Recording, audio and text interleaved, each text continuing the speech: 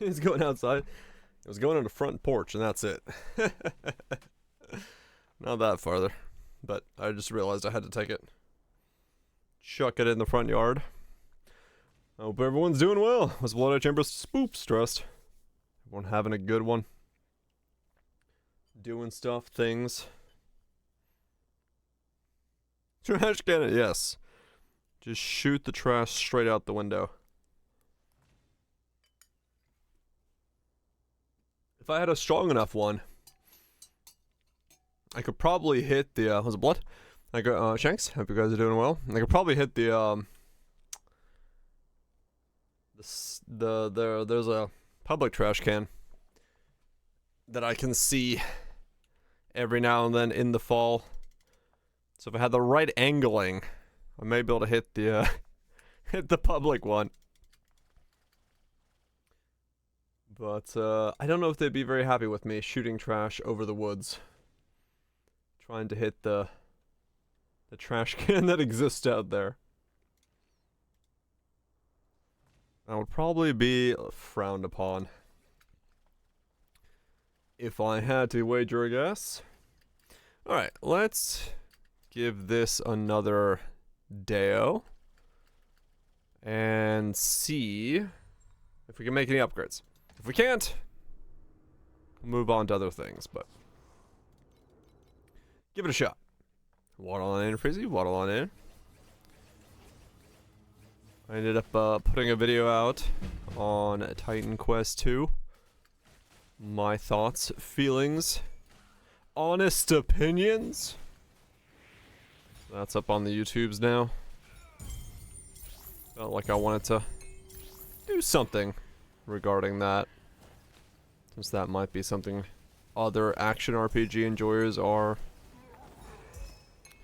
interested in hearing opinions on. No idea if it's gonna get any traction, but the second one's going. Oh, yeah, I did see that. Yeah, I did see that. It is very surprising to me that it's doing that level of well in terms of sales. I don't know if it's just like a slow sales week, but I mean, it could be. There's not really anything it's competing with. But like overall, yeah, it's a very short experience and it doesn't stand out very well. I mean, it does definitely show a hunger for people making and creating action RPGs that are a full-fleshed environment. But yeah, I would say for a lot of folks, like, it would be better value for them to, like, essentially pick up Grim Dawn at this point. Because, I think that would be a better overall experience. It would be more of an experience, and they could do more things. Was it bits? They could, actually explore more concepts, more ideas. Overall. Yeah, overall do more stuff. Yeah, might as well just wait for the DLC at this point, to be honest, with it coming an inching closer. Play DK all night. Hell yeah. Have you felt the story? The emotional beats?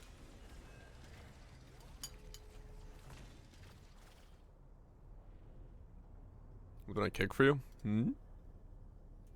Beet salad. Everyone loves a good beet salad. I mean, yeah, beet salad's delicious. You see the chickle. Hell yeah. Good times, good times. That's when you're playing it right.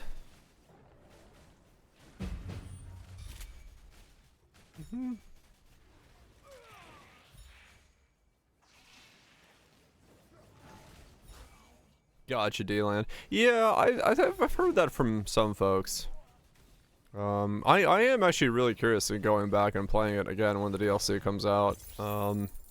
as to whether or not, like, the way I think about the game currently, whoops, is skewed from not remembering everything from back in the day.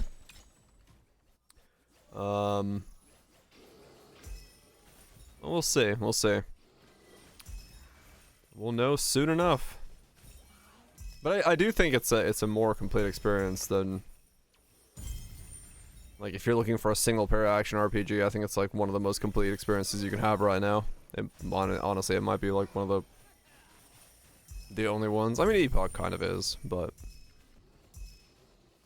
I think as a getting into action RPG, I think Grim Dawn's a pretty good starting point for most people. Was missing 3 chapters, yeah.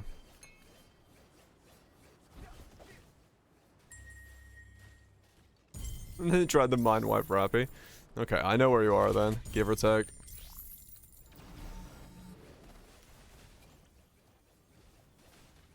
One more next season.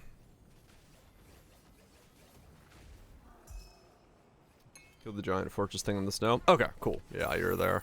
You're in the things are slightly normal situation. You're not in the we're gonna emotionally beat you down situation yet. Other than, you know, Rappy's situation. But, yeah, I don't know. Epoch's in an odd place. It'll be interesting to see where they go to, what their flow for that game is.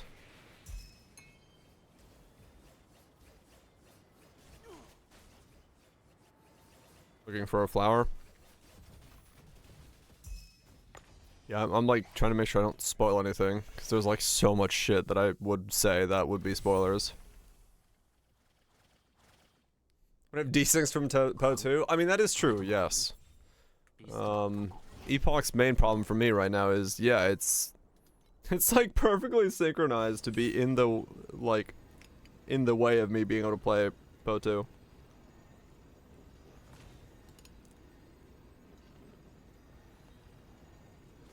It was fabulous. Yeah, you're gonna get used to him a lot. Like Epoch more than Po 2. I mean, it's not wrong. Everyone's gonna have their own preferences when it comes to that kind of stuff. Yeah, it's not an EA anymore, but it is unfinished, which is kind of weird.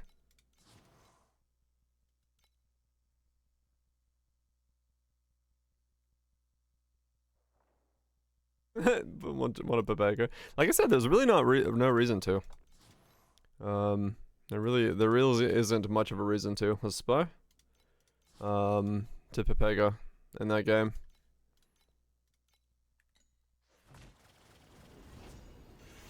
My time skips, and I'll get it by waiting. Was it loot? Spy. Alonso's DRS train. Yeah, that was holy shit. That was a boring race. Besides the last couple laps. Fucking nothing happened.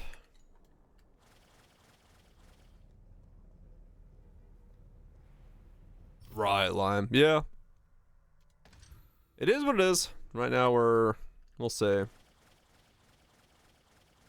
I know most of them. Like strategy indeed. Fucking strats, man. It was alright in the beginning. It was alright in the end. For the rest of it, you can basically skip the whole fucking thing. Which is certainly a thing.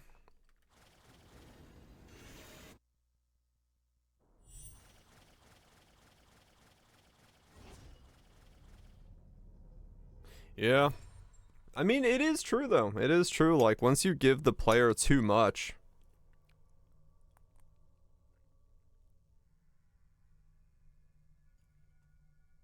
Kirk almost going today.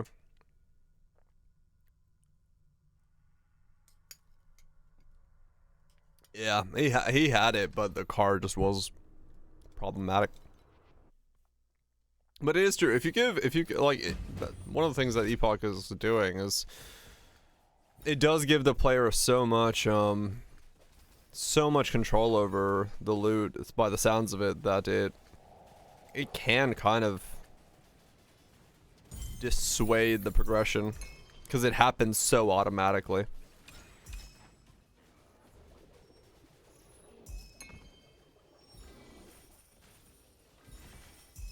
No, I fully understand, Lime, yeah. Like, I will play Po2, because, yeah, of course I will. It's content creation time, and content must be created. And I can find joy in it, because I can put hours into it and, like, do that stuff. But even for me, like, yeah, we joked about it, but, like, Path of Exile 1 is a 2-month thing. Path of Exile 2 is a 2-week thing. Unless something fundamentally changes, I don't find the same joy of doing multiple things, multiple builds, multiple rerolls, multiple everythings in Po 2 that I do in Po 1, just because there isn't that layer of complexity there yet.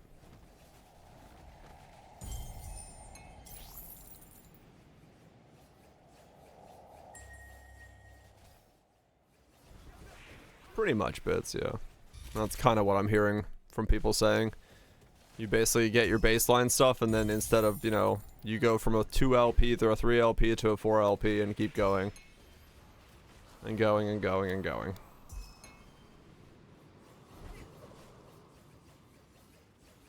Which is much higher than it needs to be. In Princeton, have 30 of that unique now. Yeah, those are like really weird ways of doing it.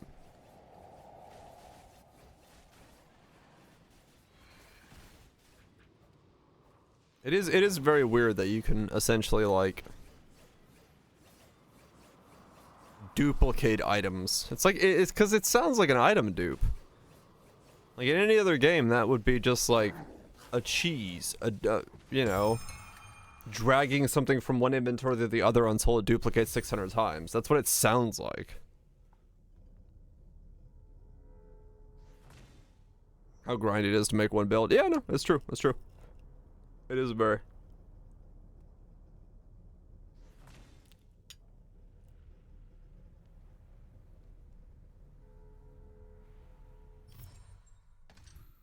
But we'll see. We'll see. You know, right now it's all of it is right now just a waiting process, right? Just to see what everyone's doing. A job with the imprint chance. I mean, it's still random, sure, but it sounds like, especially last league, people were, from what people were saying, it sounds like everyone's just fucking decked out in the same items over and over again. So, it doesn't sound like it's too difficult to get multiple copies. It was bugged at one point? Oh.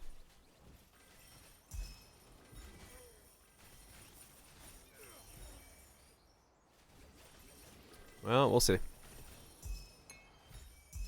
You play it out to fix the feedback's the same. Okay.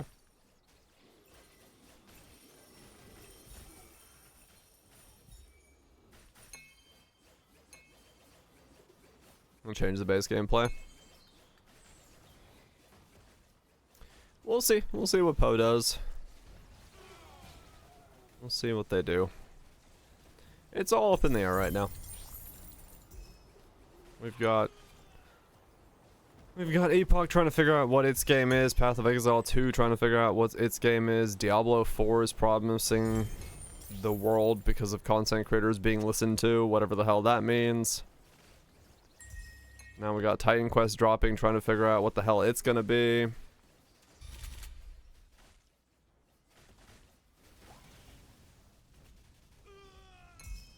I'll see you when it's out. Yeah, I'll believe it when I see it. Right now I think it's just gonna be okay. Generically okay. But I am more than happy to be proven wrong. If the dev team comes out and shows a bunch of shit that's very cool, or showcases a bunch of things that I haven't seen, or ideas that they're working on, hell yeah.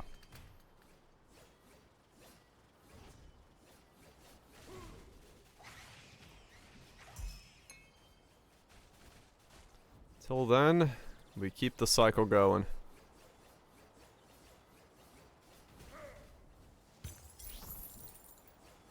we make our own. Time to build a garage. Make our own action RPG with blackjack and hookers.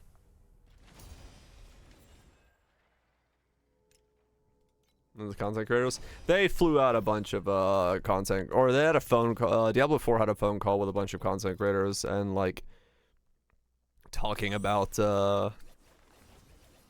what they want to see from Diablo 4, and then they all had to post on Twitter about how the future of Diablo 4 is bright because they actually feel listened to or some shit. Because, you know, paid to post on Twitter about being listened to makes you very listened to indeed. The wallet is listening.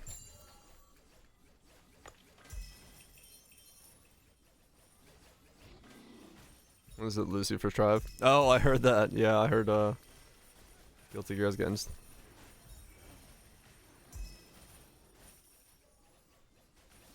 You hack him during the fight? That's crazy.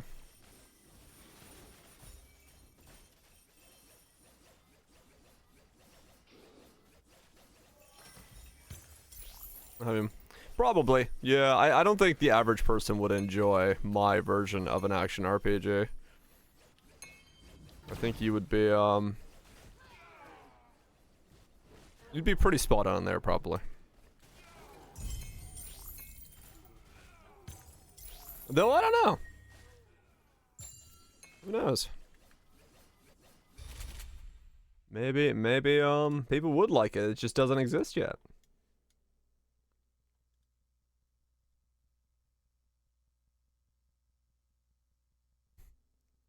Oh, that's cool. That's the actual, like, cyberpunk hacking menu.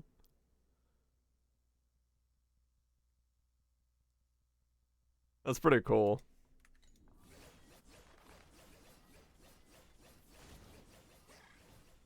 Yeah, no, that is true. That is true. If we're looking at Titan Quest sales, then yeah, it's... We are not the average by any stretch of the imagination. So realistically, I mean, the thing is, like, even in the event that I would somehow ever make my game into an action RPG, I would still just be making it for myself. So fuck it. I don't need other people to enjoy it. I just want me. What's for news? It's more than your faceburgers bill did? Damn.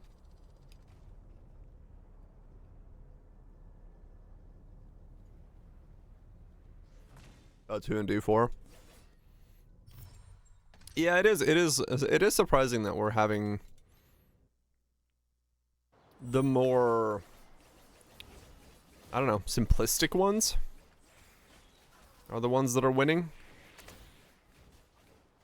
Like the desire for get in, click on some things, make some upgrades, get out, get some gear is more important, I think, for... Well, I mean, it makes sense for the general player base. They just want the straightforward power fantasy ARPG. When is according to what metric? People purchasing habits, what people want. The feedback, even like, you know, when I give feedback on Titan Quest, we had folks in chat last night being like, well, I haven't played the other ones. I haven't played Path of Exile. I haven't played that, and I like the simplicity of Titan Quest. Like, that's what people seem to want. They want that, like, straightforward... The general public wants that straightforward power fantasy, make a number get bigger, choose a skill and go. They don't really want to think about synergies or complex mechanical evolutions to a skill or anything like that. They want to be told, this is lightning bolt, it casts lightning bolts. If you hit something with lightning bolt, it does lightning strike. And they spec into that and they enjoy their time going through it.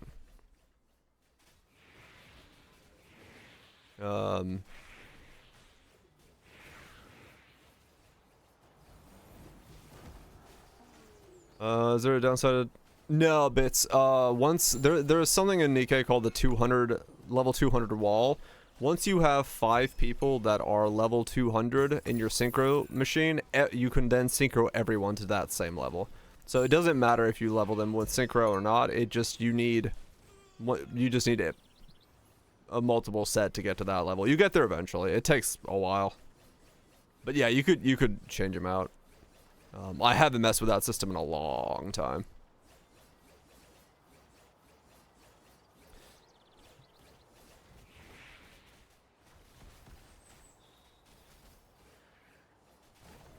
Yeah. No, you can. Once you get everyone, just yeah, you'll end up putting pretty much every SSR into the synchro system once you have the unlock for it. But for now, yeah, just use whoever's highest. Po2 wants to slap your hand away when you do. Kind of, yeah. Po2 is someone actively tries to stick you in the mold. But yeah, it's probably due to the lack of lack of options to break the mold, because we have so many options in Po 1. Po 2 just doesn't have those options yet, so I'm assuming we get them at some point.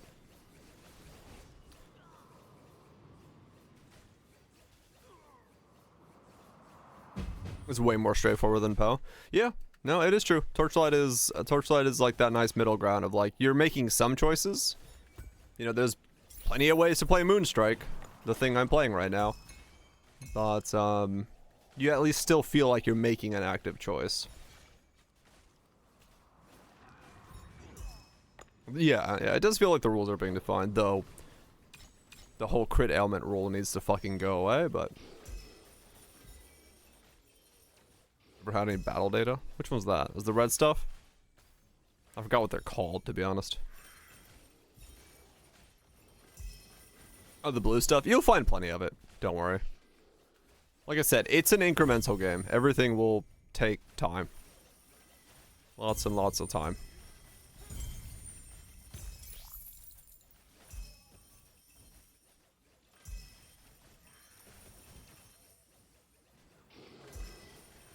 Maybe they can. But we'll see. What that is. Still puts bad taste. It is weird. I would agree. I'm not. I don't see the benefit of not being able to use certain skills with certain weapons. I don't know how that's better for the game, other than animation stuff. But we'll see. We'll see. That's one of those things where, like, I can't see it now, but maybe in the future it'd be more understandable for me as to why it is like that when they evolve the systems more and we get more of what their vision for the idea is. Yeah, maybe we'll get something. But yeah, well, it's kind of just waiting to see what happens with it.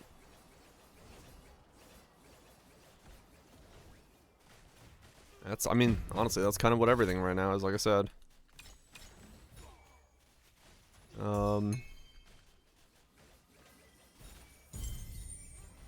We just gotta wait and see what their overall idea for a lot of it is.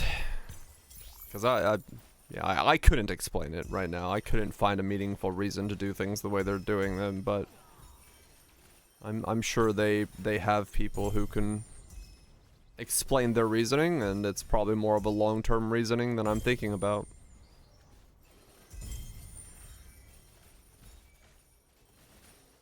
Mr. Gas? I mean, it could be, but then that also just seems like a forced version of balance. That you could just, balance the game correctly anyway, but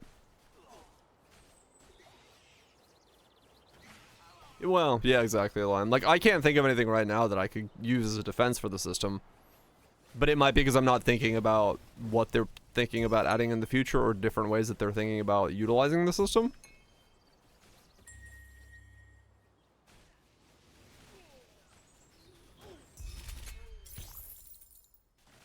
What's gonna be cast used all spells? Yeah, we'll see. Maybe that starts showing more of the system.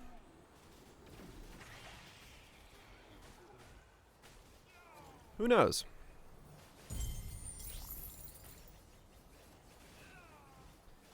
Who knows?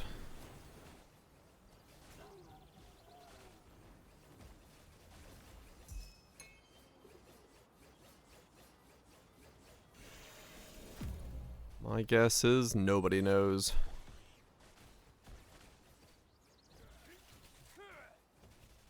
At least on the outside. If someone on the inside knows, they haven't informed us as to what they know yet. But they might at some point. Oh, knows.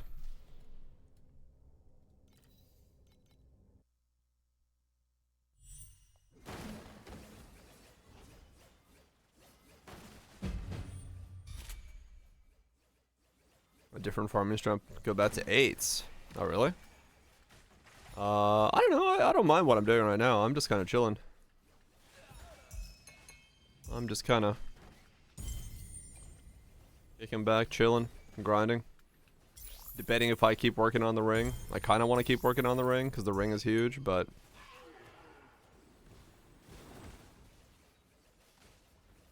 I'm doing clockwork and it's raining compasses. Are you doing clockwork in 8s?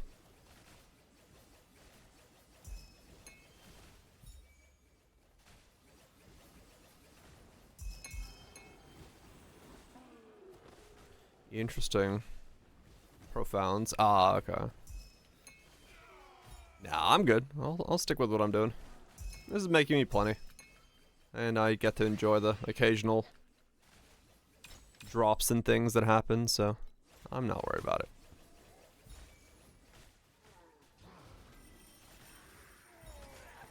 Unless of course the value of FE is way higher, in which case, yeah, maybe.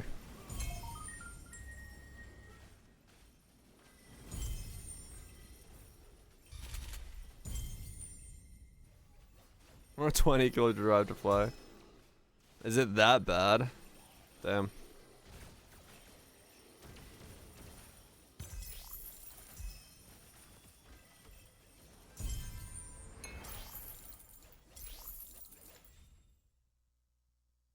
You need giga tank and 2 to 3 times the DPS. Holy shit.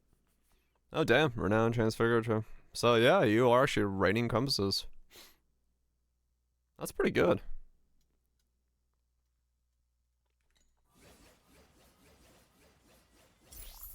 RNG to munch by the bomb as well. Oh really? That's crazy. Okay.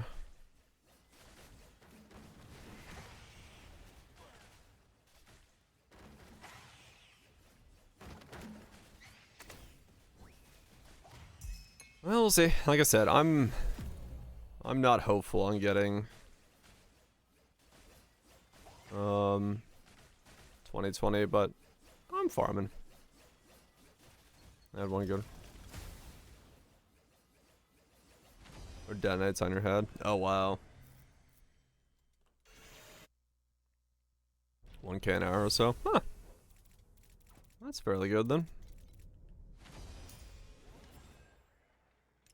What's the price of these right now? About the same.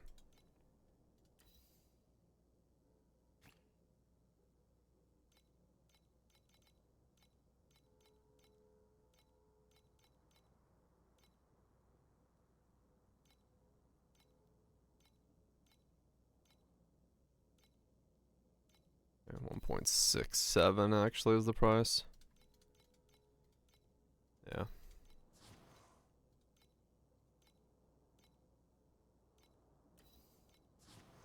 Dream. Was it mute? Keep the dream of the meme alive. See how far we go without ever seeing the ring.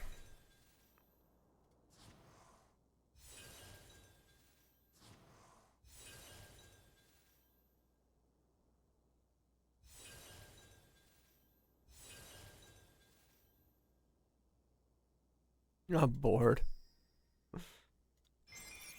Oh, got it. Wow. Plus tenacity minus focus. Good start. Okay. I've lost so many so I've lost that gamble so many times now. I've seen 12 of the I've seen 12 of the 1%ers now.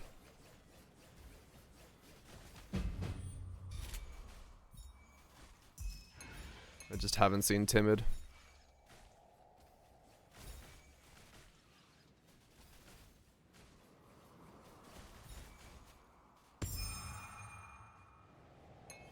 % generous. Well, whatever they are, I don't know their percents.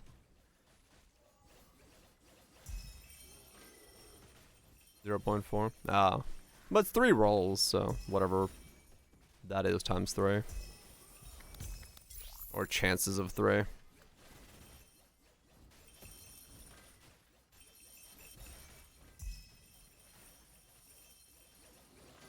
.41 per 3. No, that can't be right. Like legitimately, that couldn't be right, because that would be. There would be no way of me having seen 12 rolls of them already if that was to be the case. Like, I haven't spent enough to see that few. Chinese calculator says so. I'd have a very hard time believing if that was the actual percent, but I mean it might be, but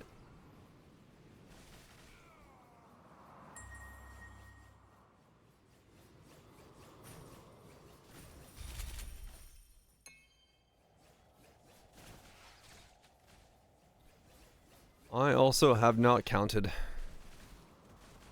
to a statistically accurate degree as to what it would be.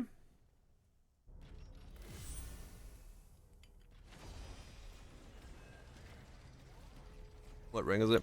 I'm trying to put Timid, the curse, on a priceless ring.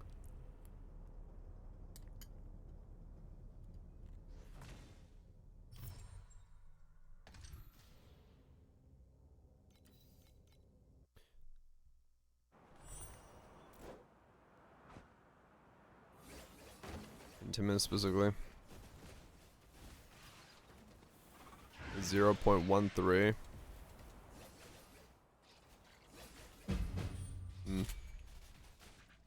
Ow.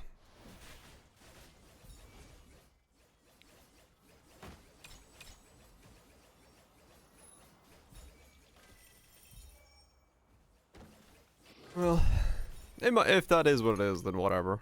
It doesn't change the fact that I'm still rolling for it, but it sounds really low if that is the case, but we'll see. Or I'm not gonna see. I'm not gonna do the math. I could keep track of everything I get, but I really can't be fucked to do that.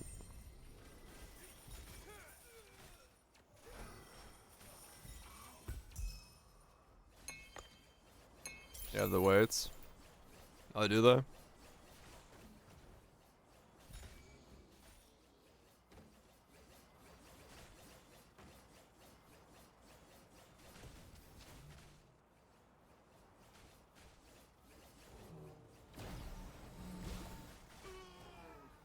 Whatever.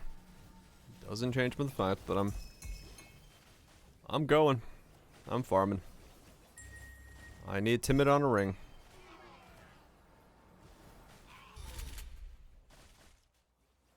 It is what it is.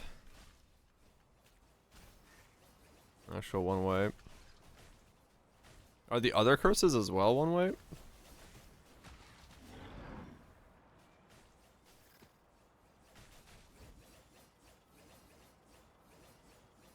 8 one-way mods in total.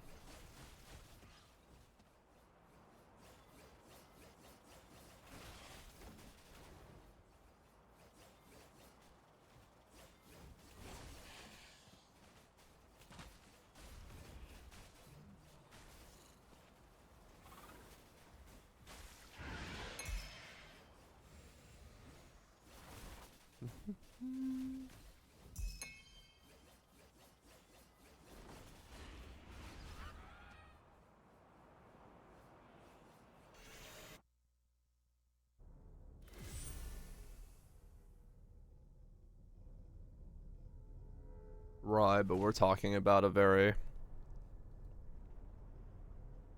Okay. The 61 is the max weight, right?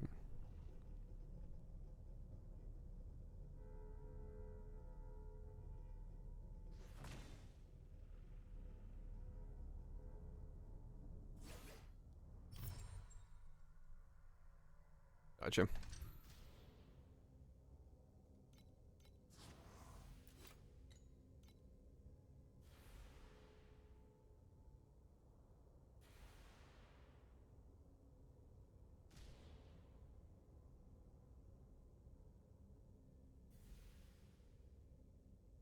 Okay, wait, I lost count. 1, 2, 3, 4, 5, 6, 7, 8, 9, 10. So 610. 1, 2, 3, 4, 5, 6, 7.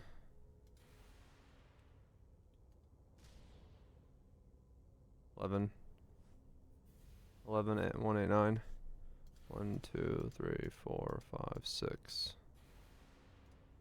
6.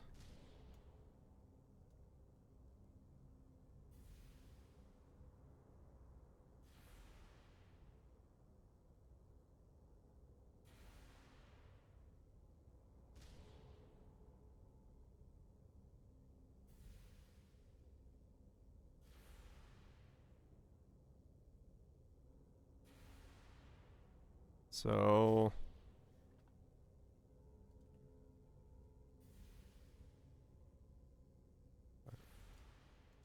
go away. I can't type. Total 11195. So one out of 1195. No, not a date. What the fuck?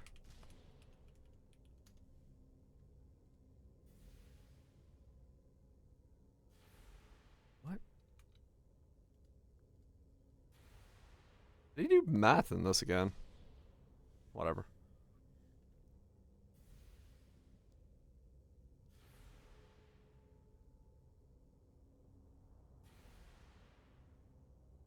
Need to reset the data format.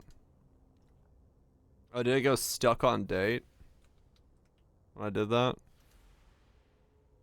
No? What? There we go. Yeah, I thought it should, but for some reason it didn't want to. Okay. So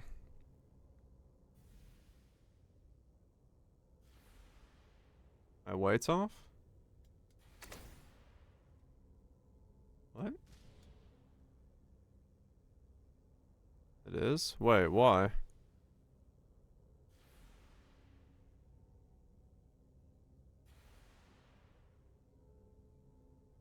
Thirteen times 7? Oh, why did I have... Yeah, what the fuck? Oh. 779. Okay. Better. So... One... 1 divided by... times 100. 0.12 equals 1 divided by minus 61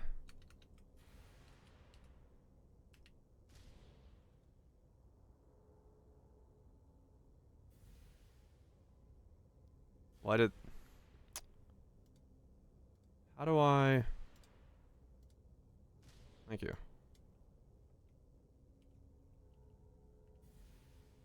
About... Okay. Equals...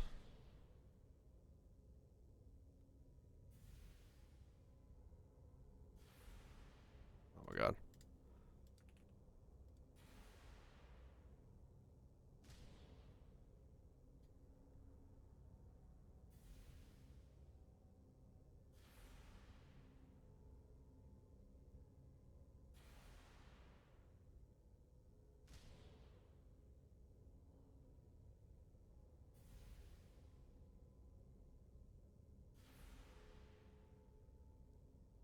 Wait, 419. Save a point 12 point.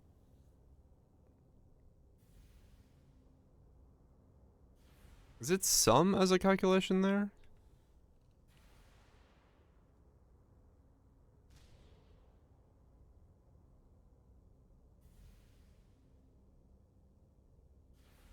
No, it's not that. I guess it is sum. Oh man, I don't want to do math. So if it doesn't happen on the first one, second one, third. I guess it's 0.4. Right? Yeah, I guess it is.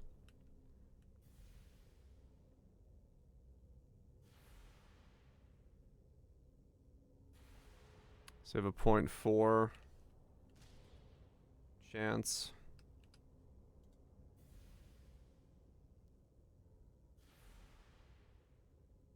Per click, 0.42. So 0.5%.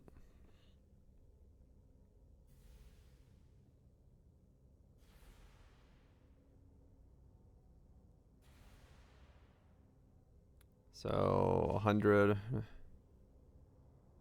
So you should see one roll, one every like 300, I think.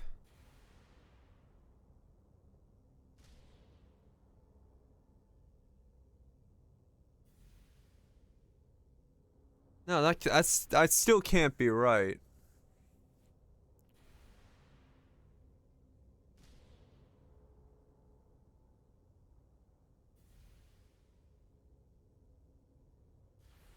I mean, it's possible it's right, but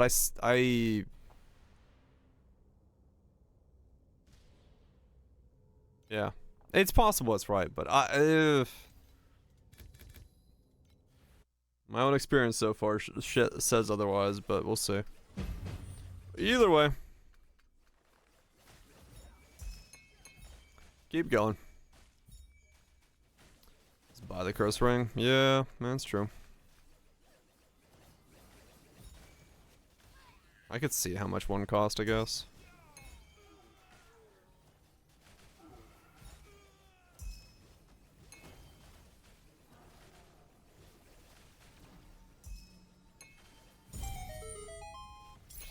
Another Sprout of Legends.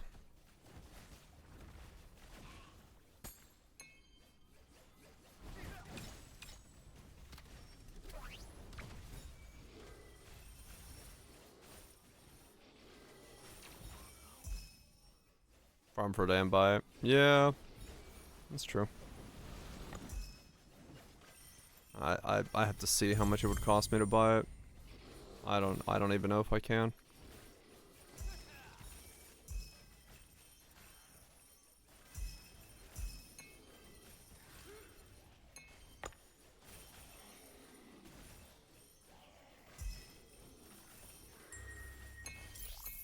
Let's sludge about it.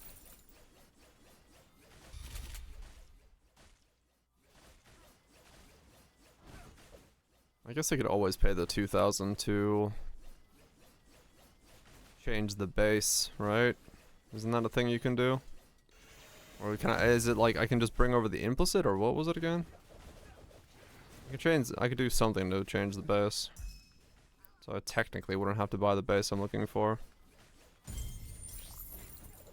You can change the implicit. Okay. It needs to be the same ring base. Oh, okay.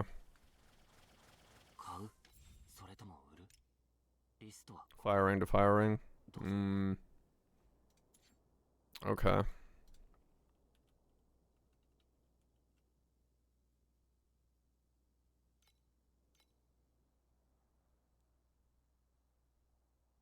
The Twilight Zone.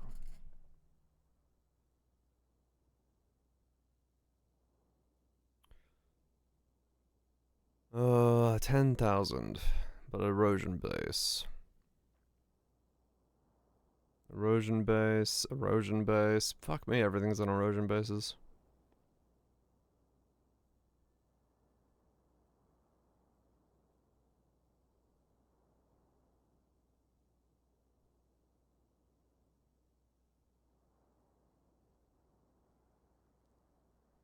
Minus max.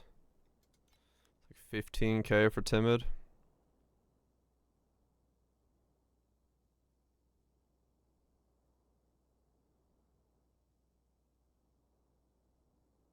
So it's 8k for mine. That's 8k for me to buy one. And then maybe I don't need it, so.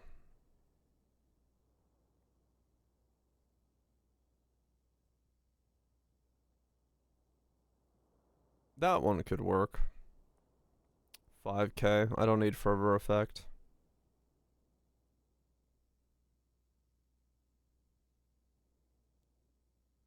$2k for movement speed. Crazy. Yeah, some of those aren't priceless. I just noticed there.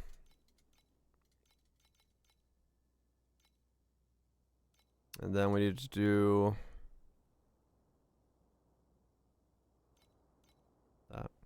that. Those are my choices. 13k. 9.5k.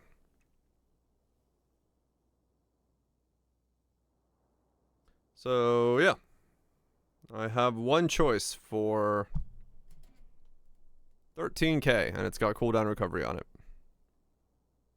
Yeah, no, I'm making that myself.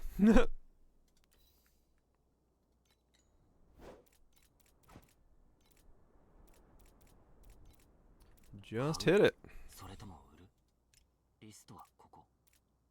That's just how it is.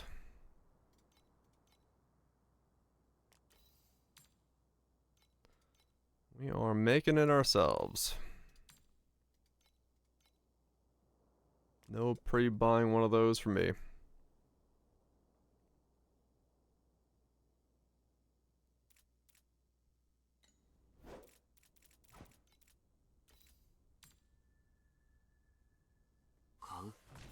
I have no idea what this point of the Sprout of Legends is. Like, I should probably just sell it. Voidborn. Yeah, I know, but like, I probably shouldn't open it. Because, you know, chances are good I don't get anything.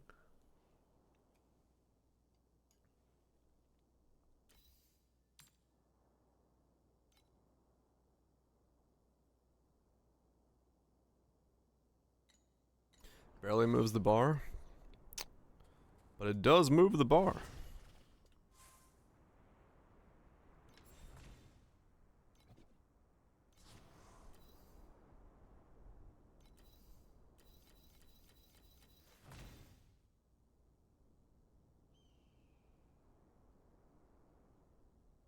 How much you can move in an eternity? Alright, let's see how much the bar moves. It didn't move. Doesn't even show up on the filter. Bar move backwards.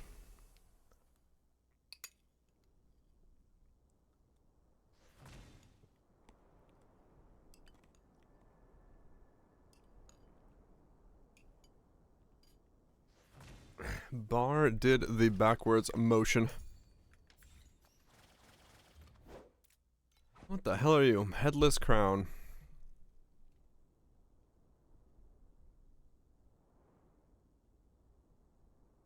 weird. What an odd helmet.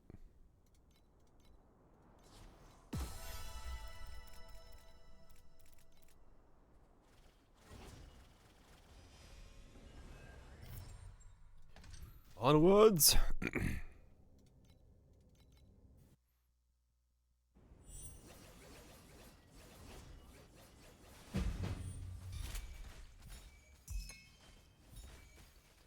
Beep beep, I'm a Jeep. Abundant legendary. Damn it.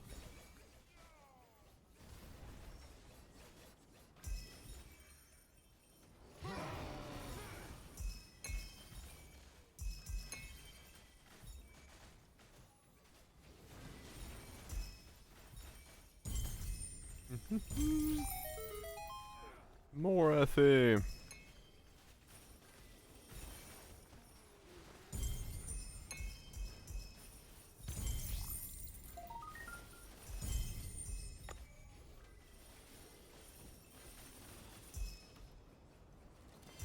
Eternity Lone Walkers. I got nothing.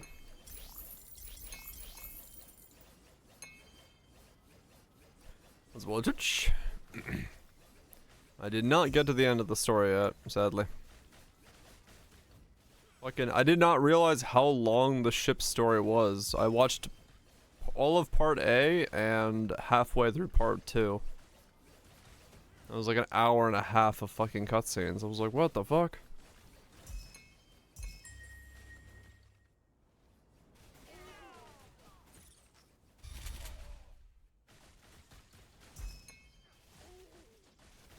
It's almost 40. Congratulations on almost getting to the big 4-0. Happy birthmas to you. I know if you did all your dailies.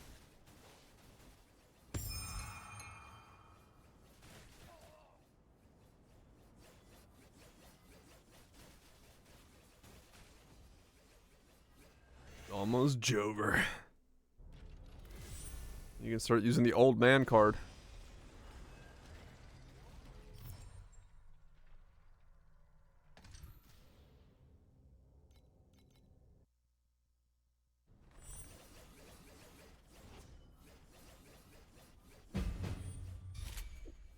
Ugh.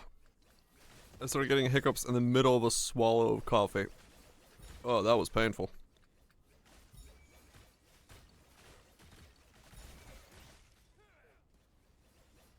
Don't break our hip. My hip. Fuck yeah.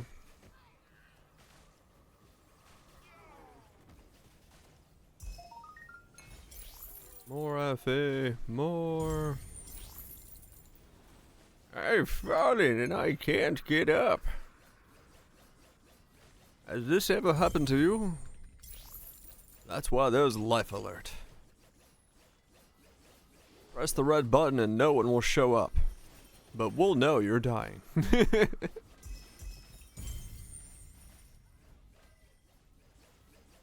Wow.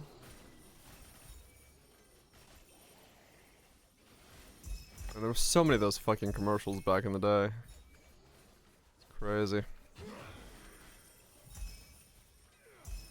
You just can't wait for me to die, can you? Nope.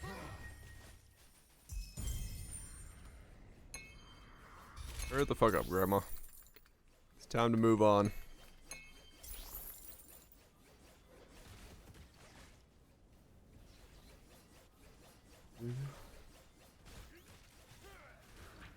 Ow!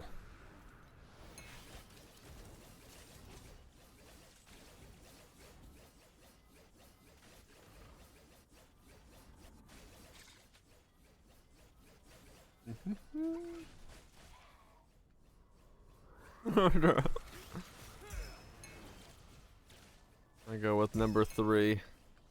The one we don't have. Dora going to town on that ground.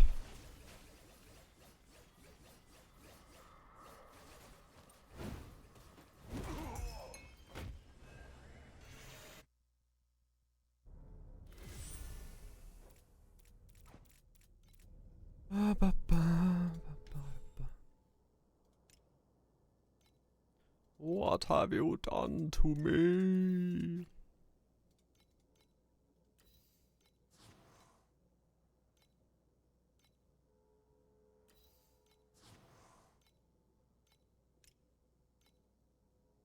$50 FE a click.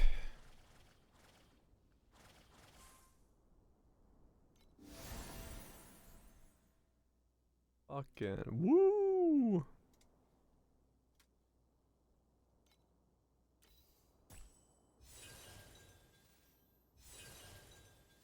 Nope.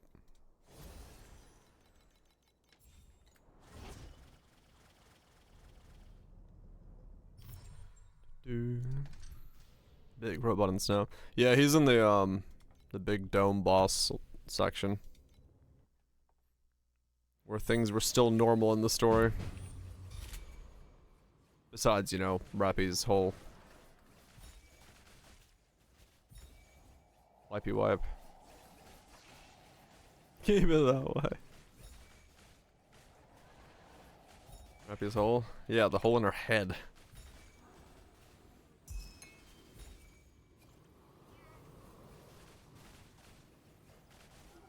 I really need to catch up with the story, Wild Twitch, in terms of like I have no idea why Rappy is the way she is right now in the event story. I'm like, what the fuck?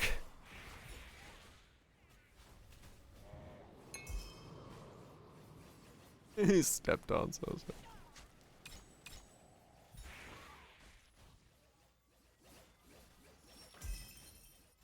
There's nowhere this unhinged. I mean, it's kind of explained because she's like Doro does tell her to stop it and tell her the like she knows the reason she's doing it.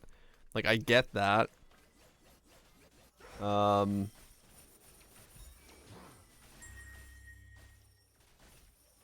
a bitch.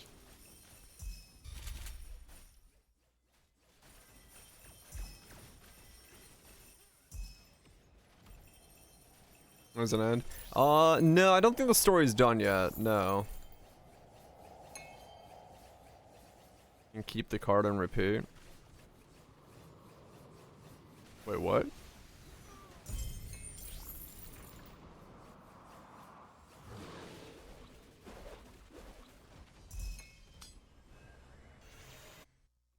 I think the card is like grayed out or something, right? Later after dinner. Yeah, I haven't seen the ending yet. I need to see it. Like I said, I got through. I'm halfway through the side B story right now. But yeah, it was a lot longer than I thought because I was like, I'm gonna watch all the cutscenes back to back. But it was like I went through like 2 entire careers of Unumamus while fucking listening to the story. It's like an hour long. Yeah, it's grayed out. There's like so much of the story. Fucking hologram ghost and shit.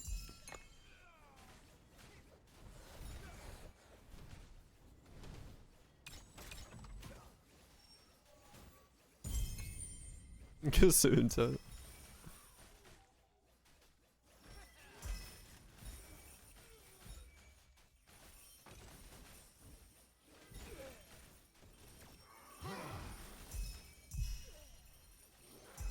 According to the the Reddit for Uma Musume, there's an ongoing discussion about how much the Uma Musume girls weigh. They're like, if Nier or 2B's if 2B from Nier is 320 pounds, how is one of these horse girls 1,076 pounds? What are they made of? But yeah, apparently Umas in that universe are fucking 1,000 pounds. They're fucking jacked as shit. Pure muscle.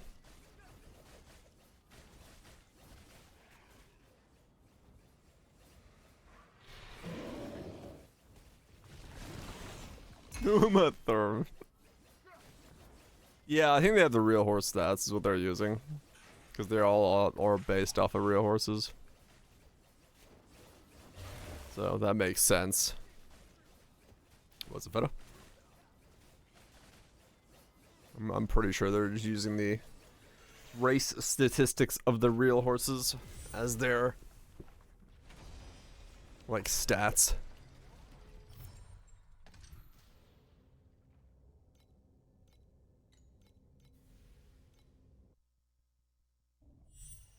Yeah, they're heavy as fuck.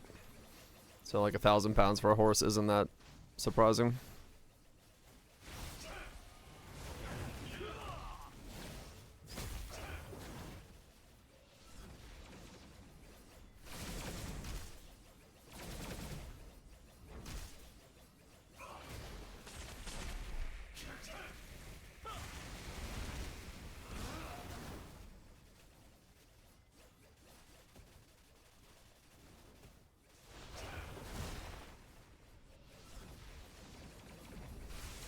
Ah.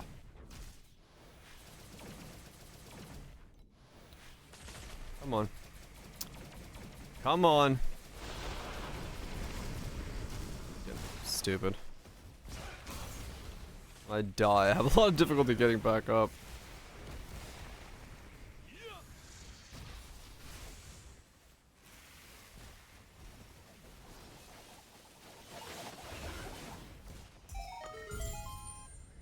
Whoa.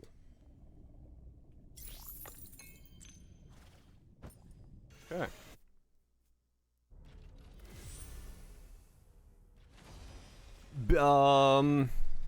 It used to be way more gated than it is now. I don't know how gated it is at the moment, to be honest, Bits. There was a massive patch that made everything like 1/3 weaker than it was back when we played through the story. So when we were playing, when I originally started a year ago or so, it was it was like heavily gated. Now I think you do progress pretty consistently with the story's linings, but I couldn't tell you like specifically as to how it is now.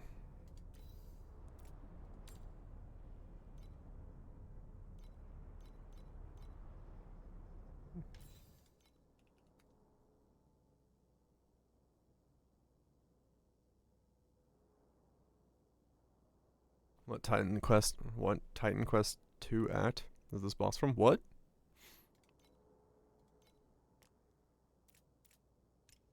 I'm lost. 133.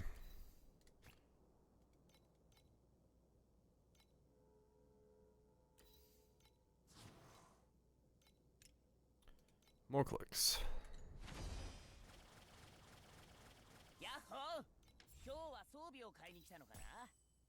Wrong click.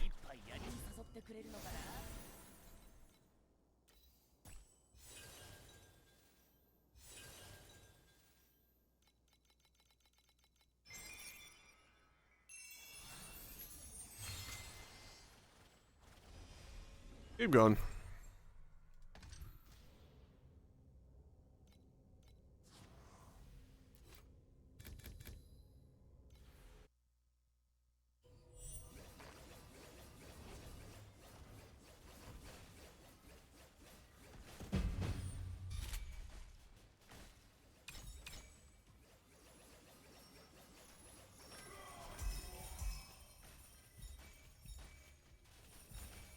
I need more currency.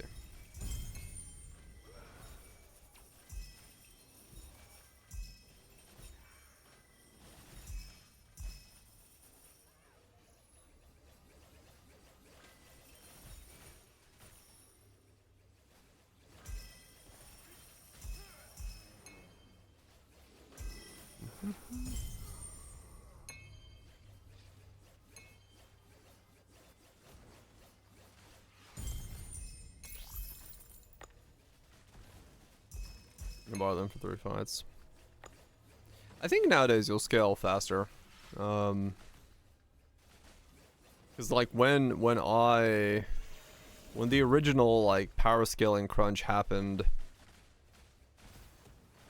Like, I was able to complete like 10 chapters back to back. Like really quickly. My other deals.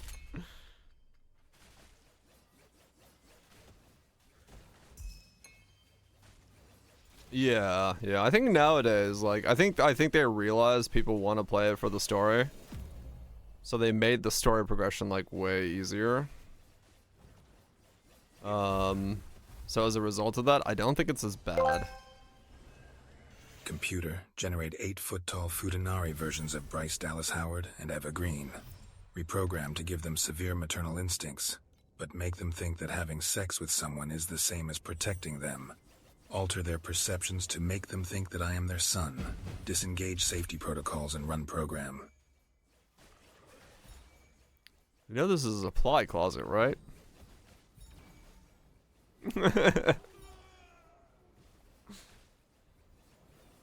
Yeah, this is the second video.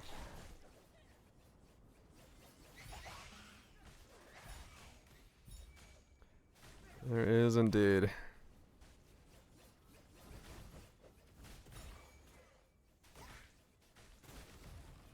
What an absolute... Well, I mean, that's what the future holds, I guess. AI is going somewhere. And we're going with it.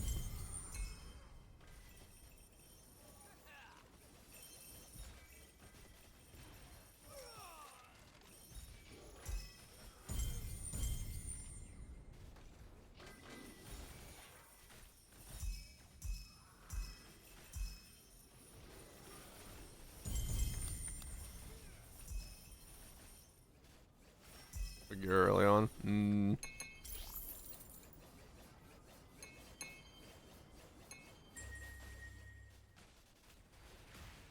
Had normal gear everywhere. I was actually kind of okay with that because I had 2B carry my ass pretty much throughout the entire game.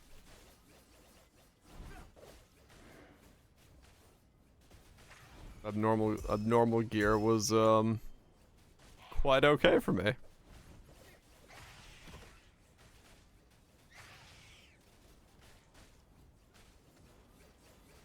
Yeah, at this stage we have like way too much gear. You just use it to level stuff up. But it's different in the beginning.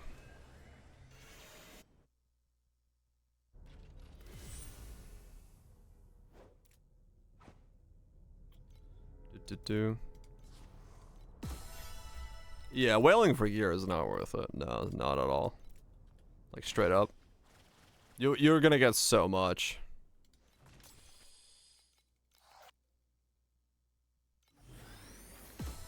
Straight up not worth it.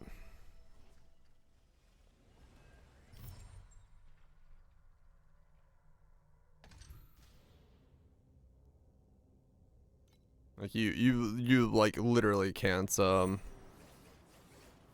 use up all the gear that we got at this stage.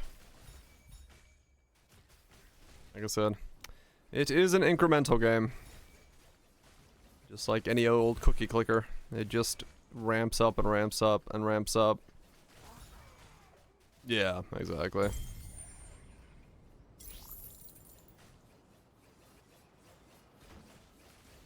Yeah, same. Like, I have everyone ducked out.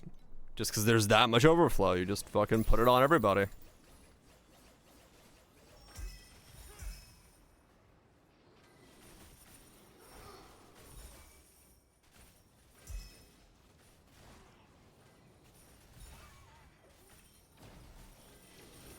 This doll? Doll. Oh, the commander dolls? Nah, don't worry about those. You'll get fuck tons of those later on as well. Like I said, there's really, like, legitimately bits of, like, why I'm saying it is there's really is no reason to wail in Nikkei. Like, you will get truckloads of everything as you play. Say you're gonna live at our Walmart. Like it. You just start ramping at some point. I'm swiping. But there's no reason to. Just save it for like all the skins. If you want to swipe for something, don't swipe for powers, so swipe for skins later on.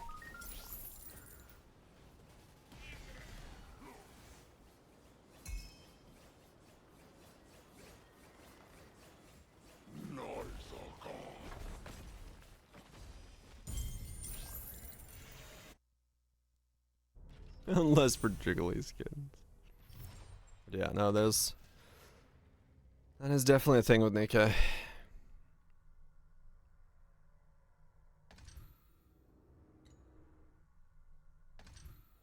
I'm gonna buy the Yan one.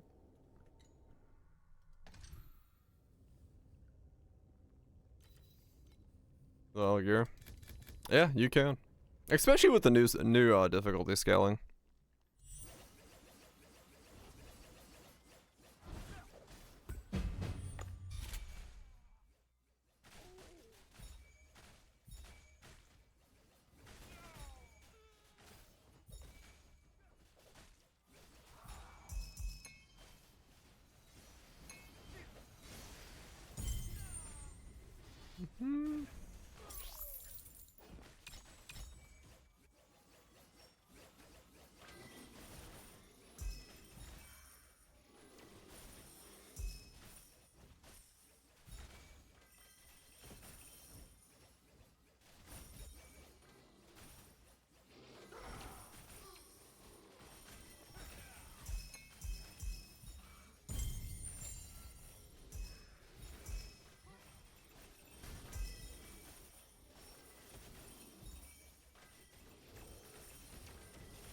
Fucking Yan's comment regarding Pepper in the story event.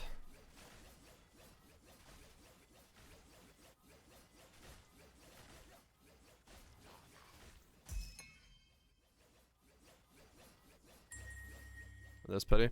I think the gotcha skins are guaranteed at 60 or 80 bucks. I don't remember how that works.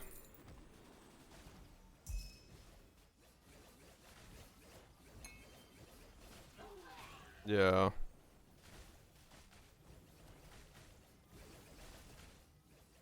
So they're pretty expensive.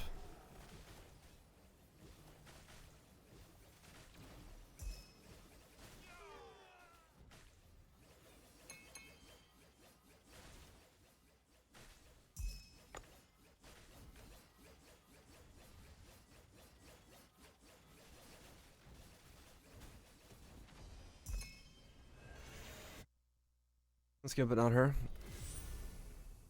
Which Rappy is the skin for? That's not... Is that Red Hood Rappy? Or is that normal Rappy? It's Red Hood Rappy? Ah, yeah, I mean, okay.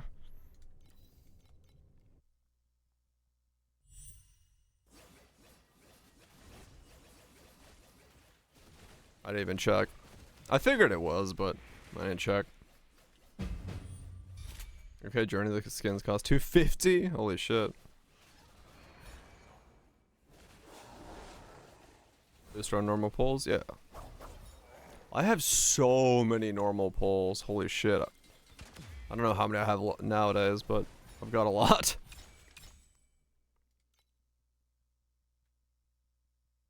Unlock wishlist. When do you unlock wishlist? Isn't that like fairly early on?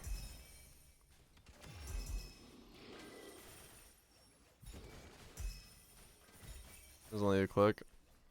I don't remember when you get it.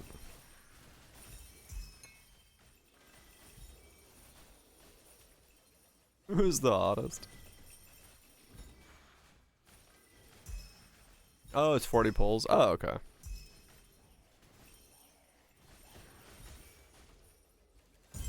A couple free pulls and you get it.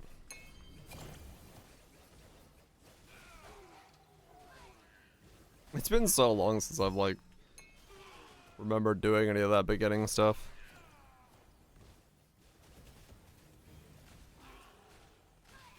Nikepedia. All you need to know about shoes.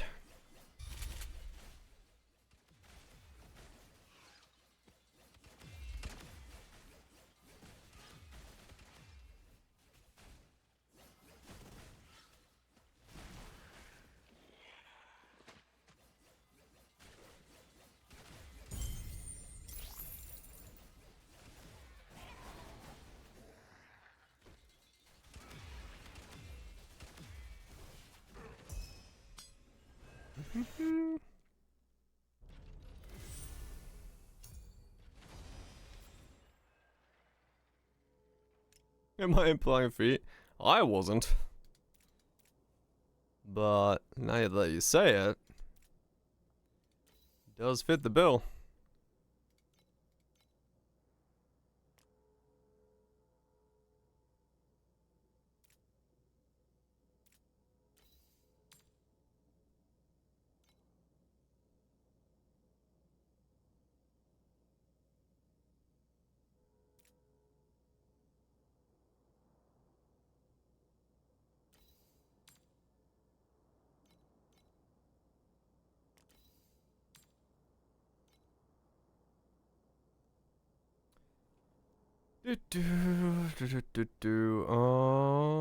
Yeah, I guess this is all the same. It doesn't really matter.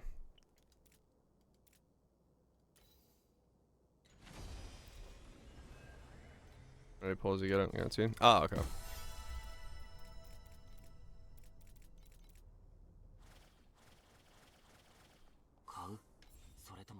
You'll have that pretty much in no time from the free pulls. In that regard, then.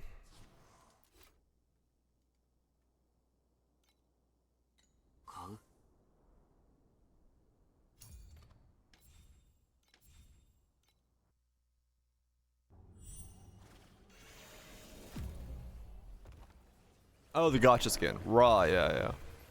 Yeah, that's what I thought. 60 bucks. Okay, that's what I thought. It was 60 or 80, I just couldn't remember. That's what I remember it being.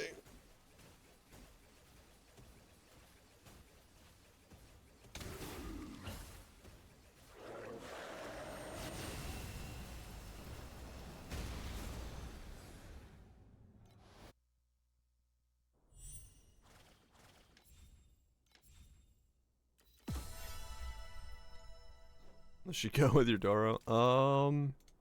I forgot who's meta nowadays. But I mean, Red Hood, yeah, Red Hood is pretty much in every fucking team. She is quite literally the universal.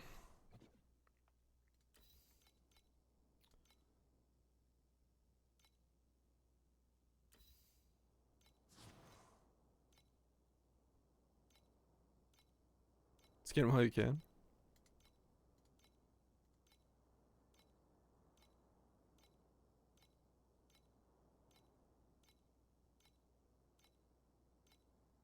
Ugh. Why am I yawning so much?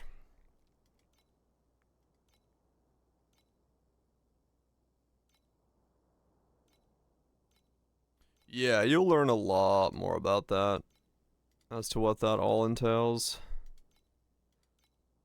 later on. And then you'll have to do the side mission for Red Hood and learn all about Cinderella and stuff as well. That'll be cheerful as fuck.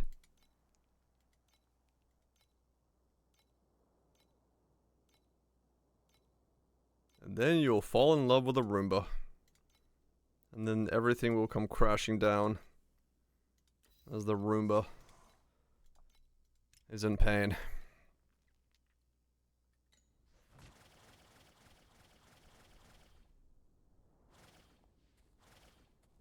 Skin for Red.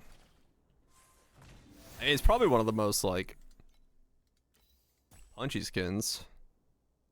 And yeah, I think for Rappy, it is her only skin right now.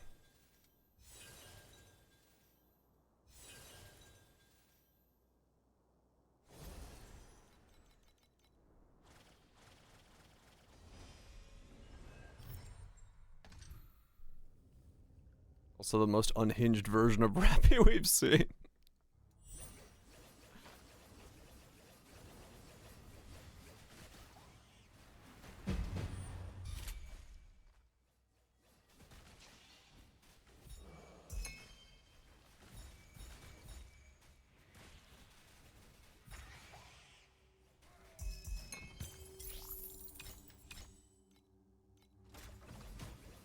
Do.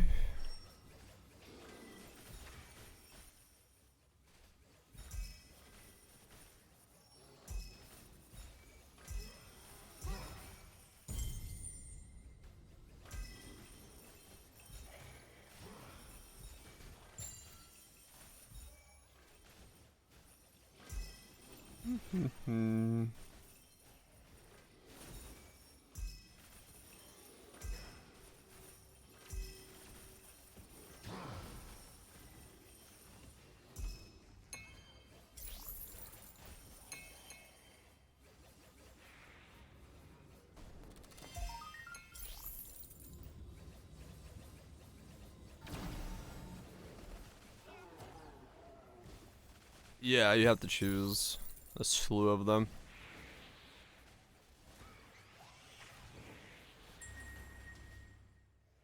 Can't just favorite one.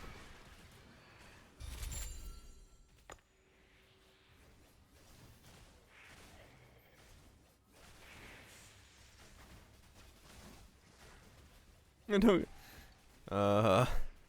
Cause I have better things to do. That's why I'm not doing that.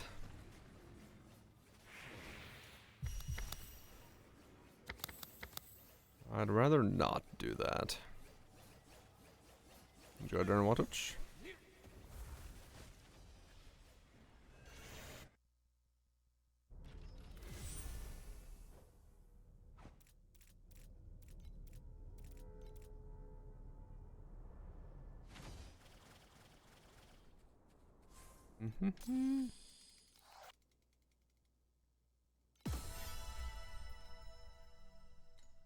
Oh, that might have been money.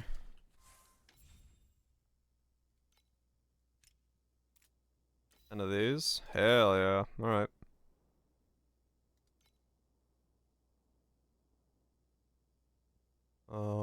360? Yeah, sure. Sell that for 360. I'll take it. I could be instead suffering, but I'll choose not to. For the betterment of my own soul.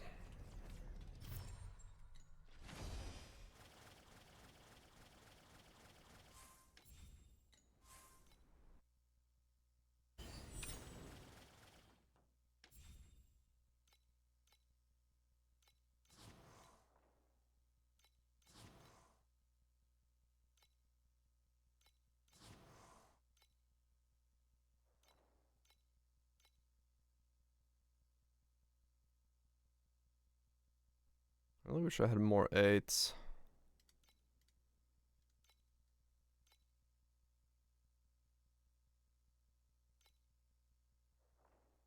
Both keys off earlier. They are, yes. You are not incorrect.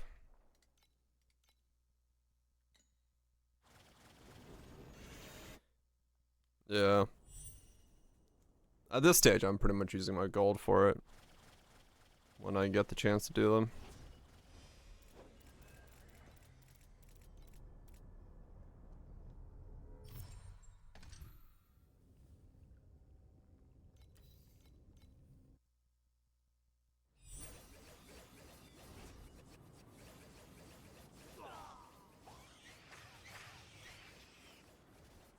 Alright, Nikkei in prison shoes.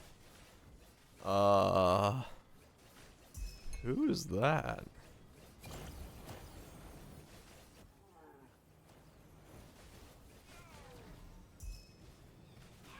Yeah, I think once the update hits. Oh, you're doing that, right? Yeah, that's a whole thing you do. Yeah, it's a daily. There's a whole thing with them in the story.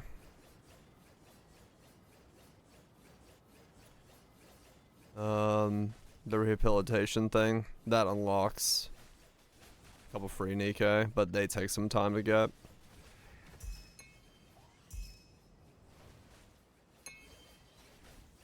It's very good. No, that's pretty much all it is.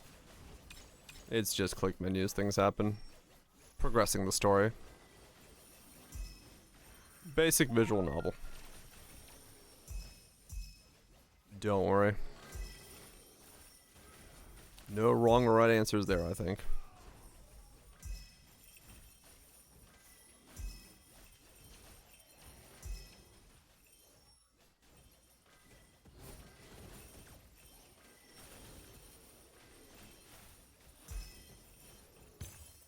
That's the honest one.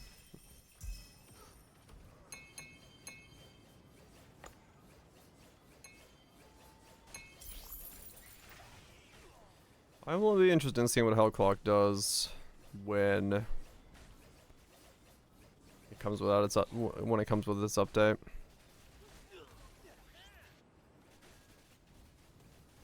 Whether or not it fundamentally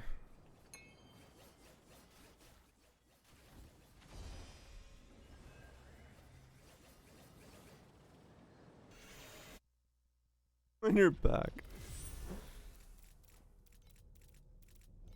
Keep it on the mind.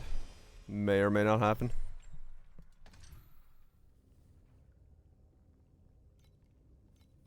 Yeah, we'll see what happens with Hellclock. If, like I said, if they just get rid of the Soulstone system, I think it'll be fine, but as long as the Soulstone system exists, I just don't like the loop.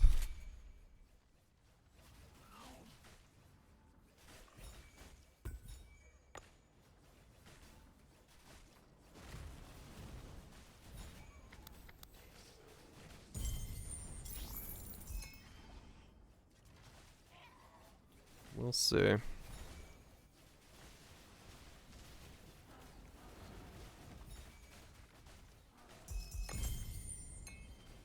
Yeah, it's 1K Vicky. Just gotta complain one time. The law of gaming.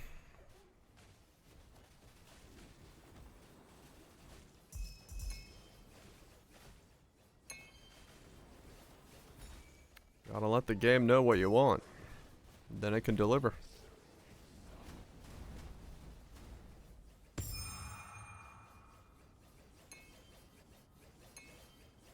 I really like the delivery of my timid ring, but that's just RNG.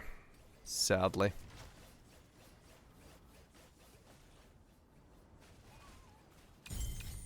Beep beep, I'm a Jeep.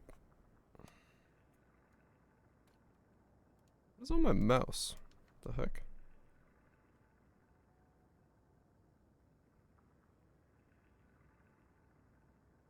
Like, I must have spilled like coffee or something on my mouse. There's like a weird stain on the edge of it. That was making for a weirdly rough surface.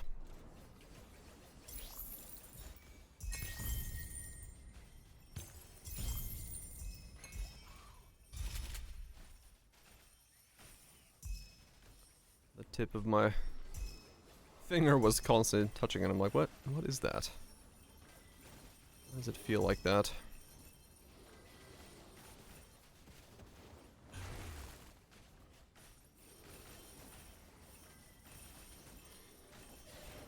Okay, so those compasses sell, and we'll buy ourselves another, 10 clicks. That won't be 10. It might be. If I might be able to get like 500 FE.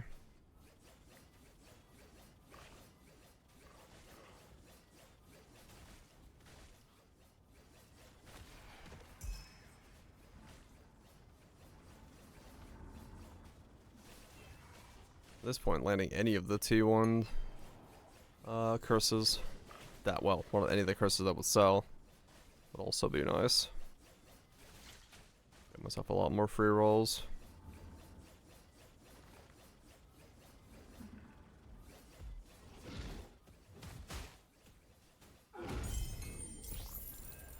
Funny thing is, because the 2 rings sold and I've been clicking on it, with the money that they also sold for, plus what I've found, I am actually inching closer to the cost of buying it outright. I'm still not there, but I'm inching closer to it, so be interesting to see on which side of the cost I fall on when I get there. Will I have spent 13,000 on it, or will I have spent less?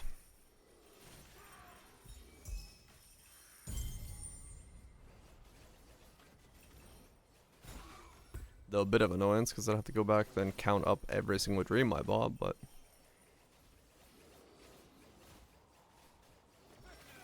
guess I could still do that.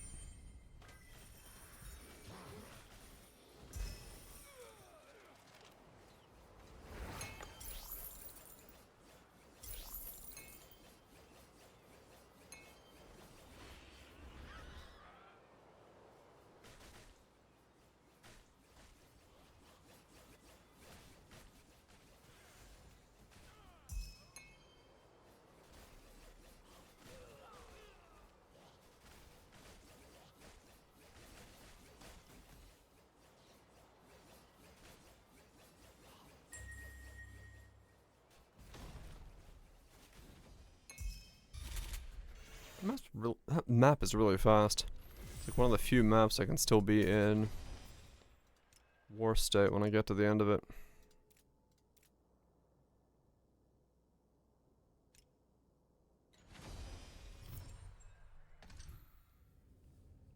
Wait for those compasses to sell and then buy my dreams.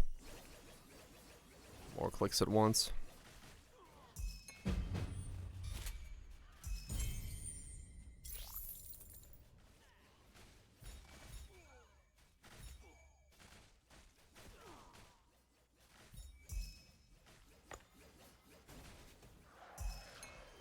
Yeah, I mean, if those percentages are, the weights are to be believed, and they are actually 1% rolls, then yeah, kinda seems like a dick move. I could have been like 5% or 5 weight rolls, and I think it would have been fine. I don't know if they need to be ones, just to artificially inflate the time required on a build. Seems a bit much, but...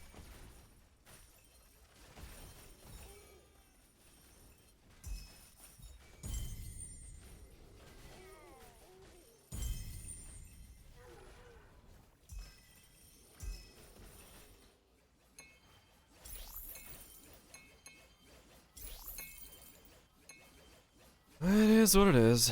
Gotta play within the rules of the game. The game says no. You will devote all of things to it.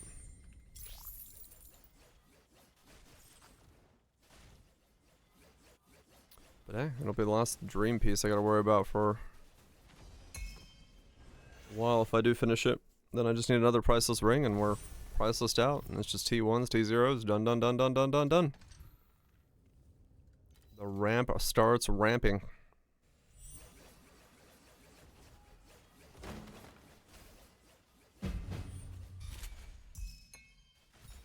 But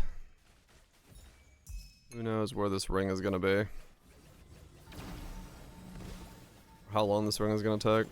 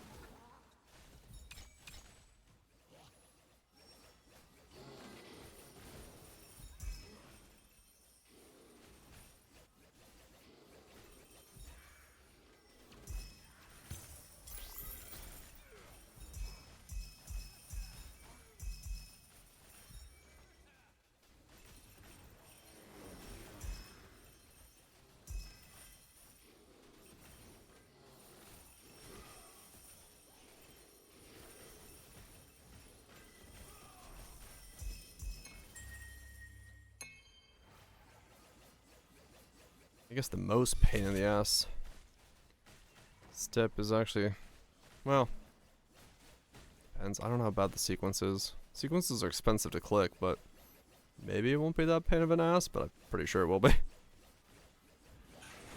But we'll see when I get there.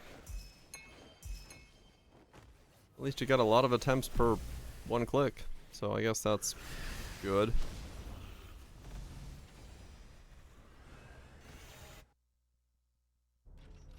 Ish.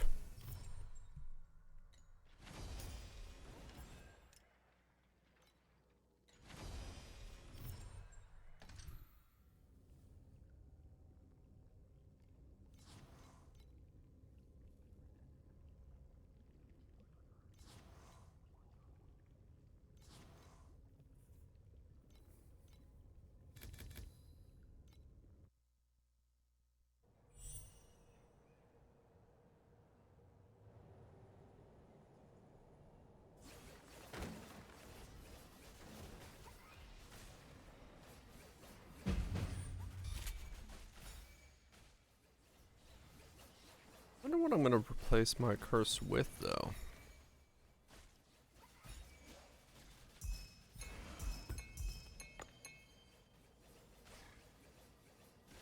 Who's more wristband?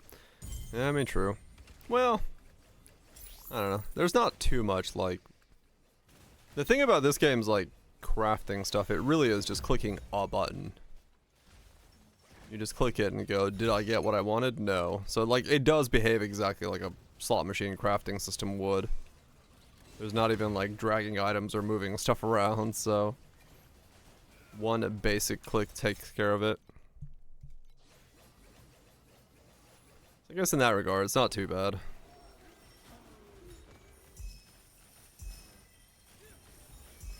If there was like multiple orbs that you had to like move around or multiple windows to go through, maybe would be worse.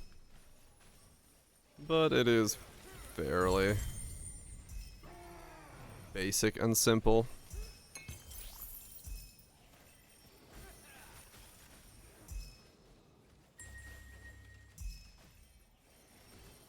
In that regard.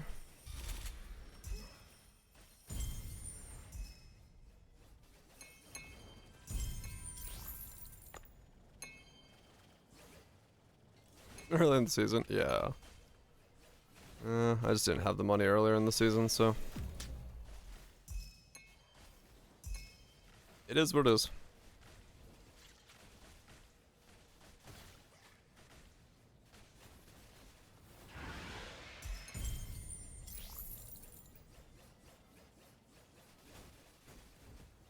It is what it is. We'll make progress the old-fashioned way. By clicking it ourselves.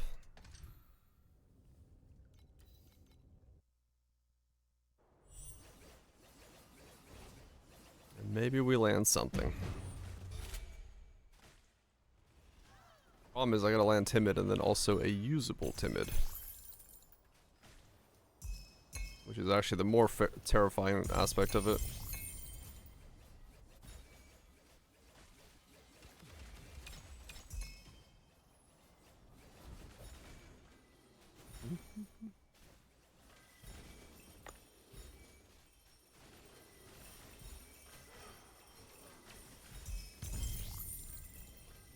Yandere tracks. I don't know, maybe she's just talking about making bread. She really likes her loaf of bread. You'll never know.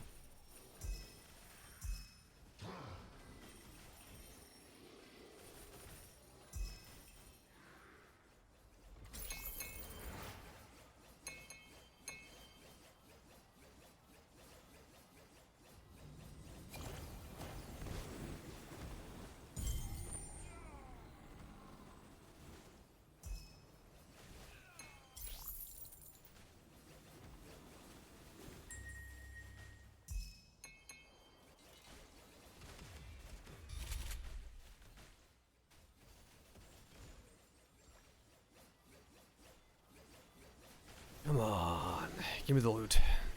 Give me something to sell. Give me more items, give me more FE.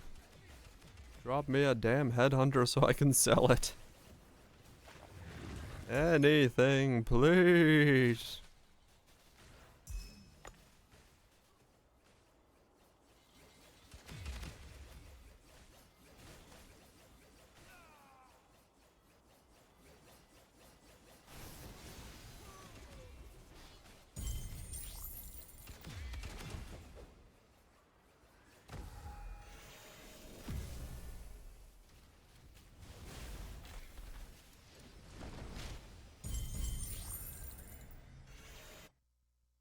Your monthly pack spirit tokens? Monthly pack spirit tokens? What are those? I have no idea.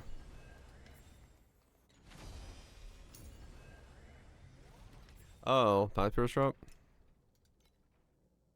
I have no coinage left. So, no. Hmm.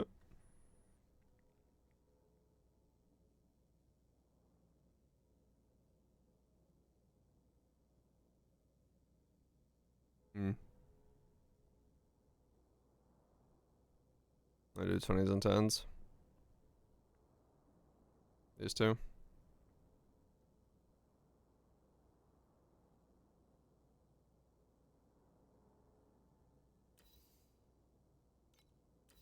Say where I have. Let's say how many I own right now, does it? No.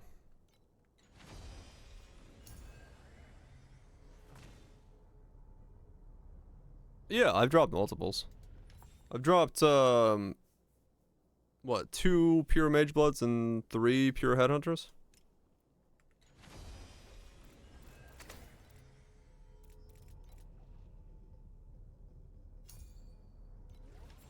Do I have any? 1235.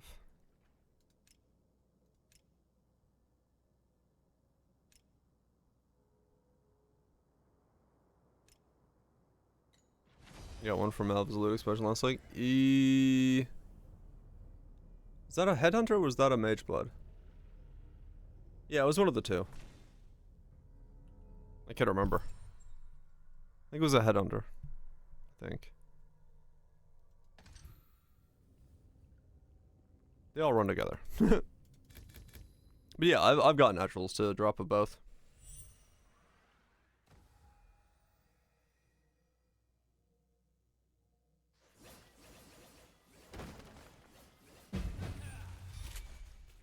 He drops so many. I mean, essentially, yes.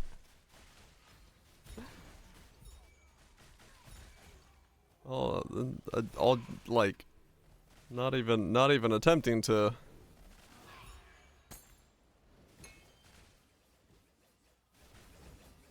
To jokingly say it, but yeah, like I've dropped enough of both of them. I don't actually remember which one happens in what order anymore.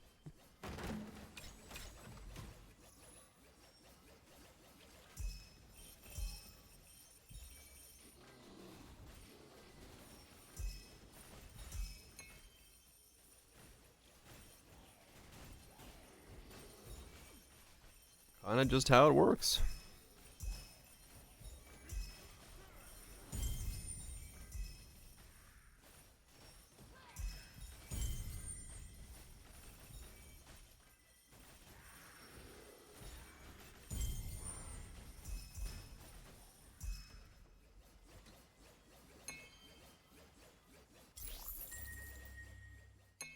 And a Mage Blood is first 17. Holy shit. What a reward. I mean, hell yeah. That's a pretty cool feeling, I'm sure. Finally get to 17s and then boom. Now his view of 17s is permanently tainted. He'll think they're worth way more than they actually are.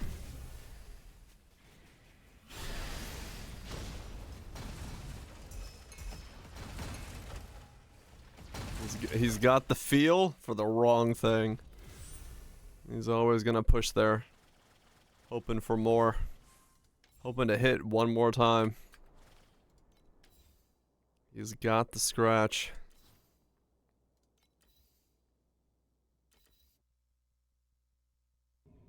Okay, let's do a basic one of these again. Get some money out of this.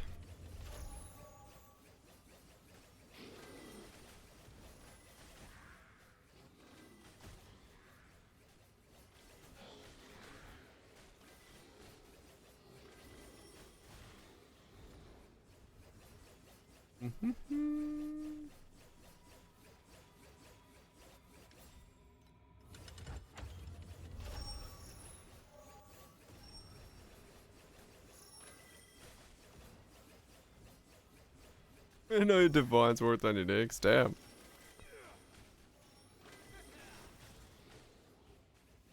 That is crazy. I mean, it is one of those things though, like, yeah, if you didn't know that, you may greatly undervalue what you've gotten. And not realize that it's like divinable.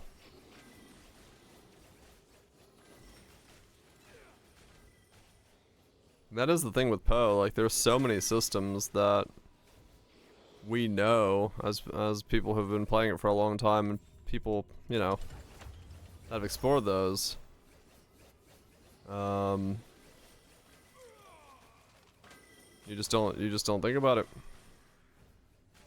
I mean, yeah, no, like the usage of a divine is no longer what it was. It's just the form of currency and meta crafting. Most people don't ever divine anything. There's use cases, of course, for certain things being divined, but for the most part, yeah.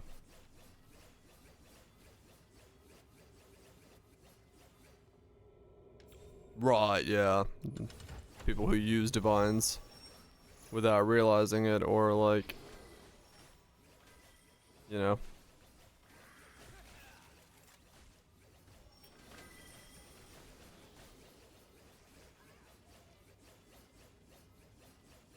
Yeah, exactly. It's be worth a lot. Yeah.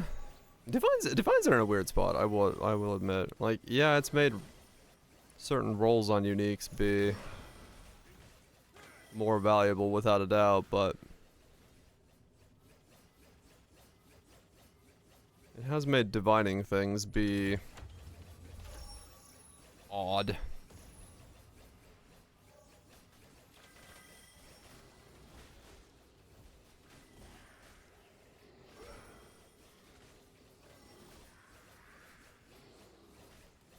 Has made the process of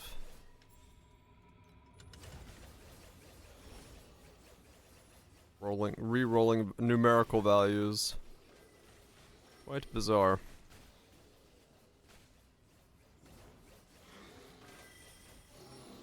Still things feeling better? Yeah, slamming is still kind of... I mean, you do it for certain crafts nowadays, sure. But it's still kind of, I know, relegated to very specific scenarios. Cluster jewels and the nature of that. 67.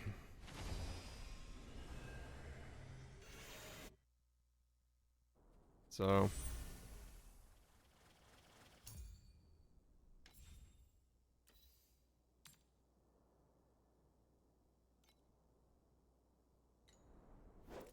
But that is the nature of the game.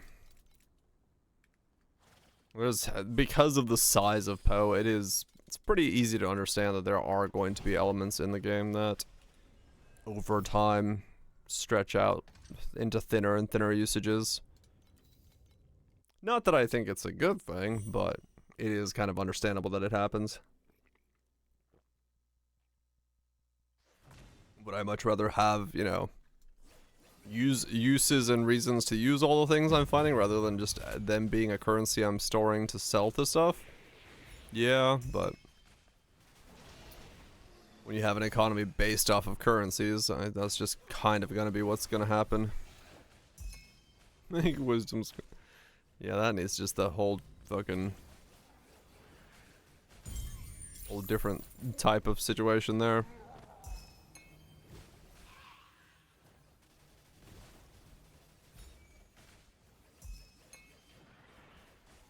Yeah, they really are. Like, at this point, it's such a design system that's so like, it doesn't add anything. Like, identifying an item doesn't need to have a scroll on it, right? Like, it's you can have the identification process without the scroll.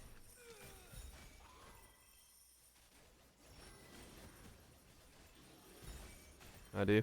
Well, I don't mind the idea of, like, well, I don't know. There's a certain merit to having an item be something you can pick up in your inventory and have it be un-ID'd, and then you click it to ID it. That is like a watcher's eye. It kind of hypes it up more. But I mean, in this game, pedigrees drop ID'd and you just hover them over and it's the same feeling, so I don't know if it really adds anything, but an extra click. So It just means you can sell stuff un-ID'd for the sake of the gamble, which, I guess it has also some merits to it.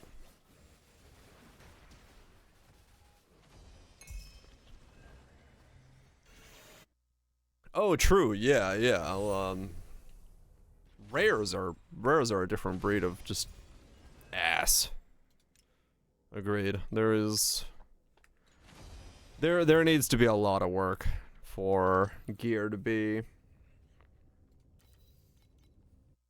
don't know. Yeah, I would love to have gear from the ground be a thing again.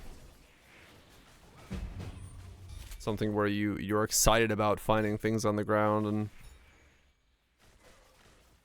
being able to like actually get gear for your builds off the ground would be cool, but I don't know, maybe it's just too complex of a system.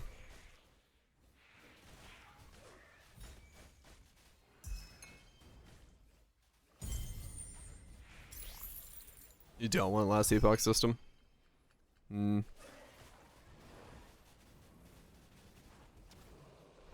Yeah, I don't know. Got 4 bill? Shit. Number get bigger. Good stuff, good stuff. Soon you're gonna catch up with me. My number hasn't gotten bigger for a while.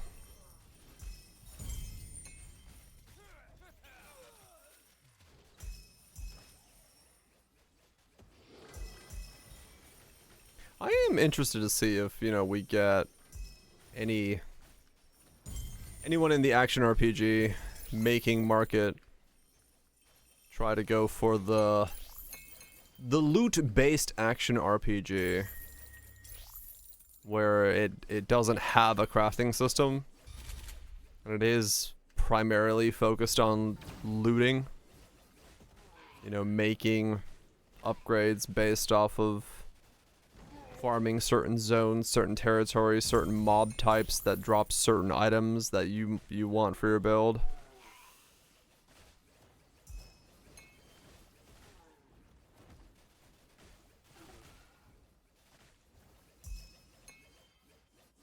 I see it has 0 crafting. Oh really? Huh. Mod with max rolls every time. I don't know. It would, the system would have to be designed around like specifically the fact that they're drop rolls. It's purely loot based, huh? But is the gear that drops complex in any way, or is it just pure stats? Like, it is complex, huh? It's very okay. Yeah, maybe there is somebody in the market that is doing it. I haven't played Hero Siege yet, so I don't know.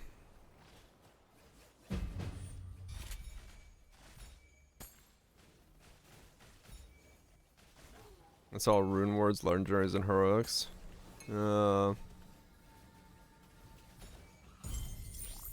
Gotcha.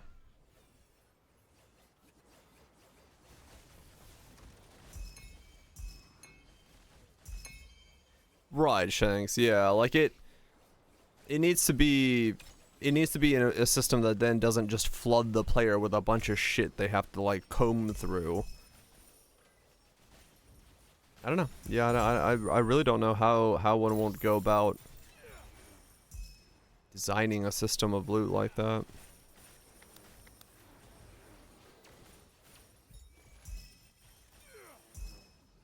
Common legendaries are hurt from the trades. Okay. Gotcha. Borderlands style drops.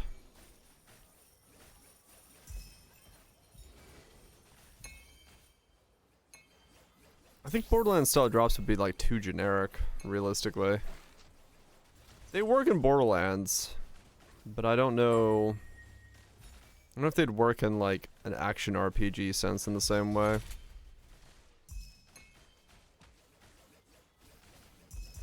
They might. I don't know.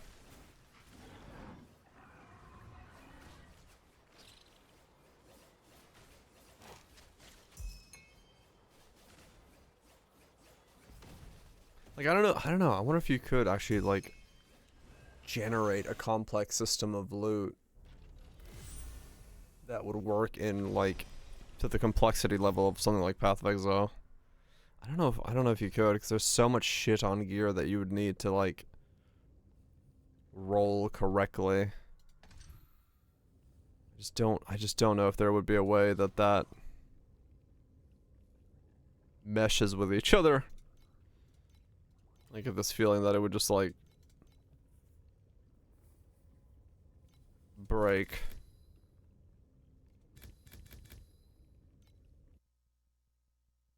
It's target farming. Right, you can go farm a specific thing. Yeah. I think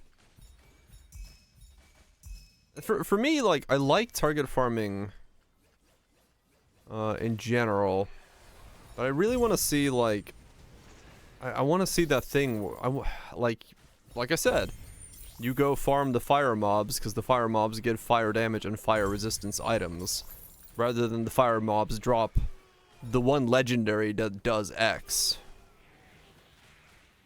These zones have a higher chance to drop X items, so they do have that, okay. Damn, alright. Maybe I should play Hero Siege at some point. Because it does sound like it does use that system. And to at least, play Private League right now.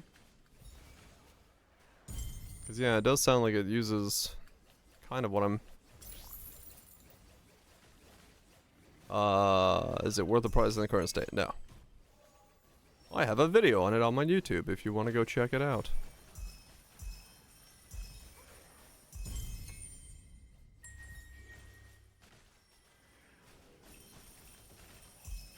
YouTube? Yes. Yes, I do.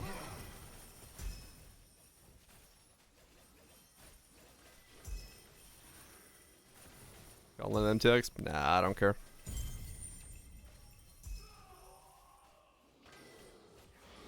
Okay, video, man. When I have a reason to. 63 from the vault? Fuck yeah. Yes, whoops. Let's go to sleep.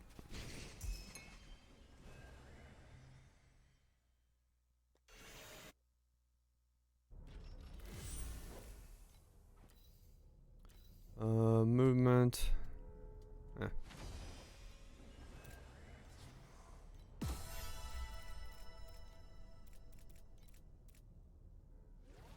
Those is attacks right off. Yeah. So only problem for me is I don't pull, so couldn't even use that as an excuse. I have not played Projects. It's not in game. Hell yeah. Ow.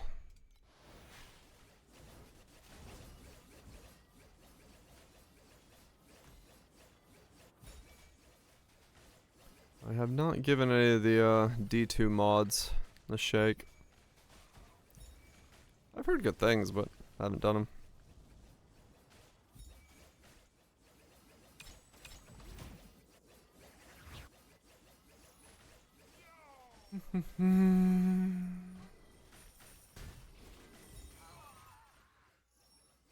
Is vanilla D2 worth playing? It can be fun. Depends on what you're looking for.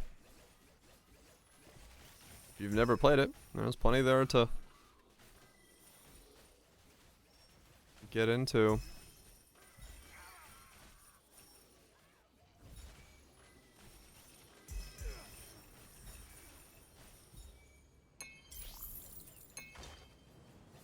It is, of course, you know, slightly more dated. But D2 Remaster, I guess, takes care of that. If one is worried about the slightly more dated nature of that.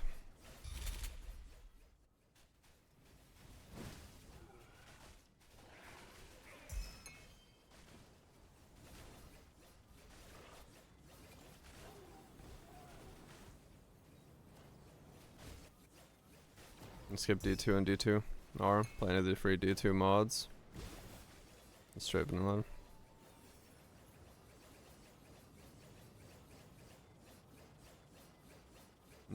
I mean, yeah, true.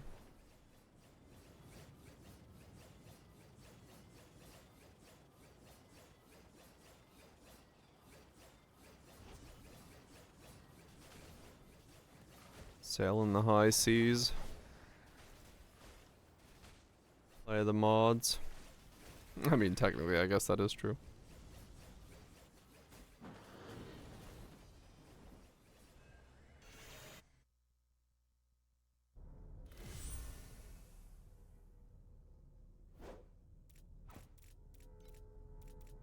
But yeah, I mean, a lot of people, yeah, they do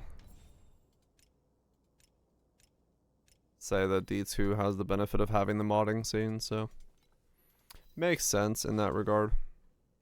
Depending on what you're looking for, what you're wanting to play.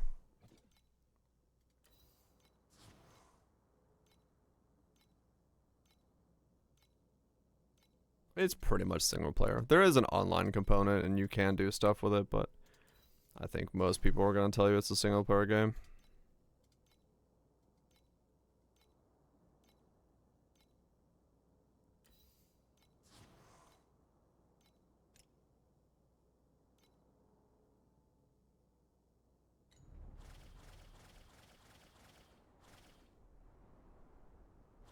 Yeah, I'm playing offline. The the hybrid, so you can set your mob density is not a bad thing.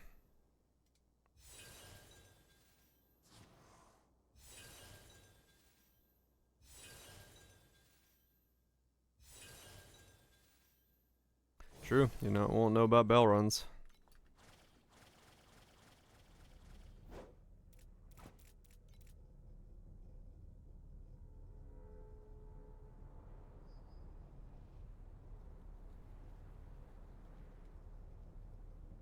It's got to Act 3.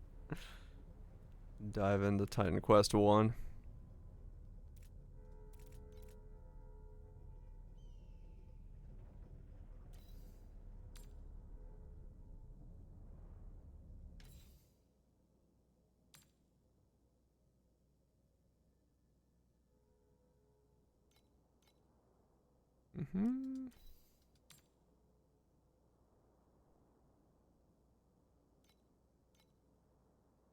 And play Pathfinder afterwards.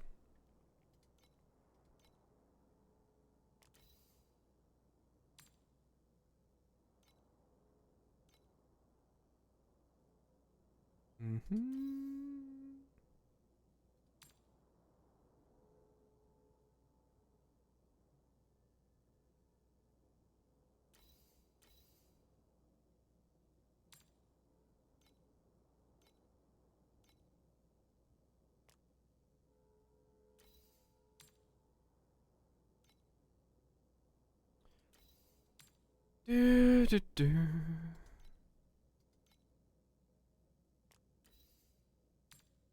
Are these hard to sell because I'm selling them in a stack?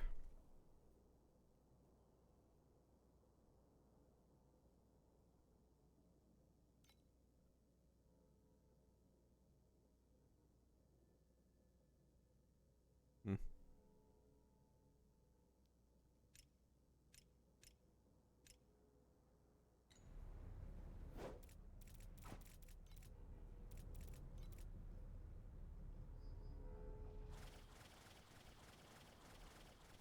I'll sell in a stack, just when everyone's okay.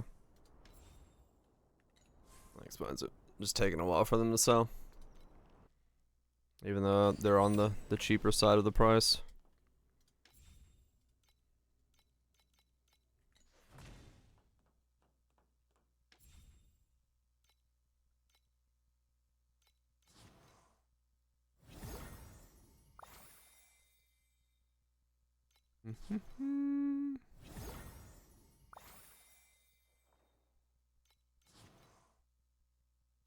Absolutely nothing.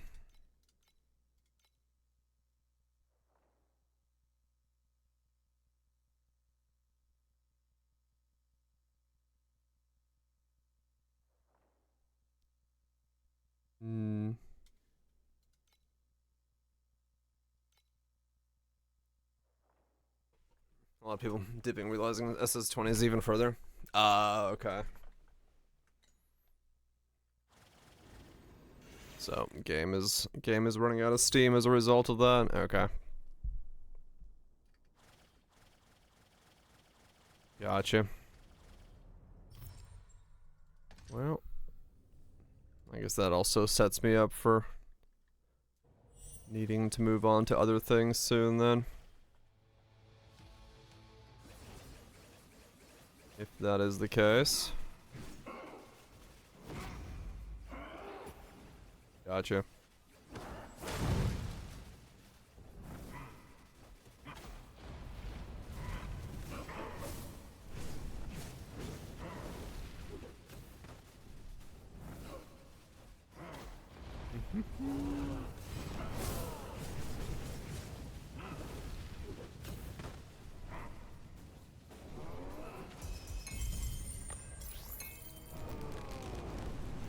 Having fun farming. Okay. Yeah, like I want to continue. I just wish I got this ring done. That would help a lot.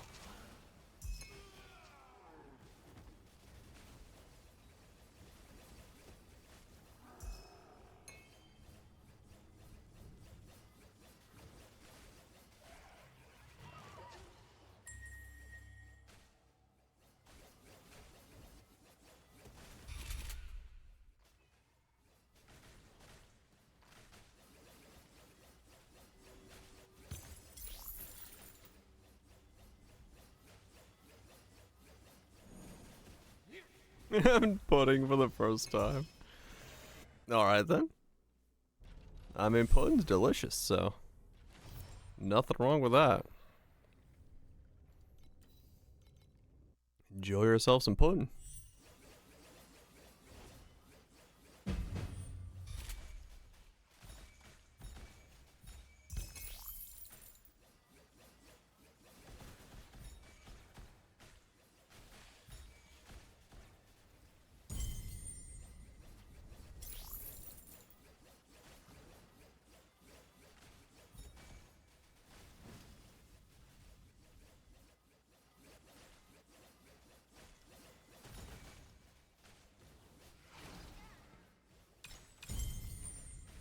What's pudding feel like? Soft yet firm? Depending on the pudding? Thickness? Like, I don't know. Pudding feels like pudding. I don't know how to describe what pudding is. That's outside of saying it's pudding.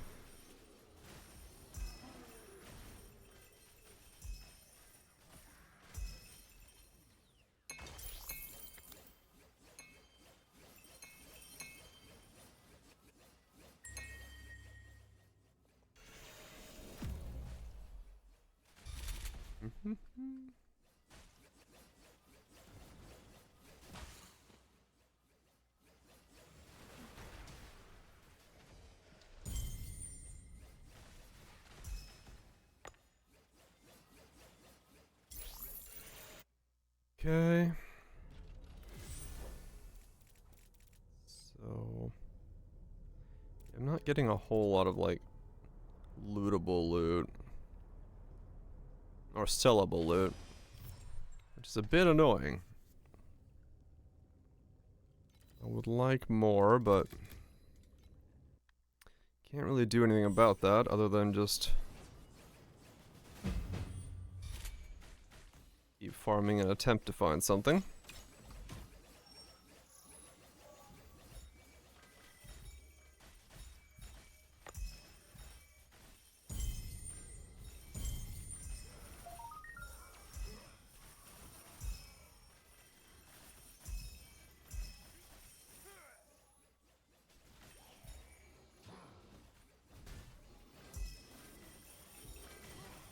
I wonder how the team behind the game here at Torchlight thinks about the pacing of their own game.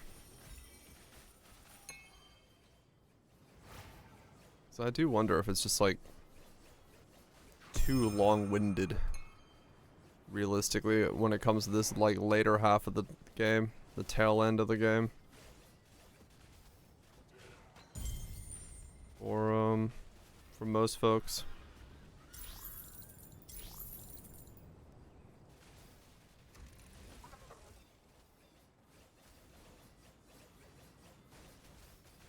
Screen go boom. There's definitely that, yeah.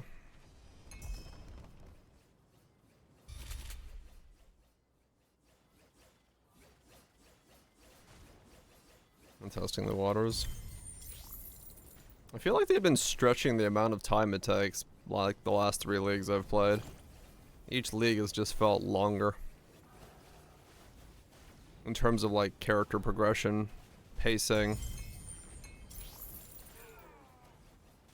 I think this one's just stretched like slightly too far. Well, not even slightly. I think this one's just stretched too far. By far the slowest, yeah. Logging simulator attack. If you want to play that, that's called Book of Yogg. That is the automated action RPG. Cause yeah, this tail end definitely feels way too long in some regards.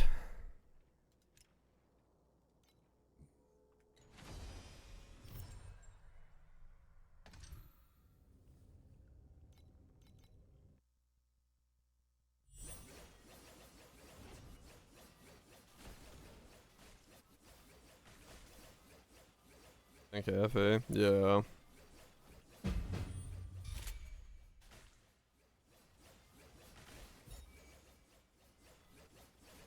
It definitely feels like it's...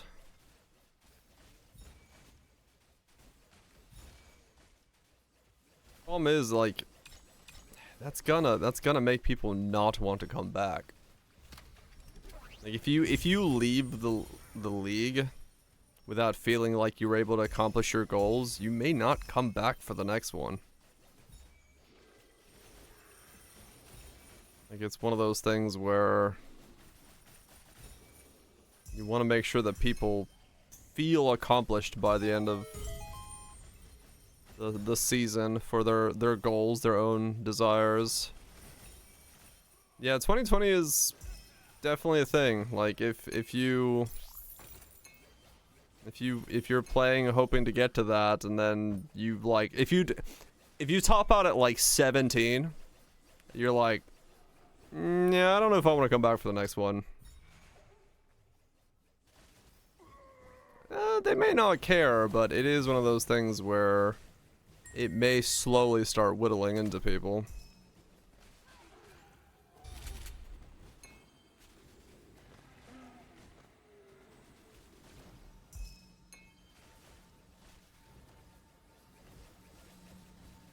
So it is one of those things where I wonder if this pacing is going to come back to bite them. In terms of player desires.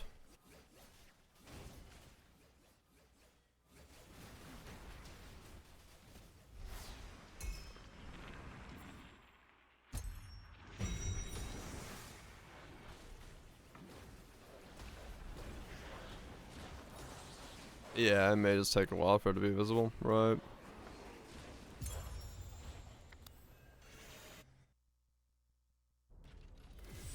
The looting experience, at least new players, maybe, yeah.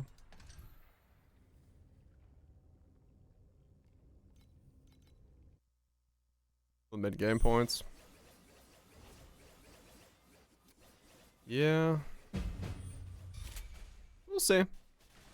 Once again, curious just to see where they go with it. Some of these, like, you know, great example being this timid ring.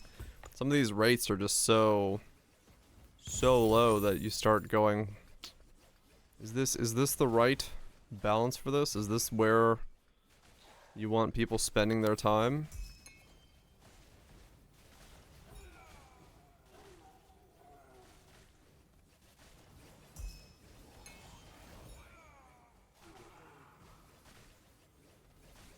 But maybe the market they're aiming for, the people they're expecting to play, are looking for this grind, this experience here. In that regard, maybe it's fine, maybe it's okay. I don't know. I don't know. I don't have the metrics they're looking at.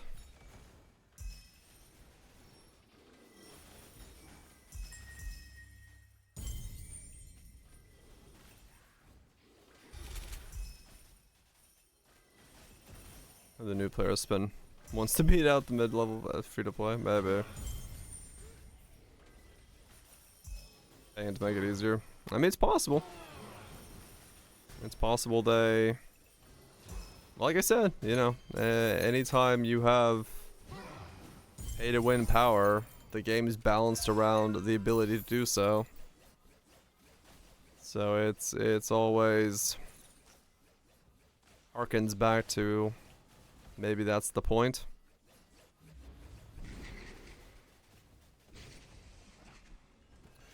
Maybe that is the point.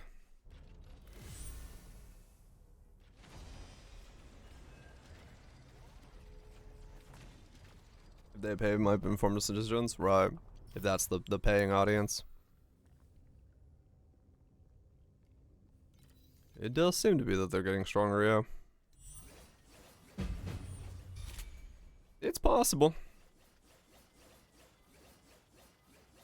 It kind of sucks, because I mean, like I said, I like the game. I like the stuff in the game, and but if it keeps going down that road, if it keeps, you know, 2 more seasons of this kind of stretching of the game's time frame and content and power scaling, it starts going beyond what even I can handle. So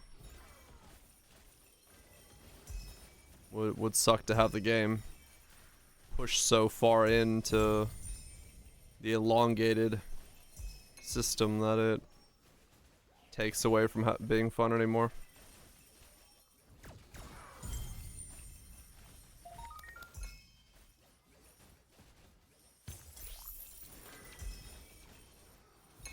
Don't be sad if you can't do it. Right. It depends on your goal. True. Depends on what goal you set for yourself. No doubt, no doubt.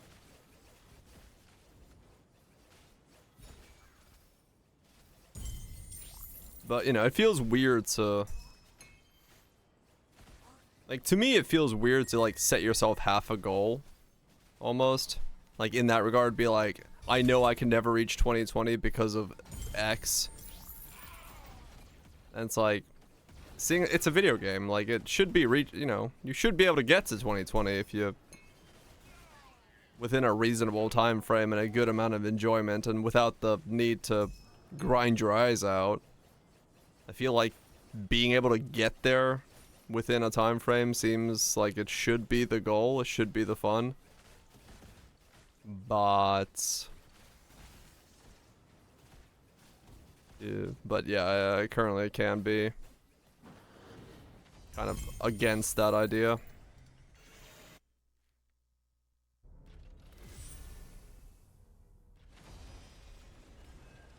You got a nice time. Games grind up with months. I mean, I guess so. I mean, yeah, it's time overall as well is a thing, but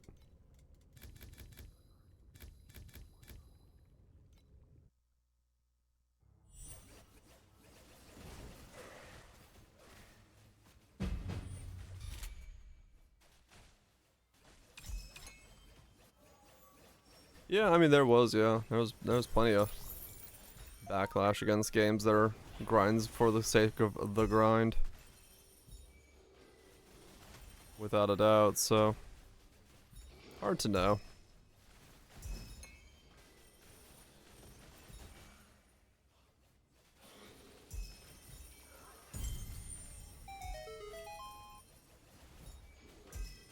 If it works then not, if not, yeah, it's fine. Yeah, I get that, I get that. If you can get it done, you can get it done, if not.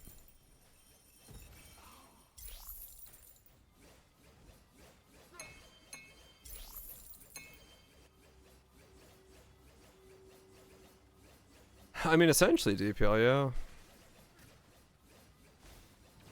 Mostly because, like, especially in a game that's a live service game with a trade economy, right? Like, you kind of have to balance the experience. If you're balancing around your trade economy rather than an SSF perspective, then you have to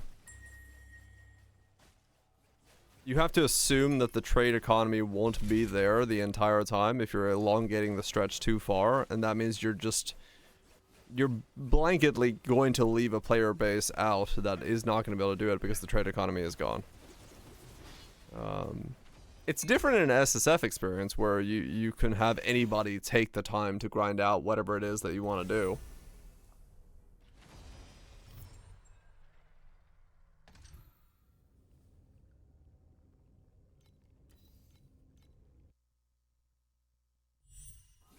Jump in. Yeah, if you try to jump in like a month late, you're like, nah, you're not going to be able to do anything.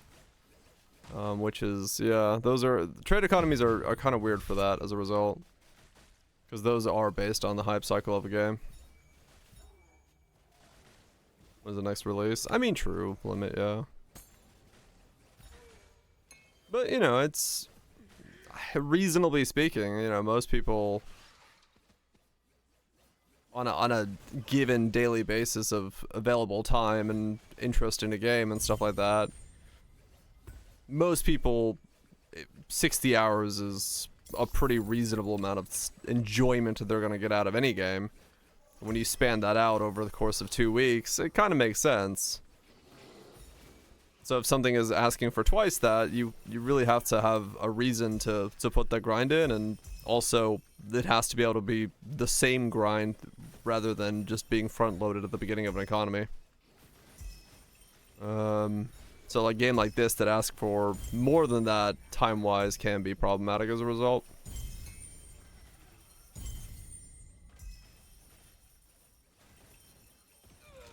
Okay, well that's what I'm saying, it's...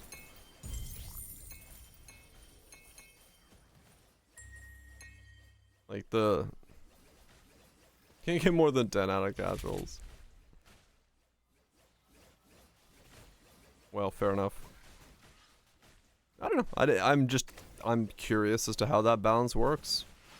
I'm curious as to how somebody looks at those numbers and sees what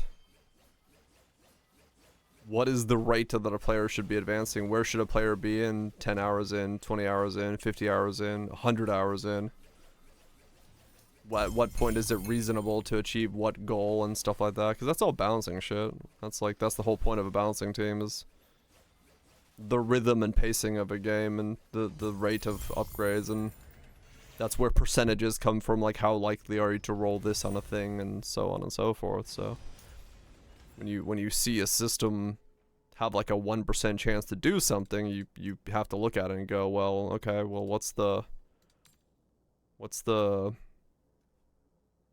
where's the line, you know, that people are willing to go to? How long is someone willing to grind? How long are they going to be part of the economy? How long will what they do impact others' gameplay, and so on and so forth? And yeah, right, they're required to progress as well, so. Yeah, I mean, it's all part of the experience, so. It's hard to know exactly what someone's going to be looking for. And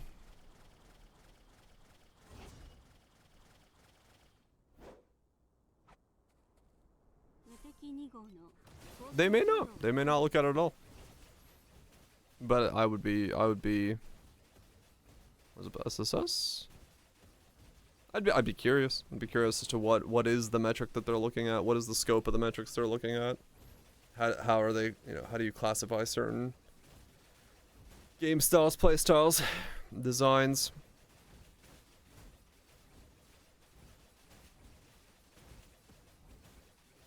No spinners or free-to-play player metrics. But I mean, they do, because it's like I said, it's all part of the economy of the game as a whole in terms of what it's doing, what they're putting into the market. Because those are the players that'll be selling Embers. Those are the players that'll be selling Resonance, Snowpaper, and so on and so forth. They're all part of the ecosystem. Because that player base is much way larger as a player base as a whole, statistically, than the player base doing the mega grind.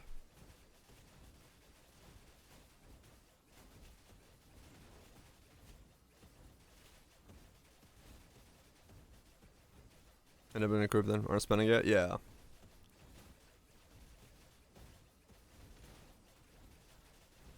Percents are free to play to a spender. Right, exactly. Yeah. Like if someone were to drop a headhunter, will they, and then they're blasting all of a sudden, are they more likely to spend more money on the thing? And that becomes a whole statistic as well. So yeah, I mean, all that stuff is at its core incredibly valuable data on the whole, but it's also, yeah, overall it's harder to quantify. Yeah, it depends on the spending curve in general as well. True.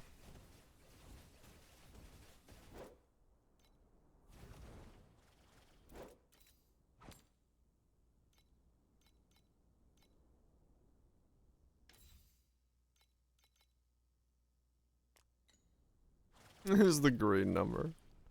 I would be very surprised if that were the case.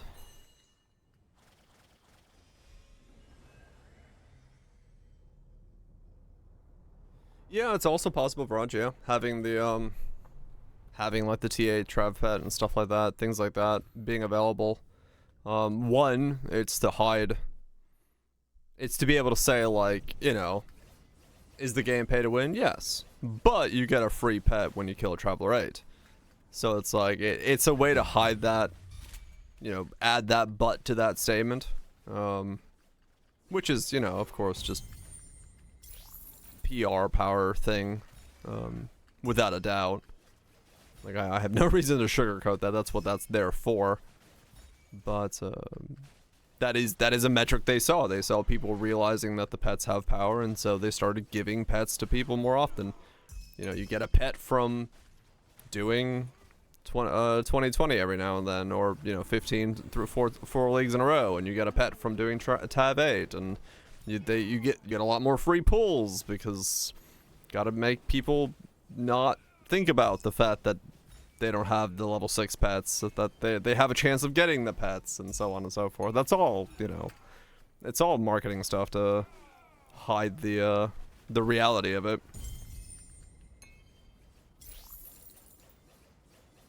Sponsoring high level pets to more streamers, yeah, probably. Like it's all,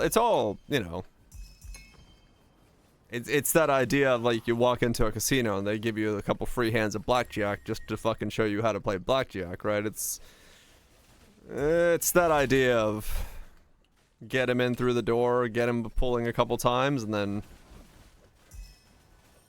they're in it. So yeah, it's the same model.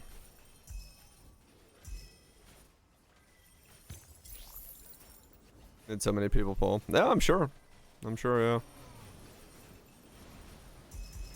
Like I am the opposite of what the type of person that they would ever want to sponsor, because I'm extremely like anti-doing any of that stuff. So it's like, I'm sure I am not the influencer that they would be looking for to influence the spending patterns of others.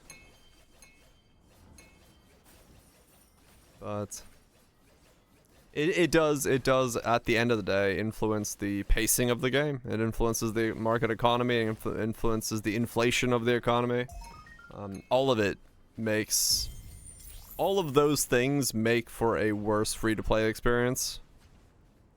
So it's like,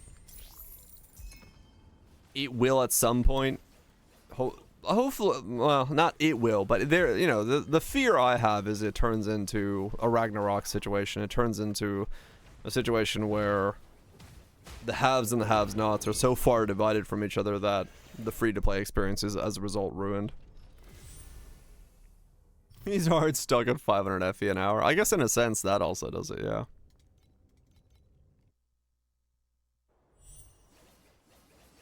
For a few pets, right? Exactly, Cutthroat. Yeah, like for the price of pulls in this game, I could go play like 4, 5, 6 other full fucking video games. I'm like, eh. I would rather buy Stellar Blade than pull in this game. So it is just the reality of that.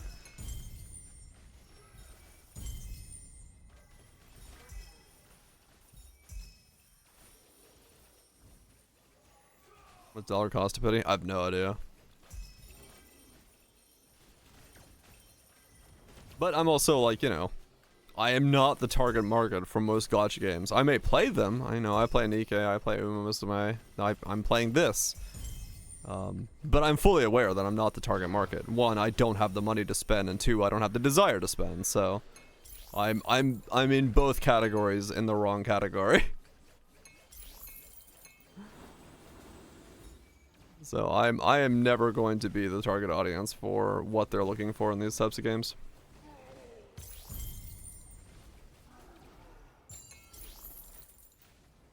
Use for full pity. Yeah, it's pretty high. Whatever it is.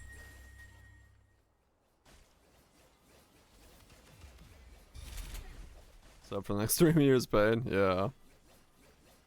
So I am fully aware that I am not the intended audience.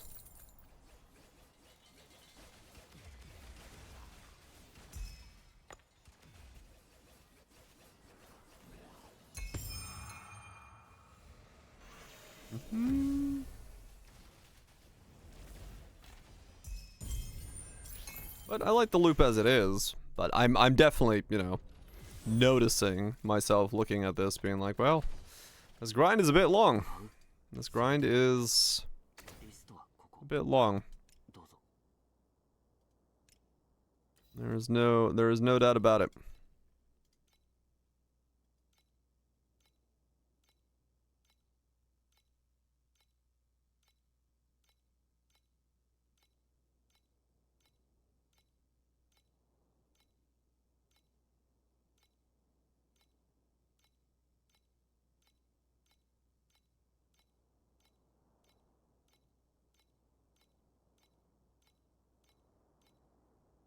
What? Really?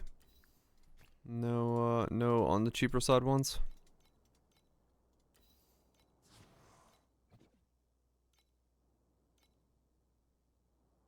I know 7.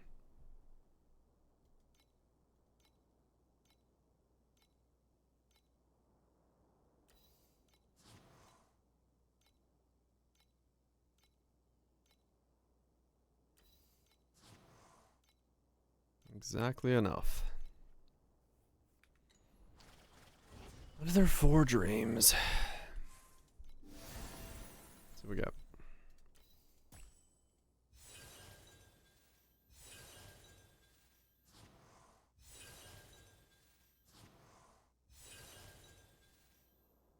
And another nothing.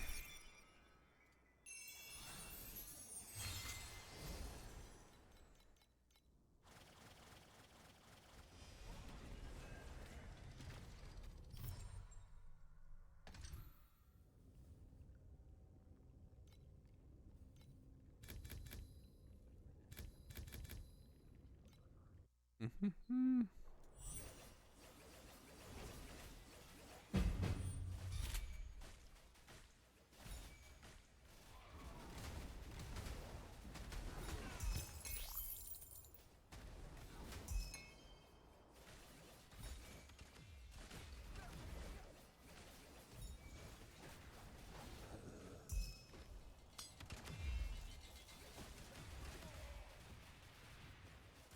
Around 300. Hmm.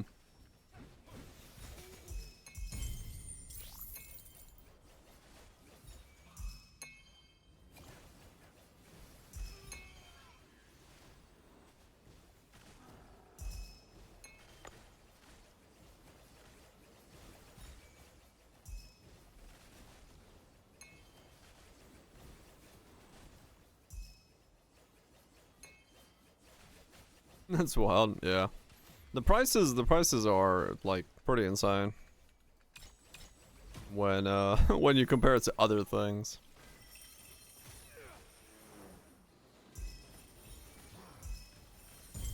But that is the gacha environment pretty much across the board. Like it doesn't really matter what the game is. The prices in the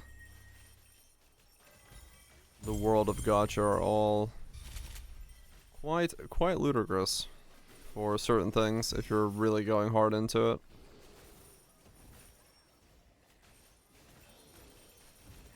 Some games are definitely worse than others at it, without a doubt.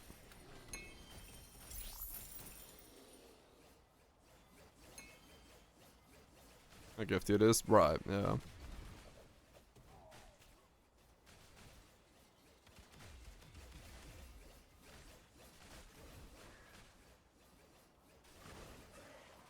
Hoyoverse, yeah, Hoyoverse is really bad.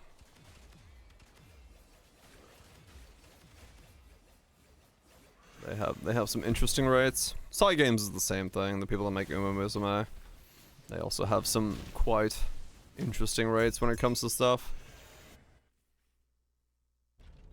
Yeah, Hoyo got sued. I think Hoyo got sued and then Side Games was going to be sued, but then they changed shit beforehand. Before they got into legal trouble. So yeah. It is, it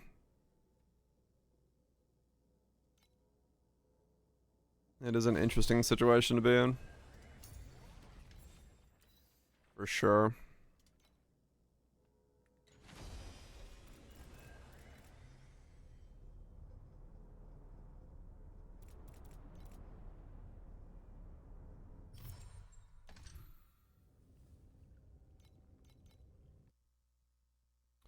But, I mean, as long as realistically, as long as these types of industries are making money, then they're not really gonna stop.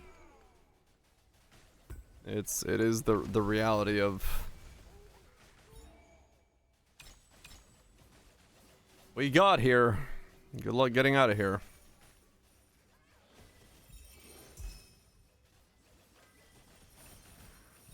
Watch games, yep. Well, thankfully, the indie scene is booming and flourishing and growing, so more and more games joining the fold. Very few titles I care about picking up for full price nowadays.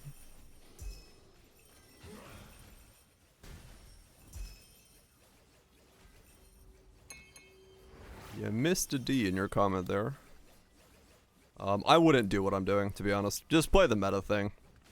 Go the what is it called? Whatever everyone's meta playing on this thing. The frost spikes thing with the shield. Just play that. Don't play this. Yeah, frostbite or whatever it is.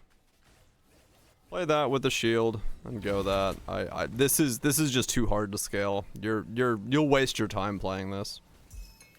I'm just doing it because I'm having fun, but I'll pre-warn anyone that this is probably not worth playing.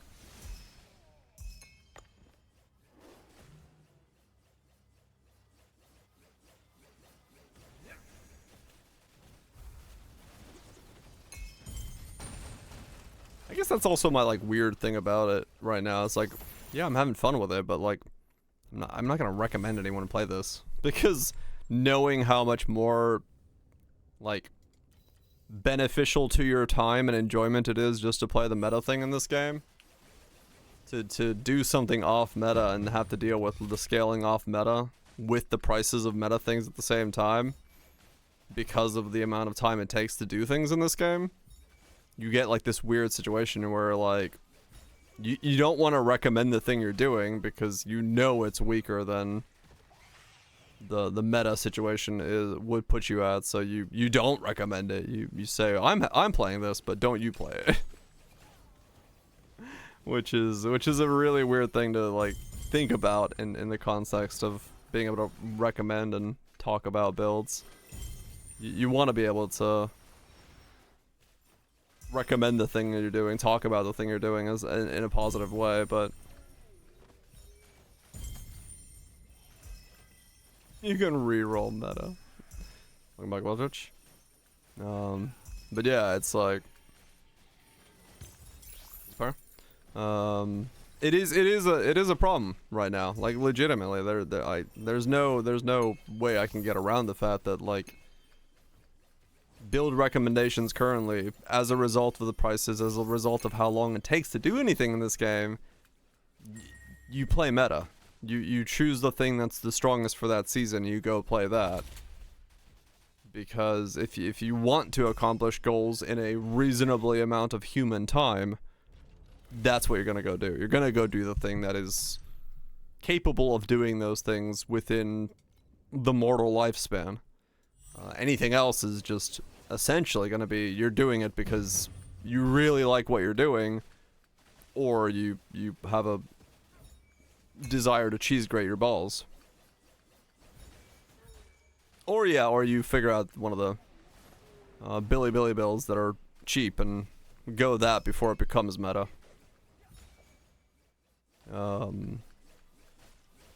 So it's like, yeah, realistically, it is one of those situations where you have to tell people ahead of time, don't do the thing I'm doing because you'll be wasting your time.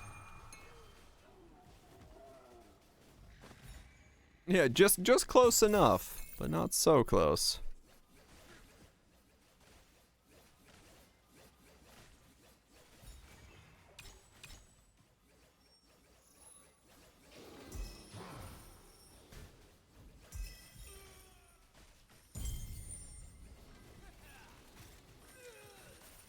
I mean, true, everything is, so realistically you can... Probably there isn't too many items that are unobtainable, thankfully. At least in a certain point.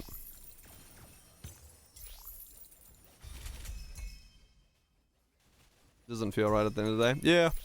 It's really when you get to this step that I'm at right now, where you go, oh yeah, this is a thing with this game.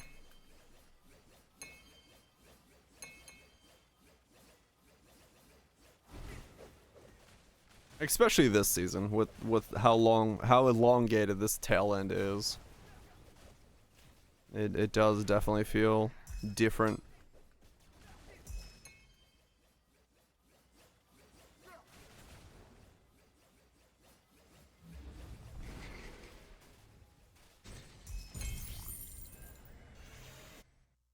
But it wouldn't feel that different if, you know, if I was playing something that was actually meta.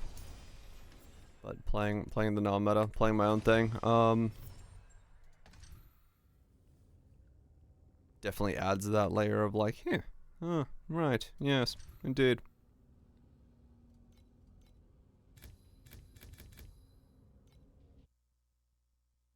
Fun so far? Yeah. It's like I said, it's enjoyable until you get to a certain point, and depending on where that point is, may depend on your build, may depend on your desire to keep grinding, may depend on many things. But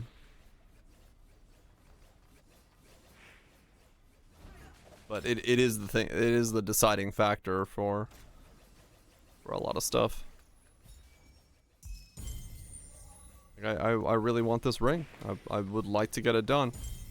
But I'm only really probably gonna give it today. I'll probably go back to doing some other game tomorrow, because it's getting to the point where it's meh, probably not worth it.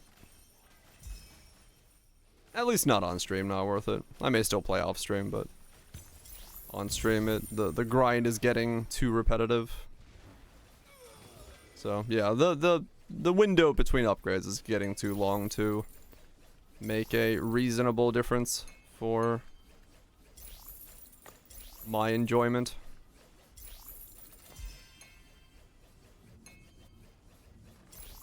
Death Stranding 2. No, I'd want to play through 1 first before I play 2 again. Or play 2. I want to play through 1 again before I play through. There we go.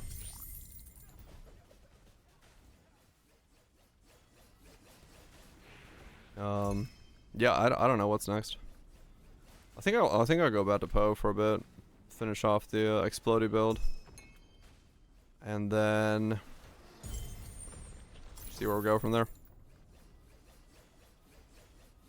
That is, unless I get this Timid Ring today. Because if I get the Timid Ring today, yeah, I'll have more desire to ramp, but without it, no, I'm not really all that interested.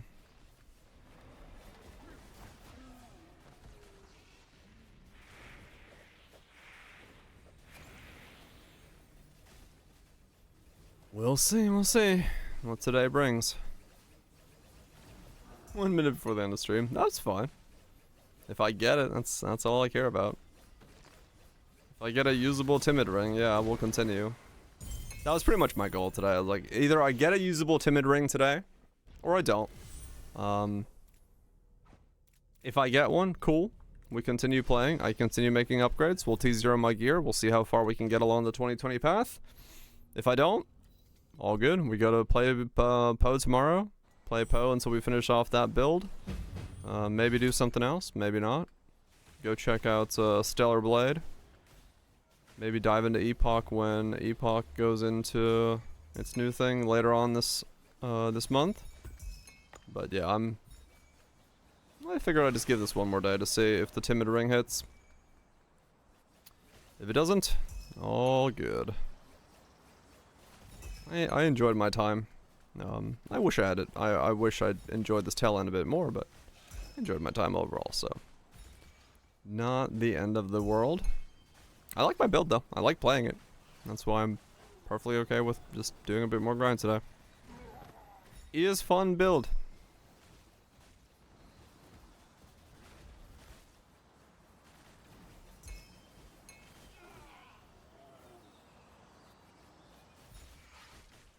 But only so far that I can really carry it. Just cause it's enjoyable to do. The repetition does kick in at some point, so you do need to be able to see progress, see upgrades within a reasonable time frame. And if they're not happening, well, that's all there is to it. Ain't no way changing that, so.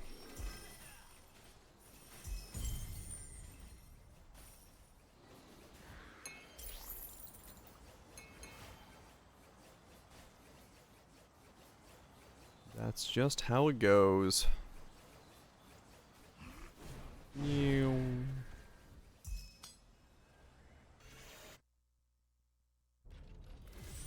Wanna do city today? I mean, we might be able to do some of it.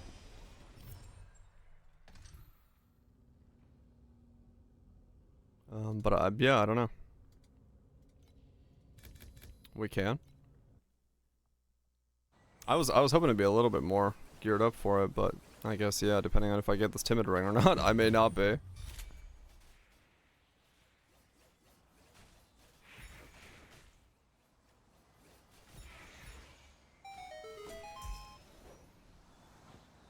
Is to attacks. Worth nothing.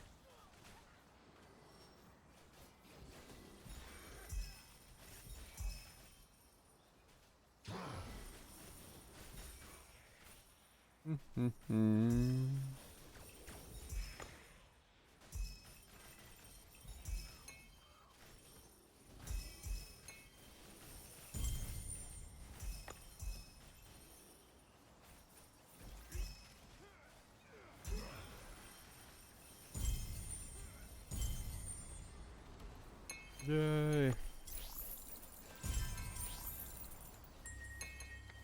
It's funny to see a bounty drop 1 FA in Profounds.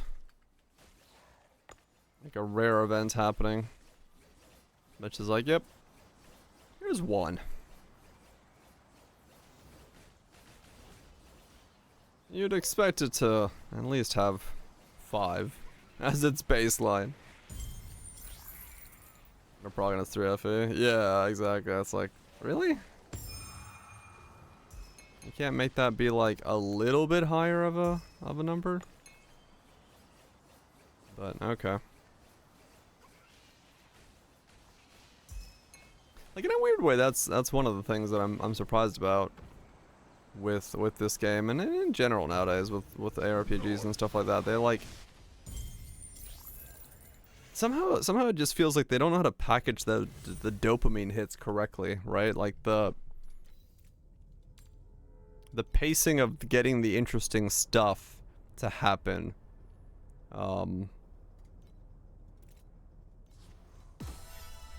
Like I think that art is just not there as a whole for some of them. There's a batch.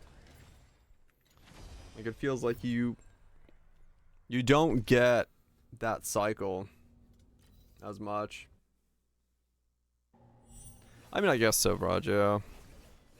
So yeah, it's me. I just said that if I don't get the Timid Ring today, we'll probably go back to Poe for a day or two to finish off the Explodey build, and then Stellar Blade afterwards, so.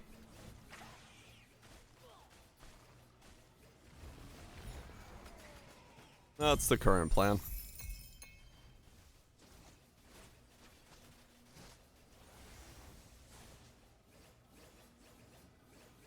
Swipe. Yeah, I guess so, maybe.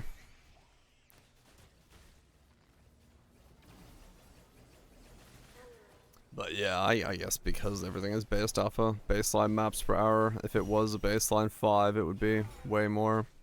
So having baseline 1 is part of that calculation, part of the way that it's designed. Which, yeah, fair enough. Need Rocket Girl. You do need Rocket Girl, I guess, yeah.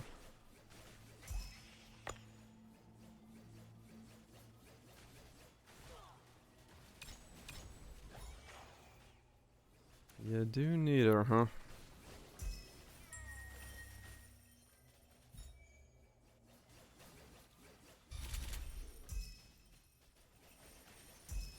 It's quiet. Damn it. I don't want to press escape in the middle of the fucking thing due to the way that my build works.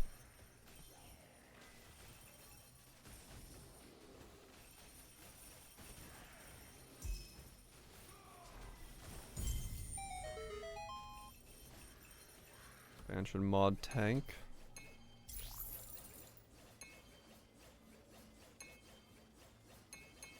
It's well, I mean, yeah, probably.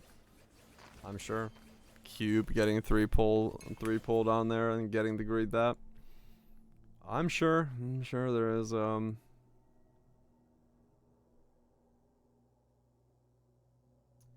whole lot more pacing for some setups than others that feels just right.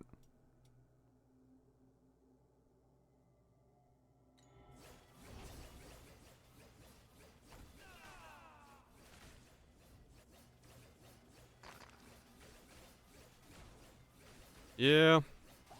Always kind of locks him into a system.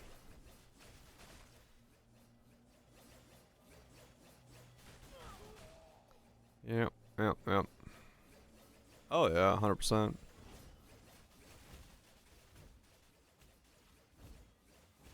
This is getting gutted next week. Like, I mean, true. It has happened. Let's get it right after.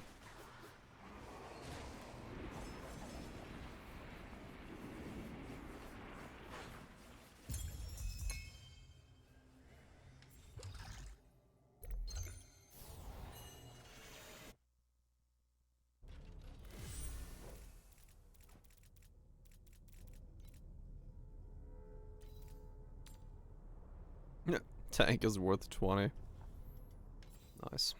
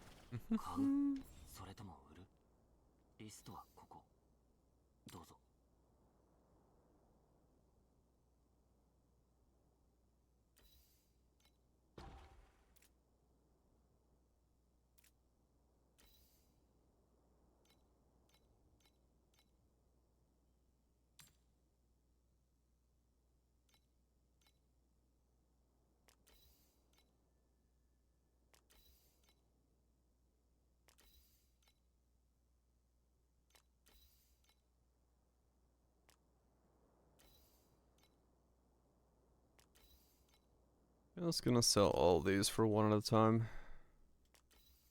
The stack seemingly doesn't like moving.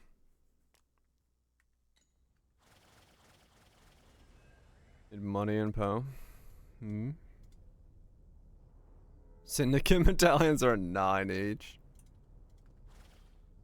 Nice.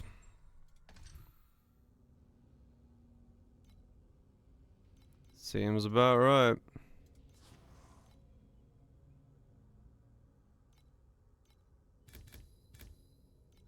Yeah, people really don't like doing that mechanic. Without a doubt. Was not a lot of people's continued thing. There was a whole lot of talk of setting up boards in the beginning of the league, and then everyone very much drifted away from it.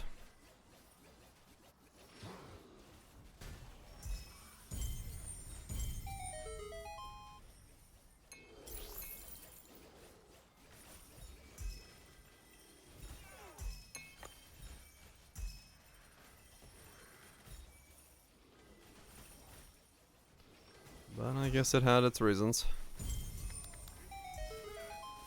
I didn't mind it. I enjoyed what I got. Pretty consistent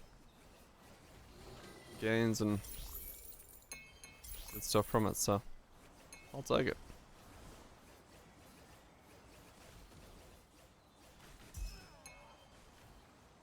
A lot of map mechanics. Yeah. I mean, that one's not that out of, well, it is a little bit out of map, but it's most of what happens on the map. It's just you really quickly have to run one of the safe houses here and there.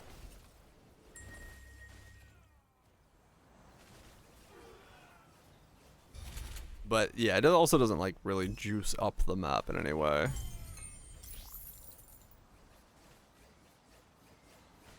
Yeah, exactly. There was a bunch more strats that became the meta strats, became things that people were doing because they were giving so much more, so makes sense that some of those strats would fall by the wayside, and then people would just run the other stuff to buy the things that they were looking for, things that they were needing.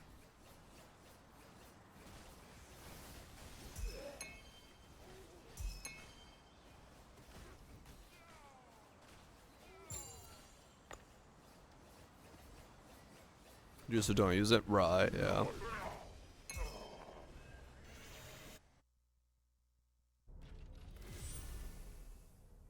Yep. Makes sense.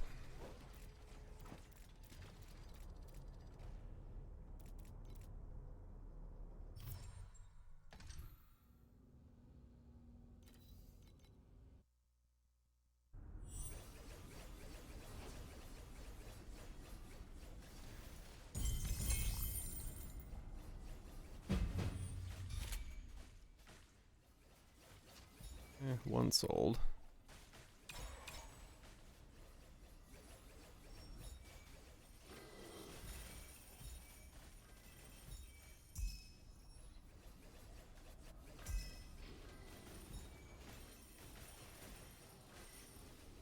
That's bad.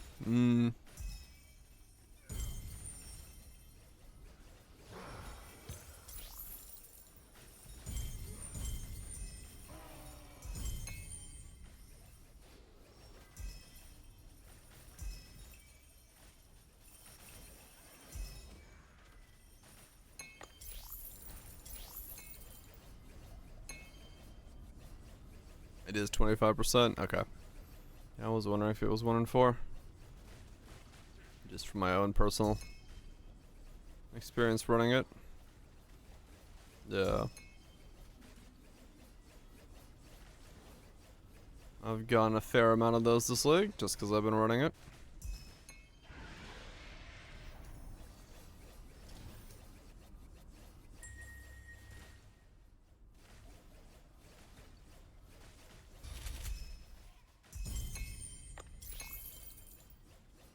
Which works for me. It's an exciting drop. Better content. That's 1 in 4. No, it pretty much is. I feel like I've run 12 to 15 Katarinas this league, gotten 3 orbs so far. Small sample size, but at least for me it feels about right.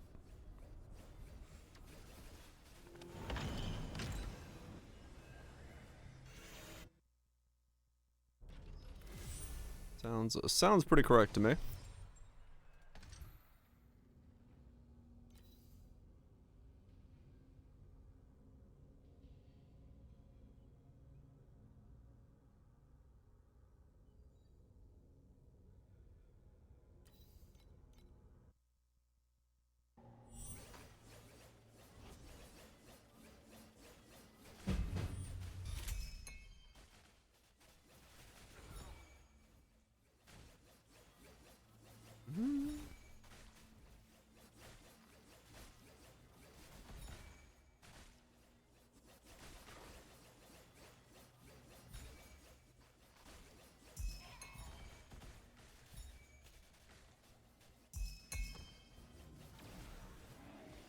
Compass is to sell.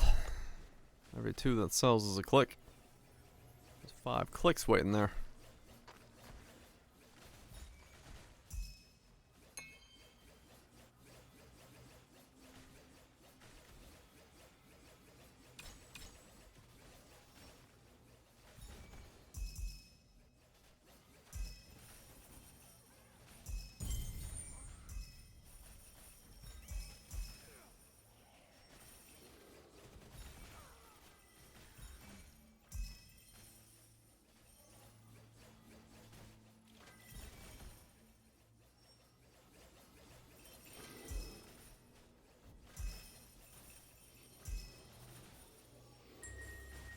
%, chance.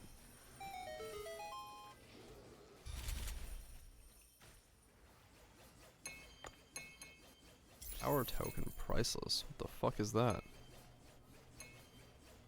Isn't that the... Oh, I know what... Whoa. Huh. 550 for a priceless tower token. Okay.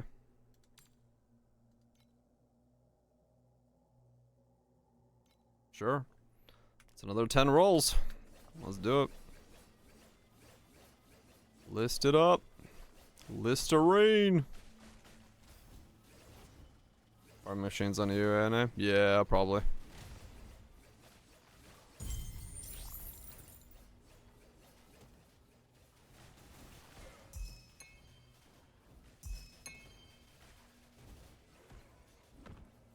Get that shit sold. And move on to more clicking.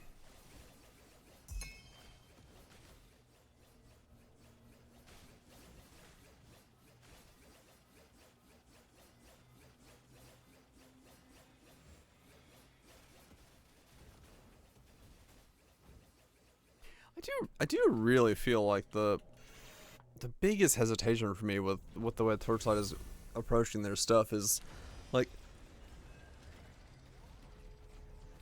needing to level up the heist to get good rewards out of it. Be in profounds to get good rewards out of profounds and stuff like that. I don't know, that system for me just,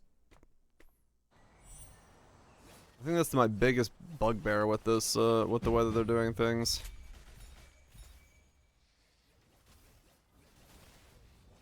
Like just gating getting exciting things behind.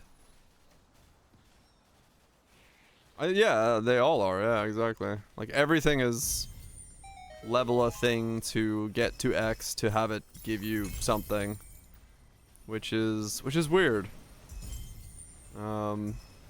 This league I felt it a lot more than I normally have, but definitely with the like just the inability to get those like cool big drops in the beginning is I think it's one of the weirdest things for me about the game. Like you can't have an exciting moment early on. Well, you can, but you have to be extremely lucky if you want to get like something insane to drop, but you don't have that. You don't have that thing of like getting a divine in T1 maps or something like that. Right, no, it's not. Yeah, that's what I'm saying. Like it's everything. It's like everything is gated behind getting higher level. You can't have that holy shit, look what dropped in the T1 map. It's better there, true, but it's not like the item is gated behind it. Like, you can get a Mage Blood to drop and, you know, all the same anyway. You can get a Divine to drop all the same anyway. Like, you know, it's the possibility is there. Versus, like, the 50 FE stack is only in Profounds and it doesn't exist in, you know, T6s.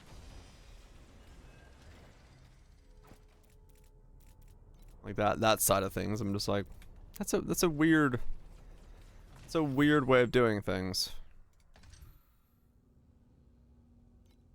'Cause it like gates the dopamine hits rather than making them like the core focus of the game. From the onset, it's like, okay, you can get that stuff, but you gotta get to Profounds first. You gotta get to level heist 5 first. You gotta level up your dream mechanics first. Like, it's... Everything has, like, a leveling thing. Some way to actually get to the good stuff. I mean, true, yeah. But I'm more so talking about just the general existence of a thing. Leveling up gearing, rogues and Poe. I mean, kind of, yeah.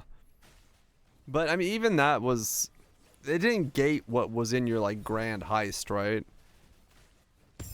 Like, if you didn't have Huck level 5, it didn't stop you from getting a Divine in your grand heist. You could still get the Divine in your grand heist.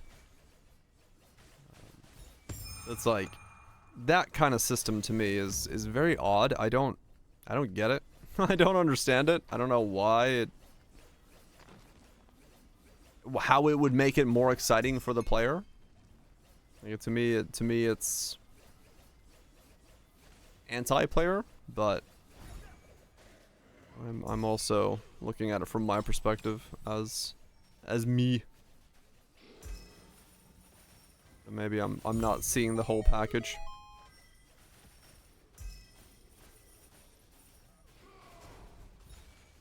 Or by gearing, right? It's forcing the player or to get deeper into. To be able to get those big drops. The incentive to get deeper in becomes the ability to get big drops rather than just getting to the more difficult content. Because Poe does it with like quantity of stuff and things. It's like, hey, you have access to more chances of getting more of the good stuff. But here it's like,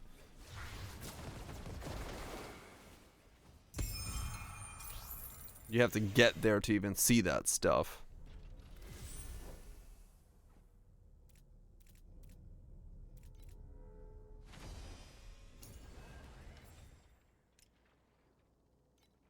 Right, yeah, it's takes a lot more gearing, perspective, and Torchlight.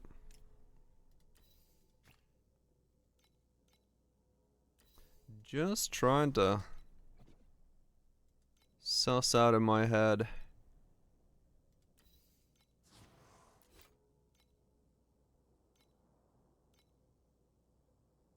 what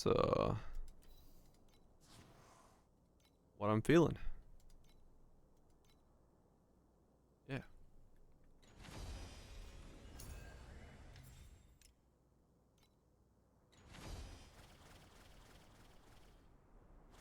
Right, yeah. This is a lot more locked in to get that thing working, or you won't get anything at all.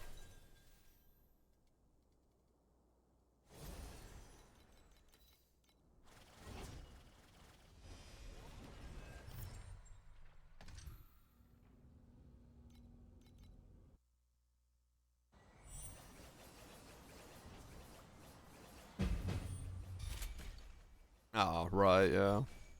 Yeah, it's a different perspective how depending on how much you've played and how much your experience with the system. I'm just looking at it from my perspective of like seeing the cool things early on. There's always one of those exciting things like, oh shit, I got one of these early on. Here it's like, man, you can't have that happen. You can't get that early thing.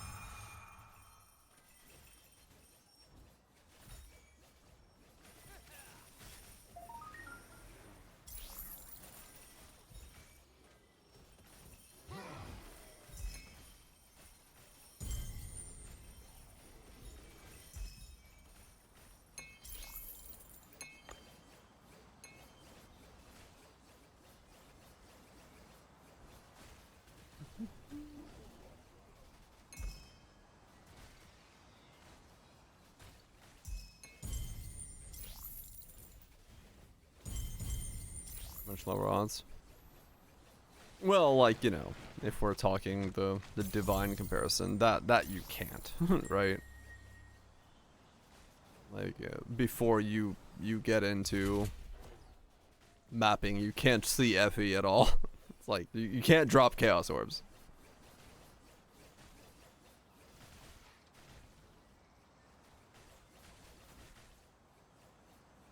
Right, like ultimate, like big stacks of ultimate embers and stuff like that. Before T6 maps, you can't even see an FE. And it's like you can't see 10 stacks until you're in T8s or whatever it is. Currency's up, right? Yeah. Yeah, there is like when you hover over, like choosing the thing you're looking for. That there's some stuff gated there as well. So yeah, there's a whole lot of gates. The game has a whole lot of gates, which, depending on how you feel, you may or may not like the gates. Shady Broker raided the stream. One shady broker. Can he sell me a plot of land in Brooklyn that sits above a bridge for just one kidney? Maybe. Appreciate the raid. Hope you're doing well. Hope you're having a good time. Doing whatever you're doing. Whatever you've been playing. Whatever life's given you to enjoy. We're just grinding. Just grinding to see if I can hit a timid ring today. If I can't, I'm done. What kind of, yeah? Well, the MC, doing MC. It's the meta. It's the good stuff.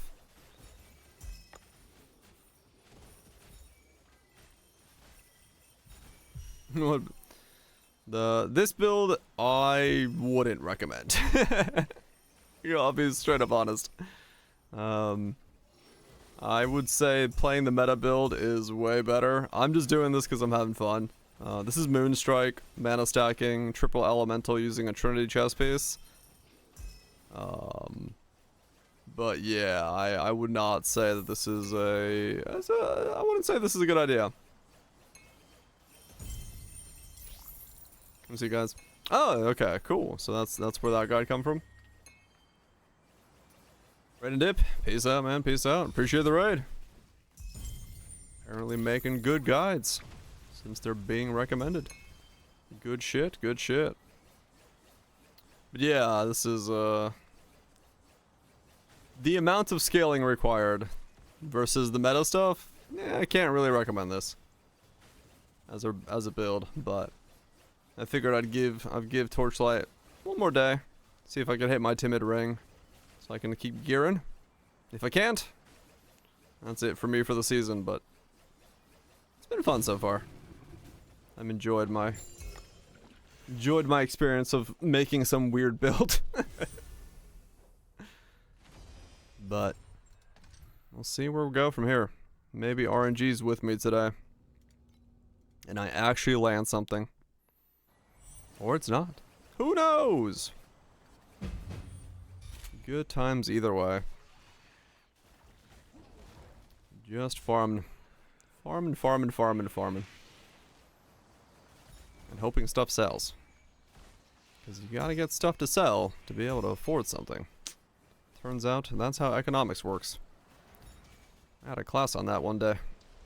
Or actually for an entire couple of years, but don't know if I retained anything. Besides some weird accounting calculations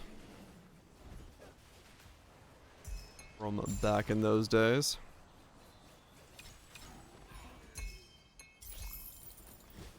What are my cat girls doing anyway? We got a raid done. We'll get some probes to sell. Hopefully there's something there to move things forward.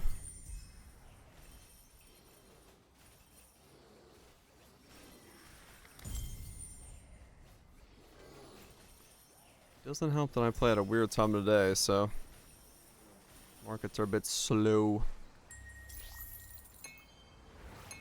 Trying to sell stuff at this point, but it's fine. Make do with what we got.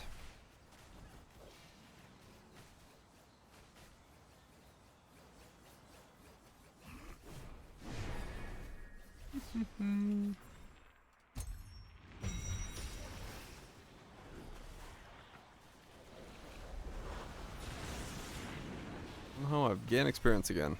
Don't know how I did that, but I did. Haven't died for 3%. Oh,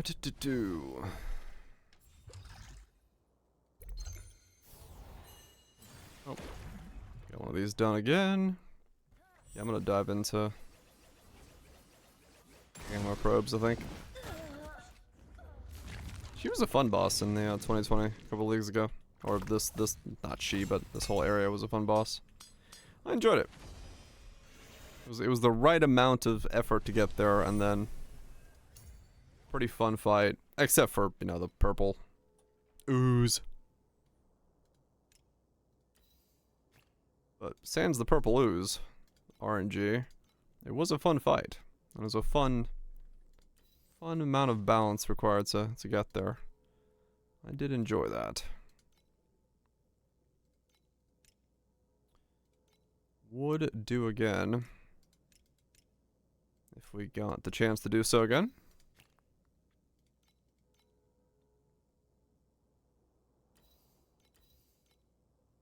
Which FE do I have? 71.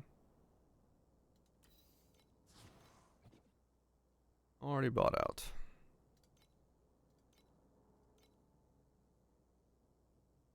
Already bought out as well. Dang it. I got the refresh right at the bad time.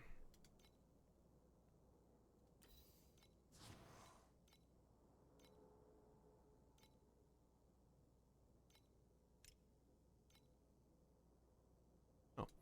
Now I'm getting a bunch of compasses to sell. Dang it. Okay, that's fine.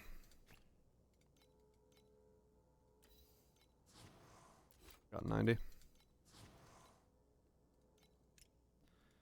Alright, come on, dreaming. Give me what I'm looking for.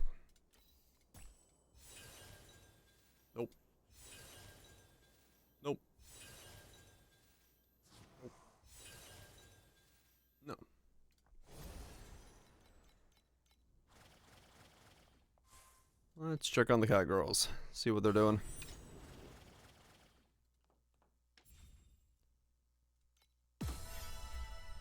Turn this in.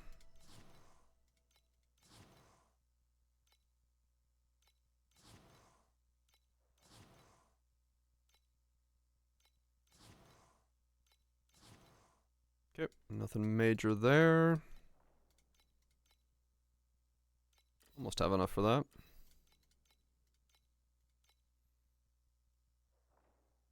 That's 130. Stonking indeed. Big number get bigger. People want to farm it up. They know there's money in that molehill.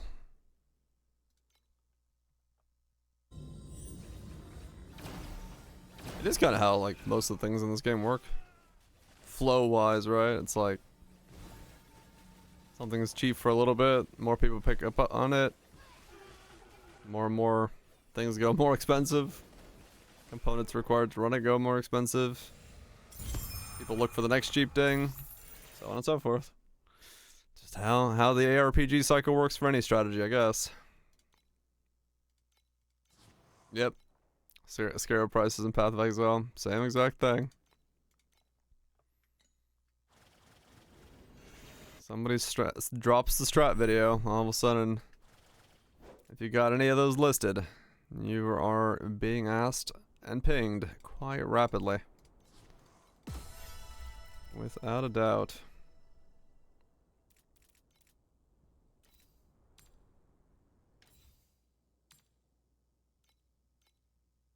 Just how it works. Yeah, I mean, true, yeah. Now we have the exchange, so less pinging, more so everything disappears off the market within the blink of an eye, but and prices go to the moon.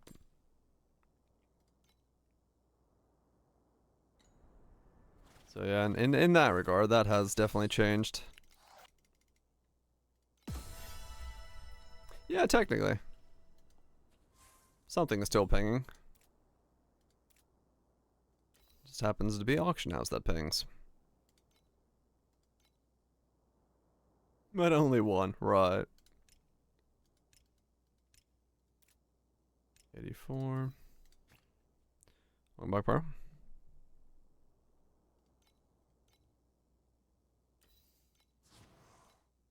Going for the Giga Rimworld. Hell yeah. Triple to 90 FE bounty. Shit. Yeah, take that. Benefits of having a girl on a rocket. That sounds naughtier than I thought it was gonna sound.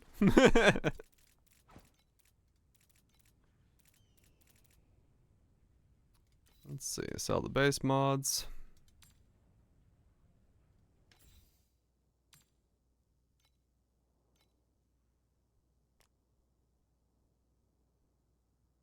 Yeah, dopamine hits. I'm sure.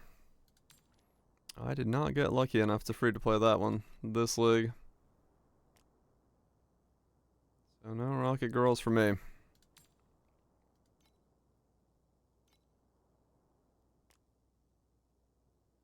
What am I doing here?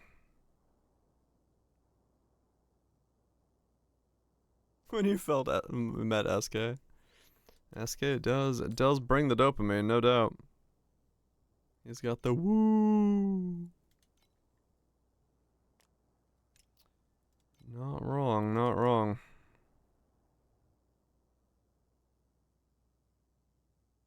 I don't want to save those, and I probably need this as well. Which kind of sucks, but... Got them for the free? Yeah. Yeah, I got unlucky. I didn't even get it for the free ones. Sadly for me, did not get lucky with any of it.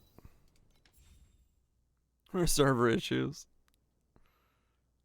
Sometimes they do have benefits, I guess, yeah.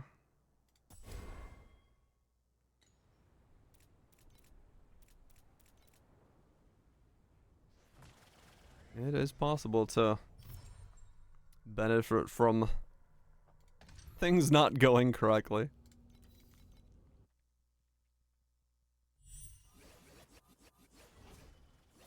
Hope you're well, Copter.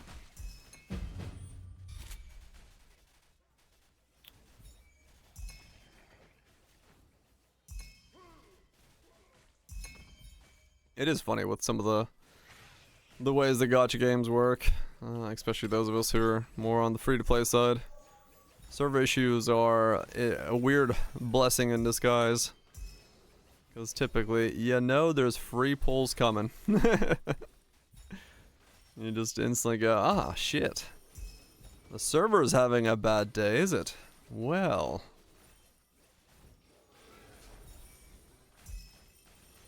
Insane at launch, did it?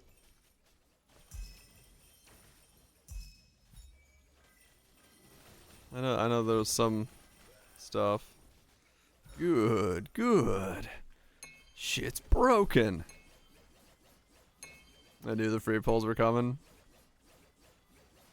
Yep. That's how it is.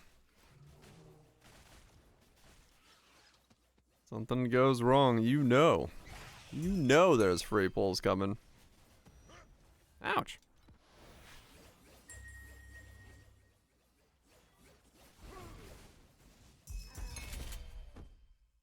Handle server issues well.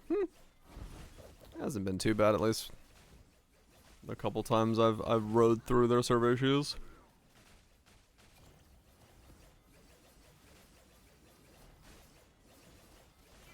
It's free boxes.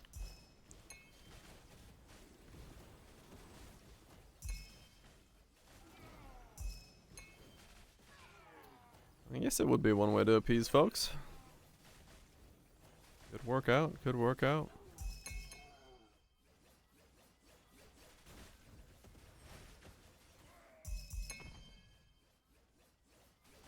He toss into free pulls. Can you imagine? 3 quad tabs. I don't think that would be very wise. That might break a couple things. Oh shit, the tower token sold. Hell yeah.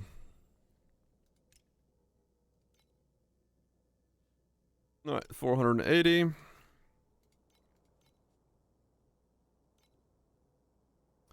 Just to get free pulls. Bring the server to its knees.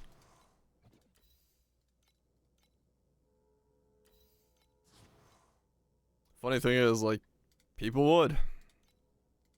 I'm sure.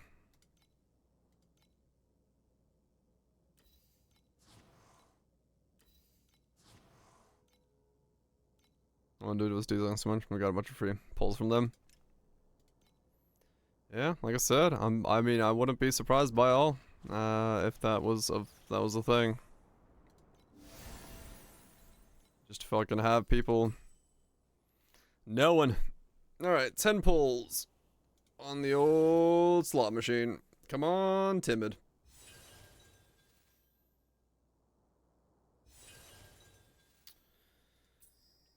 Entangled Pain. Well, I got the other curse again. I mean, maybe I can sell it. Gotten... it's sealed mana again? What did I sell the last one for? I don't remember. Okay. What are you selling for? I think I sold it for 2,500 is what I sold it for. If I remember right. Last time this happened. Yeah, it was 2,500.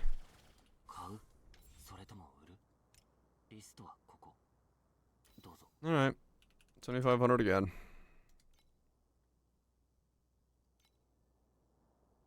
Of 3. Alright. Well, shit. Now I gotta buy another base. Damn it. How much are my bases now?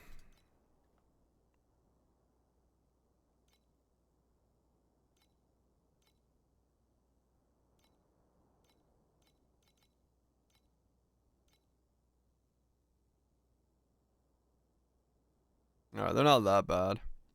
288 for a base.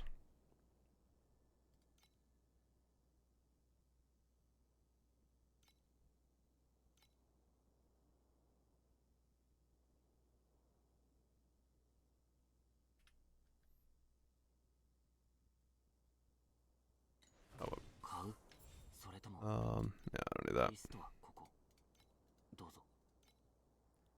Or I do need it, because I just deleted the wrong one. Lightning. Fire.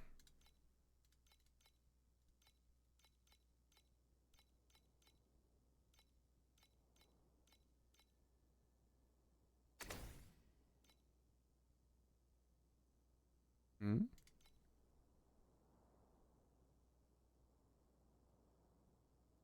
Then it has to be on the right base.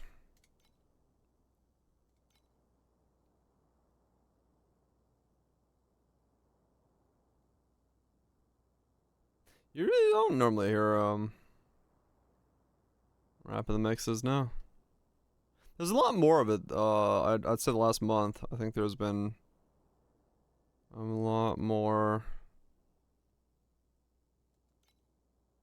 A lot more of them in the mixes. This is Heldon's. Oliver Heldon's set, which makes more sense. You probably wouldn't hear as much of it in Armin or somebody. Have less of this influence. Typically.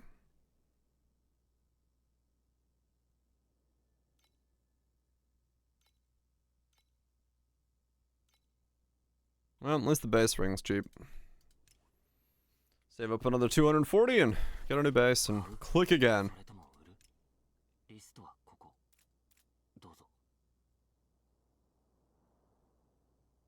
I love clicking. It's my favorite activity. I should probably sell these glacial beacons. It's like 182 I got in beacons. I could just run the other ones. And bonus mob absolutely explode, tripled, and respawn 3 to 4 times. Holy shit. That's some money. You take some of that.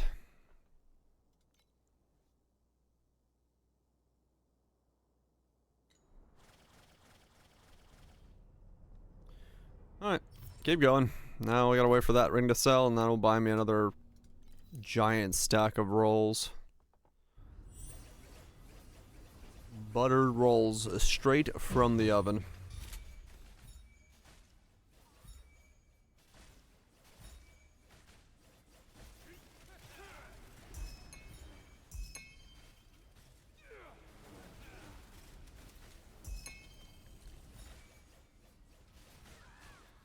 Oliver Heldon's.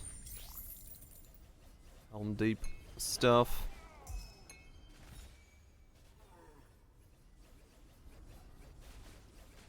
Yeah. More likely his sets to have this multi-genre stuff going on.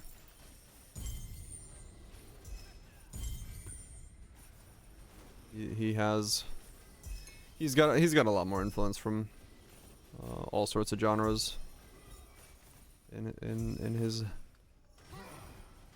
mixes usually.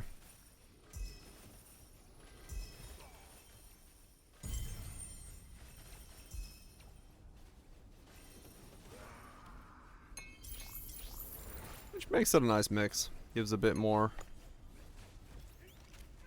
randomness.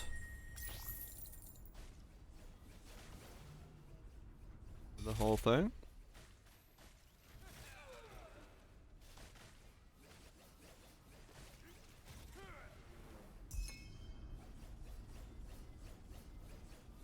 Shmup League.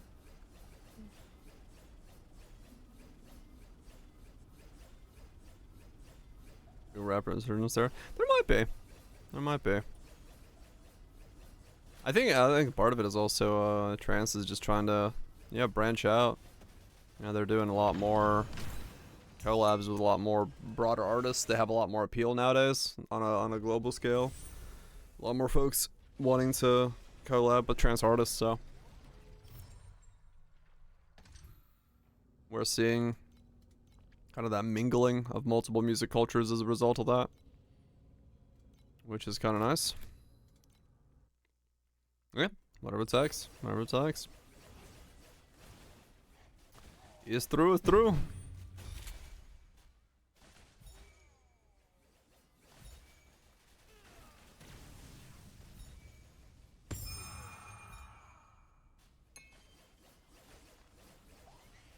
Yeah, exactly. People doing different things, different sounds, different vibes. Makes it fun, makes it interesting. Seeing evolutions of old and new coming together. Genres you wouldn't think to work out as well. I mean, like last week I had I forgot who we were listening to, but they had like that reggae trance mix. That was kind of cool. Had a nice funk to it. So yeah, there's not bad at all for like the branching of genres, fusions and branchings. Not bad at all.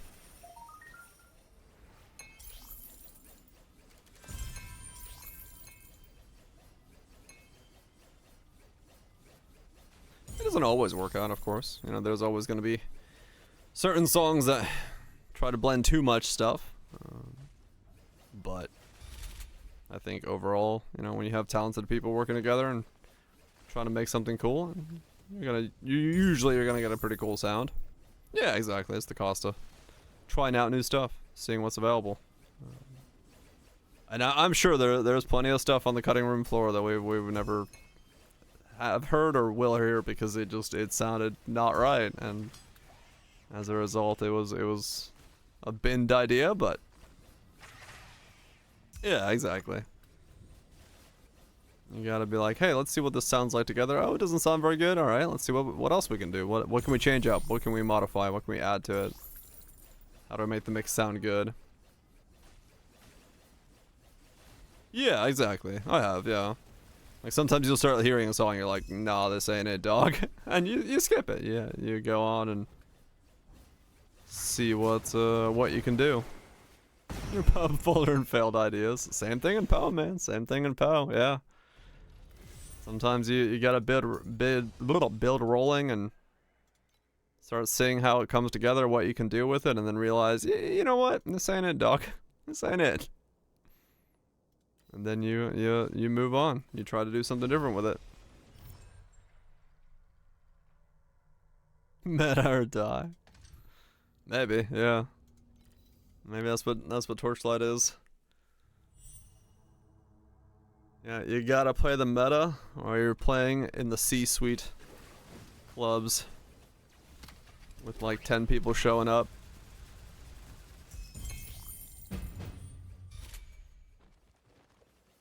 I mean, yeah, exactly. Like, I think for a lot of the stuff in Torchlight, being unable to have like a path of building style thing where you can like figure out what's going on, figure out what upgrades are good. Especially with the tax system taking out so much of the FE if you do fuck up and you have to resell something. I think a lot of that takes away the desire for people to innovate. With the fact that, you know, getting a character up and running can take 200 hours, then yeah, you start thinking, okay, well, what if I play the thing that's already known to be good? People are doing the science. I don't have to do the science. I don't have to waste the taxes. I don't have to waste my energy and effort. So yeah, you start going more and more akin to like, let me go do the meta thing.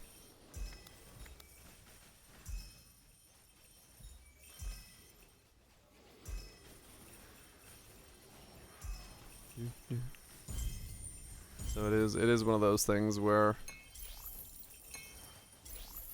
you start you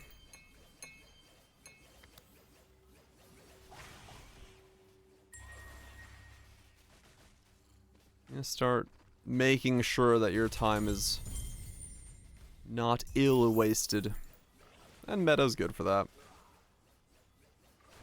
And it makes sense. It makes sense. Like I said, if it's a if you're gonna be investing 200 hours into a character to be able to achieve your goals for the league, then yeah, you're gonna want to make sure that those 200 hours are proven spent. It's 200 hours wasted into something that ends up hitting a brick wall that you have to pay a bunch of taxes for to get rid of. Most people are gonna pass on that idea. Yeah, also UI friction is pretty heavy with like going to the hero rankings, trying to figure out what builds there, and then figuring out what items they're using and what prices they're going for, going through like 16 menus, trying to figure out what your passive tree is doing different than theirs. And yeah, there's a whole lot of layers there that do add even more layers of friction as a result of things. So yeah, it's a hard environment to want to innovate within. And then yeah, the fact that you can only have one thing open at a time and so on and so forth. I mean, it's the pain meta. I've taken comparisons of certain setups I've had and put them on MS Paint just to have a reference window on the side, so it's not wrong. But it's just that the UI of the game.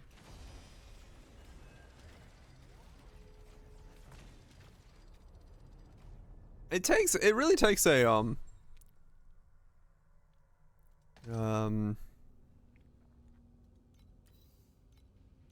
it takes a very specific sandbox to really allow for a sandbox environment. Only 3 billion, not like 15 billion similar. Oh, yeah.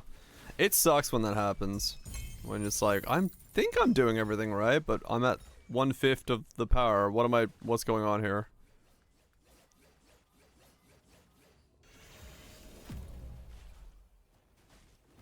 This is one of those things where this song has a horn in it for some reason.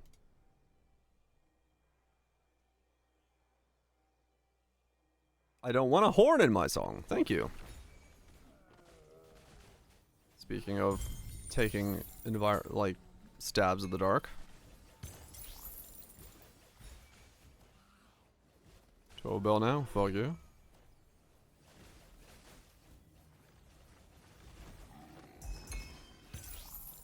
You can make it super easy. I mean, you can, yeah, true. It depends on what kind of sandbox you're going for, but yeah, like having a proper sandbox of builds and an environment where it breeds player creativity and like design rather than following a certain mold. It does take a very specific type of environment to make that work, and you know, very few games I would say actually land that environment correctly. They may have elements of it, but if you don't have the full environment, it can be very hard to get that kind of community presence off the ground to really make it so people feel like they're doing something unique and interesting rather than slight alterations to what is already there as an existing idea or system or build.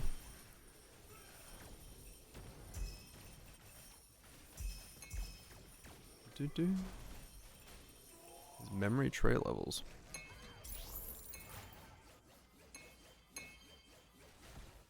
And also not every game is going for a uniform system or is going for that level of sandbox, you know. So you can look at something like Titan Quest and it's like, yeah, it's like 100% they're not going for that. Level 4, level 3, level 2. What? Huh.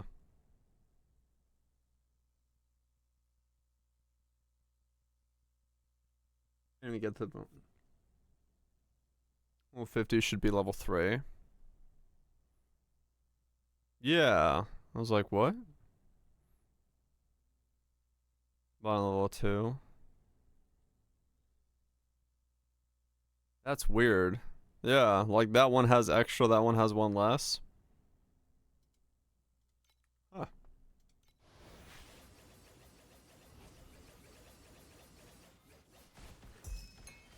That's weird. Good bugs. Good bugs all around. And that's one of those things where also having like a path of building is very nice for comparison between builds and between setups and understanding, like, you know, is what I'm experiencing a bug, or is it what it's supposed to be, or...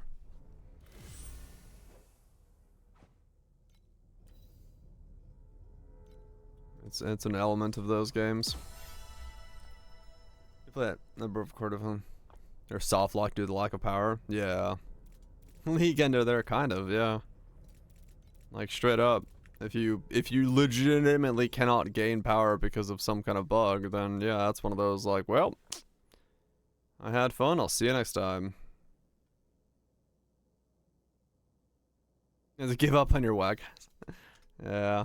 I mean, that's the worst though, like, you know.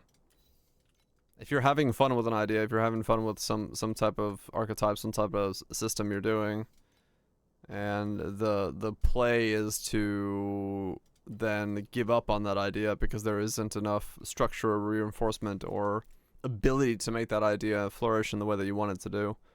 That is a problem for making an exciting situation.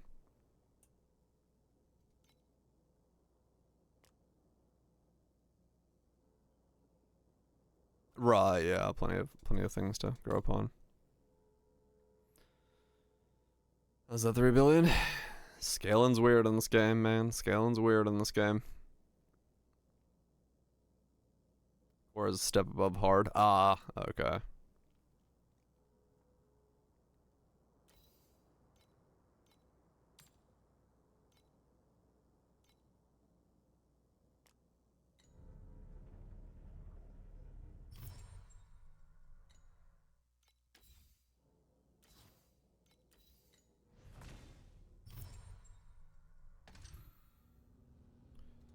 Do, do.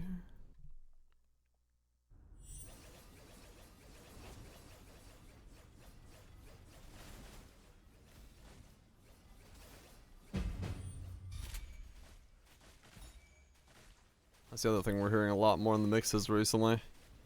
When music on the musical side of things, we're hearing a lot more whoops and sirens and horns and stuff. For some reason, that seems to be the other current trend in trance, is putting alarms and horns and honks and things. I don't know why. I don't know why that has become a thing in the last month, but it has become very apparent that songs are adding weird shit.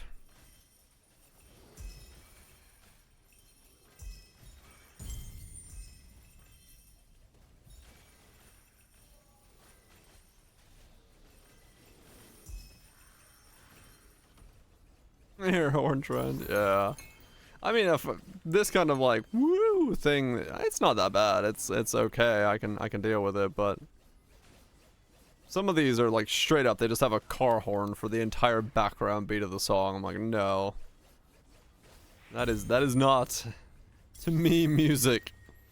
I do not want to hear the sound of fucking autonomous vehicles in a parking lot honking each other for 4 minutes in my head. That is not music to my ears.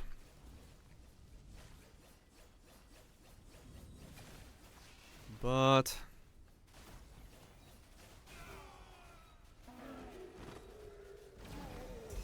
who knows? Maybe for somebody is. Maybe that's somebody's idea of the ultimate background beat. They've been sitting there in their office cubicle all day listening to the whoop of the horns of the cars and thought, you know what? Fuck it. Let's make it into a fat beat. And now we have the music of the car horn.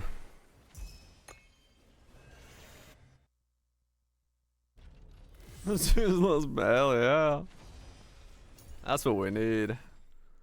We need more people adding that, and then we need like those like the rain bead things.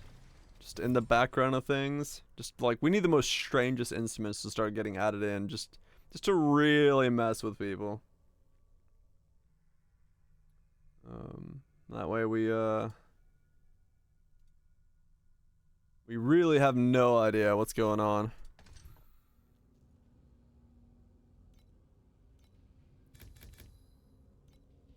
That'll be good times. Bring the police sirens. Yeah, I'm glad that trend went away.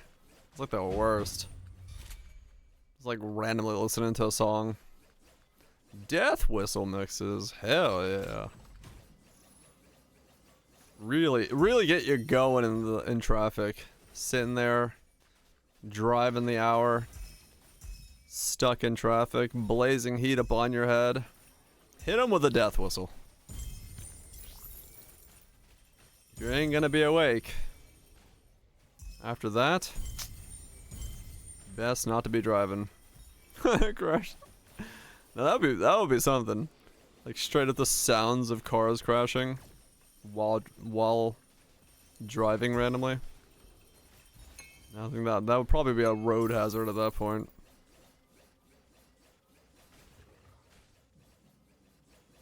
Of just like adding the random meowing of a cat. The sound of a blinker. That would also be good. Just something subtle, like the weird subtle noise of some. What the fuck just happened? Why did I teleport so far? Just some weird, yeah, subtle noise in the background. You're like, wait a second. I'm trapped in the trunk. Purely back audio, so it only goes to the back speakers in a car, and the sound of someone pounding on the trunk. This car channel. That would work on the newer generation of folks. Yeah, that'll be funny. Probably some of that stuff's like copyright or something. Can't just drop the Discord sound in a music track. Though it would be funny. That sounds exactly like the cat's whining in the other room. Windows disconnection sounds. Yeah, probably DJs don't, to be honest. They'd probably just slap it in there anyway. Sound triggers you? I have no idea. What is this? 459? Almost. Go.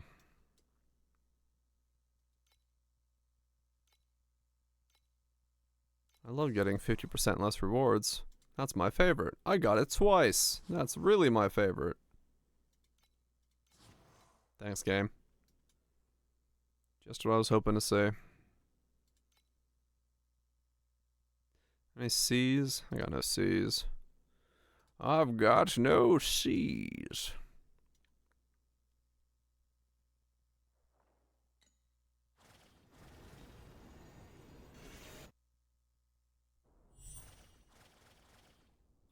Right, was that enough money to get a ring base? Yes. Alright, another ring base. Let's go again.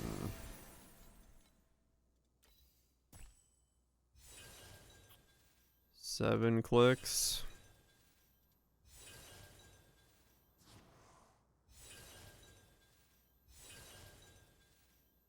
Plus one max focus. Cooldown recovery. Wonder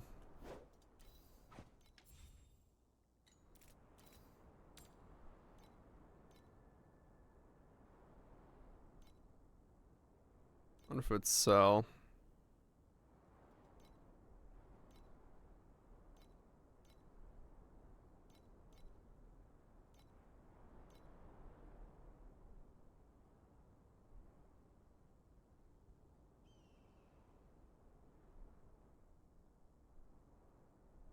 You've online the hall alarm. I see. Yeah, that max focus probably won't sell. If it had a better negative, I think it would have been okay.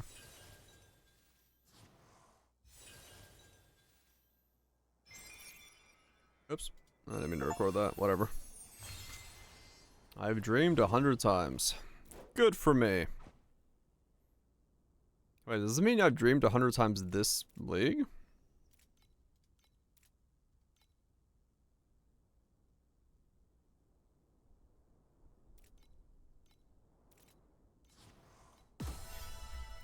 It's total. Huh.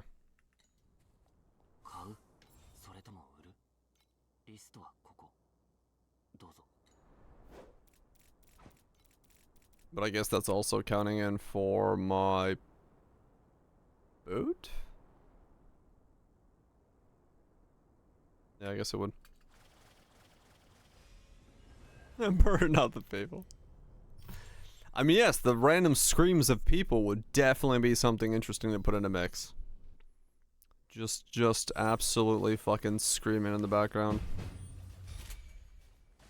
Would agree.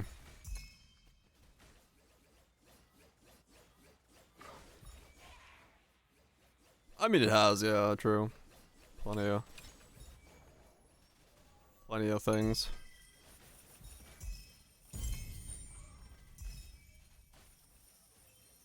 Goblin trope. Get to listen to the music of the people in town. Hell yeah. Definitely want to go mad from that. Every time you pop back into town. I'm trying to think of like, yeah, like video game sounds that I'd like notice besides like Zelda. I guess Metal Gear Solid sound, the fucking exclamation mark. That's a pretty noticeable sound. I'm sure there's plenty more, I just can't think of them off the top of my head.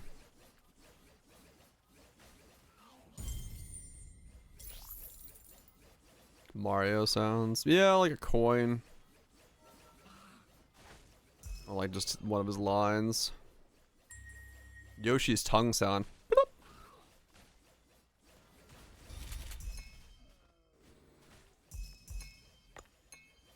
Divine orb. The tink noise.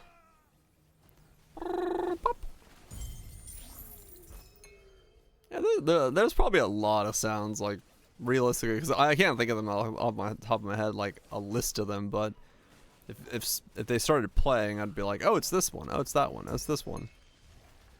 So you could probably catch a lot of them if you were to put them into mixes.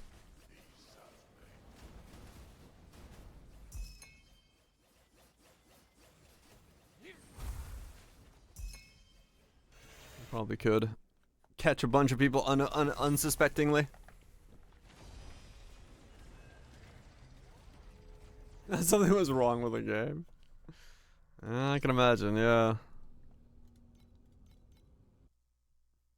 Down a detour. I want to farm. Snake. Colonel, I want to farm. What was it? Top 100 iconic sound effects? Alright, what do we got here? How long is it? 16 minutes of sound effects.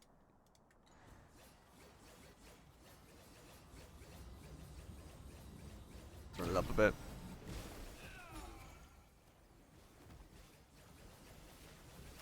Fucking Pac-Man.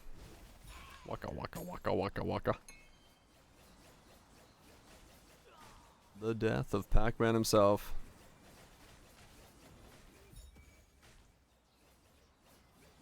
I mean, that's Mario. Boom, boom, boom.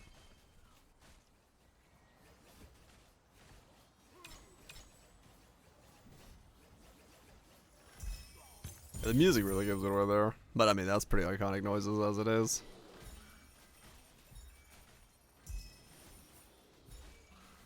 Mushroom noises there.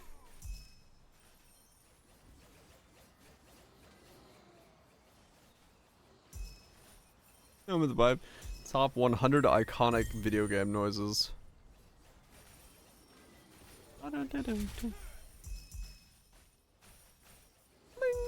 Coin noise.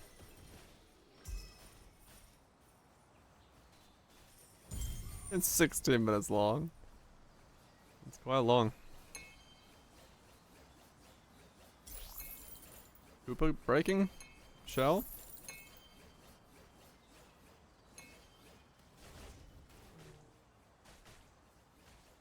I mean, yeah, this is a lot of Mario noises so far. It's got a mix, yeah. I guess the beginning of it is just like Contra?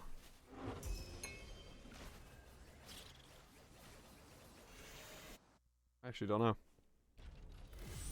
That's Mega Man.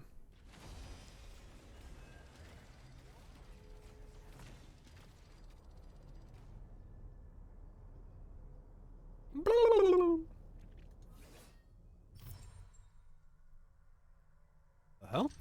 I don't know what that was.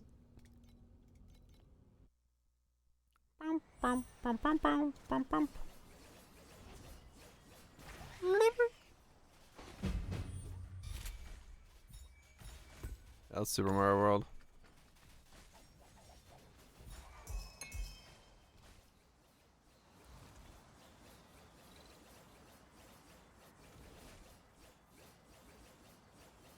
You'll be fine, Bits. It'll, like I said, it'll take you a while to get to it.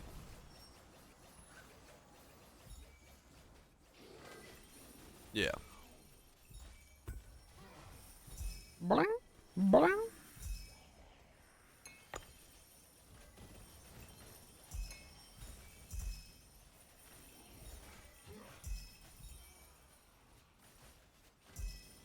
Sonic. Ring sound. Oh, that was Street Fighter. That's what it was. Okay, yeah.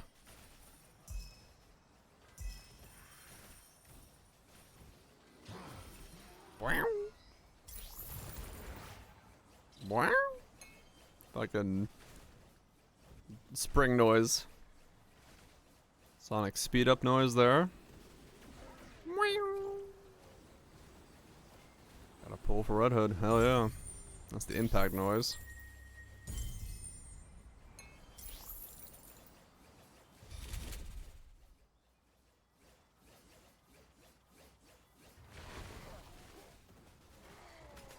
I think it is year related, yeah. Because it's going in chronological order. That was Kirby, yeah.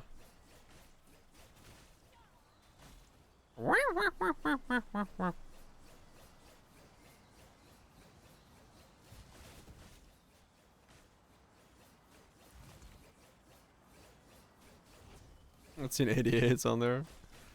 Some fucking Pokemon hitting hard. It's the life going down, isn't it? Yeah. That's that noise. Gen 1, low life.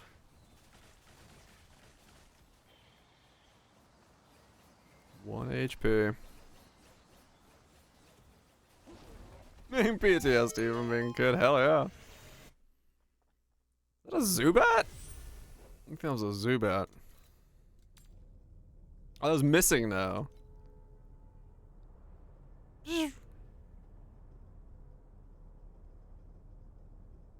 Super Mario. Ba-da-da-da-da-da-da. More coin noses. Yeah, Mario 64. I was just sliding on his butt, I think. The shh. Do do do do.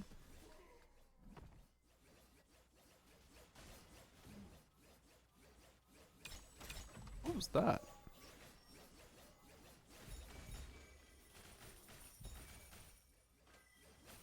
Aw.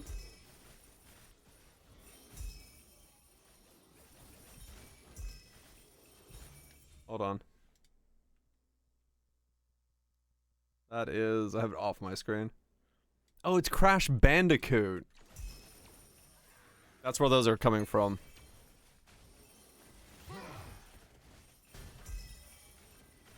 I'm the best. You fucking are. Now where's my green shells? That's the Diablo gold sound, isn't it? Yeah, that's the gold sound from Diablo. I do not have a spell ready. That was sharp. Oh, that's Seven's menu music? Or menu sounds.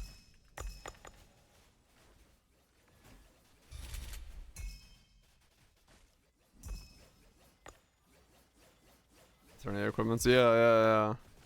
I remember that now.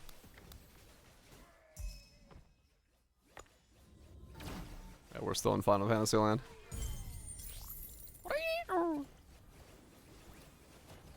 Chocobo noises. GoldenEye. Yeah, that's GoldenEye. The moment I heard that shoot, I was like, that's GoldenEye. That was the sound of GoldenEye. I don't know what that was. That's Metal Gear. What was that noise? The alert sound from Metal Gear. Colonel. Is in everything. Might be the universal sound for it. That's Half-Life. Right? Yeah.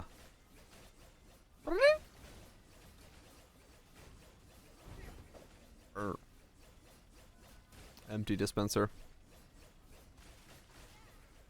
Yeah, that's Half-Life. That's the scientist. 2 PC games. We're getting there. That's the sound of head crabs?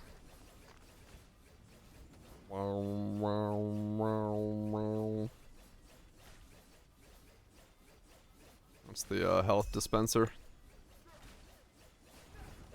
Dispensing health. Hey! That's Ocarina. Timing wise, I'm pretty sure.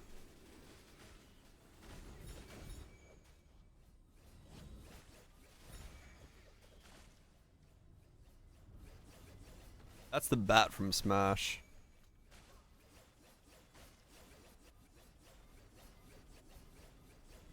Yeah, that was Smash. Kirby's Dream Land with Pikachu on it. The fuck was that?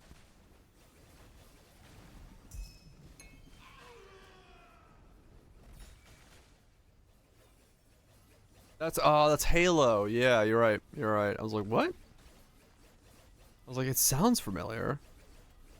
Yeah, you're right. That's Halo.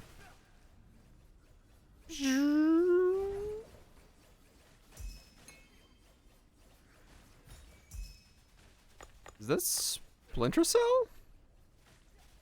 That's Tony Hawk. Was that Perfect Dark? I don't know. Hold on. Let me look. No, that was Splinter Cell. That. Yeah, it was Splinter Cell. I was like, what game came out that era? That's Splinter Cell. Cause like it's not Metal Gear, it's the other stealth game, so it's Splinter Cell. That was a Lee Enfield reloading. It's like that. Is this the first Call of Duty? Might be the first Call of Duty. No, Battlefield. Was it the first Battlefield or the first Call of Duty? Hold on. No, not Lee Enfield. It's an M1 Grand. It's an M1 Grand from Call of Duty. Yeah, it's Call of Duty's M1 Grand. The ping from the M1 Grand in Call of Duty. It wasn't Battlefield.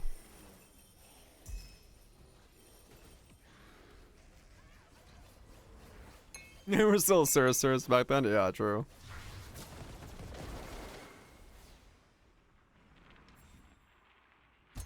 What?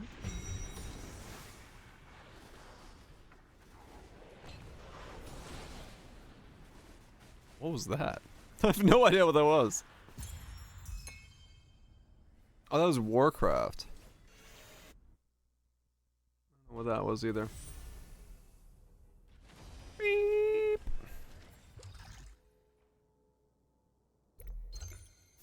Fucking more Mario Kart action. That was a level sound from WoW. Okay.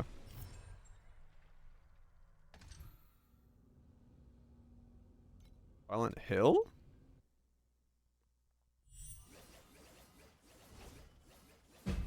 No. I don't know what that was from. Got more Mario sounds. Man, Mario sounds are like very distinctive. That was Elder Scrolls? Was it?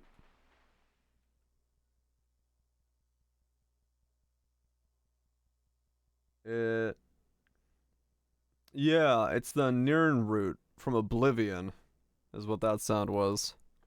Yeah.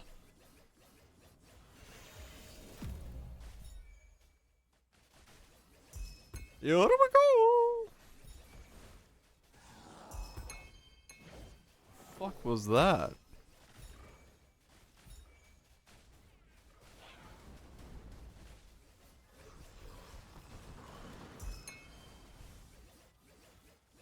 I hear tennis noises. Oh, is that Wii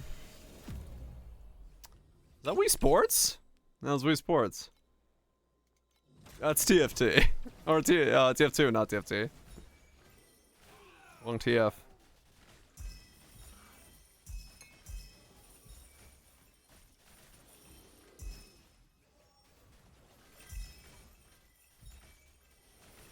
I don't know what that is.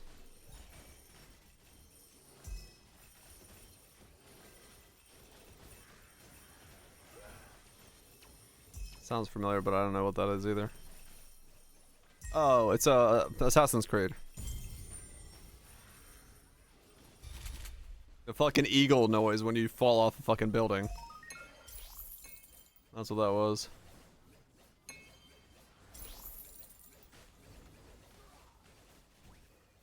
You can change them, yeah. You can take anybody out, but there's a 24-hour cooldown for changing it.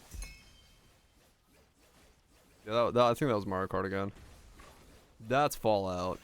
That system, I believe, in Fallout.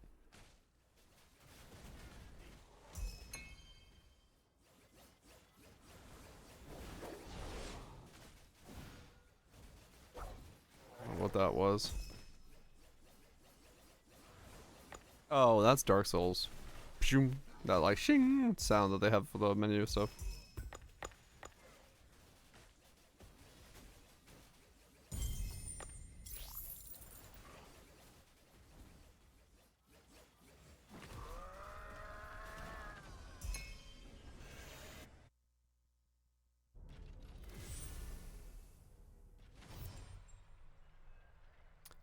Minecraft.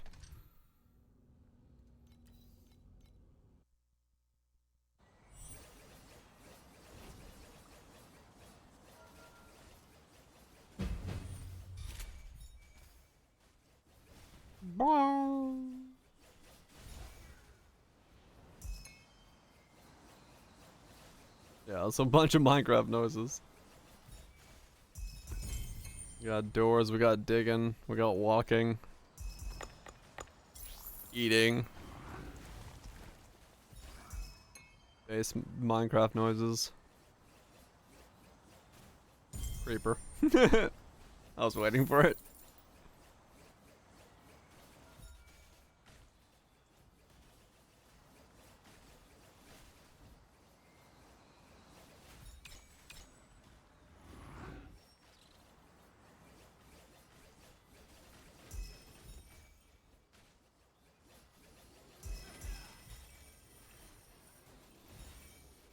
I have no idea what that's from. There's another silent shot. I think that's Counter-Strike. That's an op. Yeah.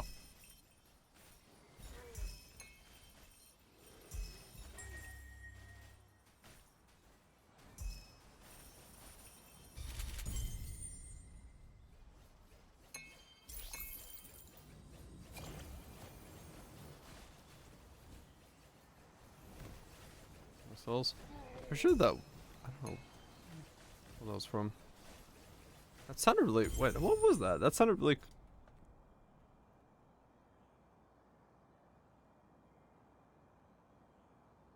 Oh, it's the death sound from GTA.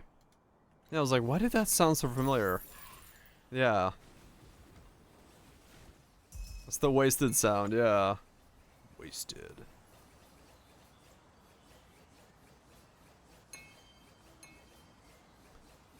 Bam. Bum, bum, bum, bum, bum, bum.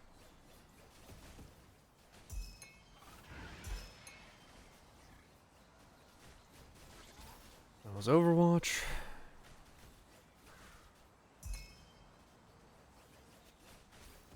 That's Fortnite.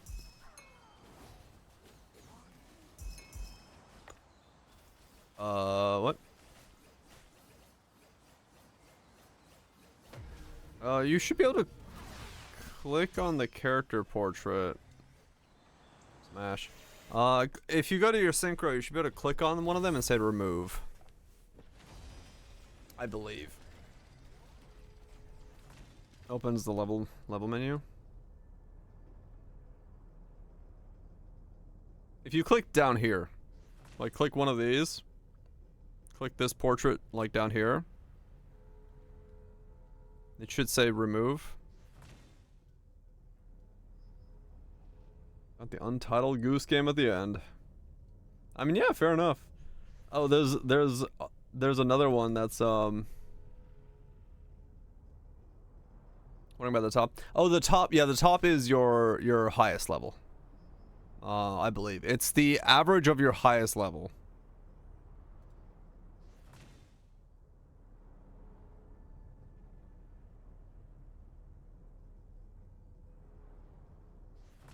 No, I think it's average of your highest level, if I remember right. What are you doing? Command and conquer its Iberian sun.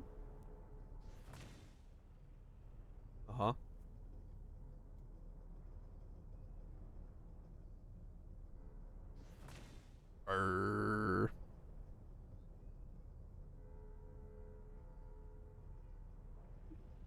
Good times. Hadouken. Shoryuken.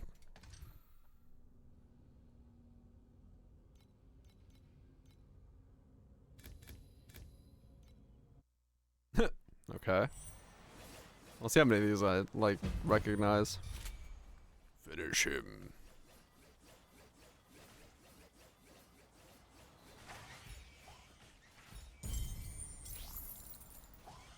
Whoopsie.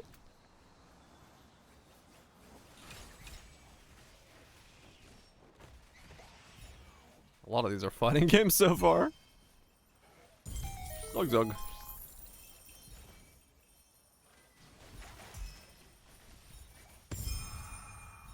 Oh, let it gum.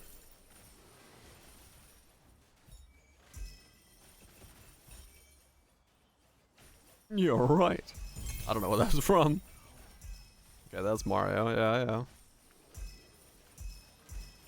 Here we fucking go. Mamma mia. There's a new one, yeah. It's the 100 iconic voice lines. That's Bandicoot, I think, again.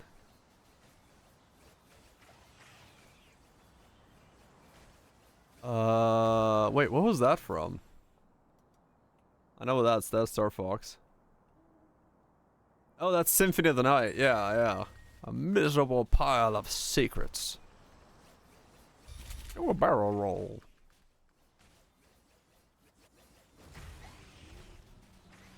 That's Fallout. Age of Empires. Yololol. Stay a while and listen. That's Diablo. We know that one very well. Old StarCraft. And its pylon requirements. Snake! Metal Gear. Oh god, I forgot the name of that game. Half-Life again? What's the base game? Zero Wing. That's what it was.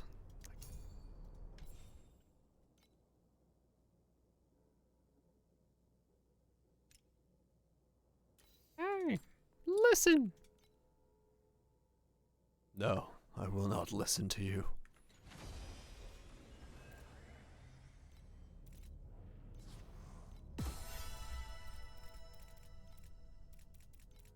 The hell was that from?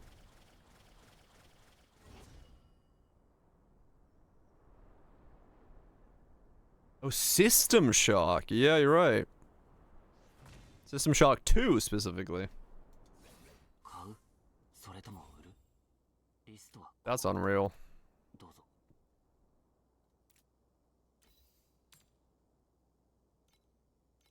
Oh. Ace Attorney. Objection. Or Metal Gear.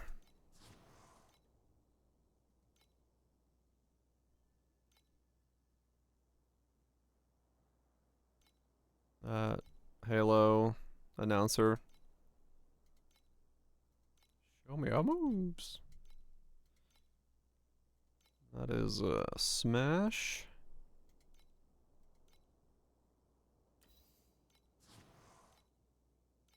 EK fucking fire.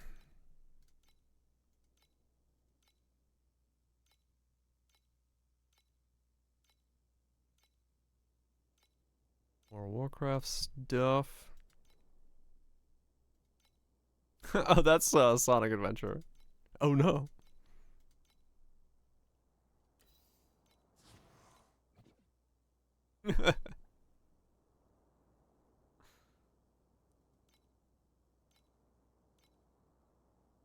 That's GTA. More CS. Yeah, Kirby's is like really.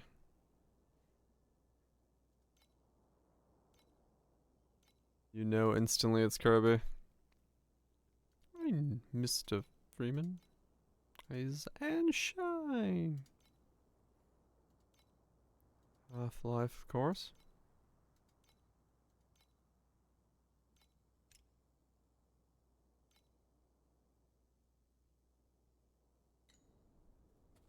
Never played them. You've never know. Stop, criminal scum. I was gonna say. I was waiting for that one. Nice cock.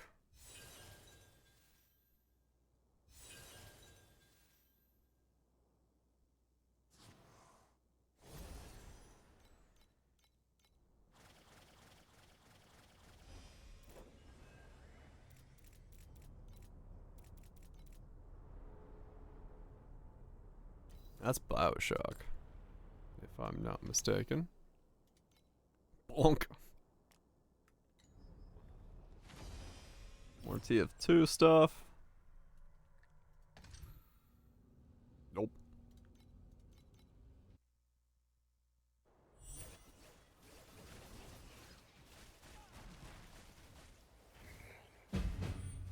Oh, that's Assassin's Creed.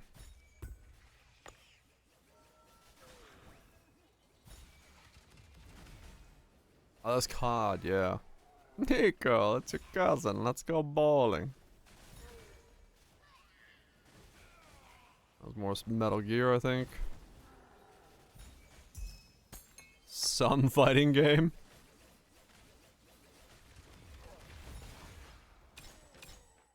Wait. I was gonna say, was that a League? Yes. Yes, it was.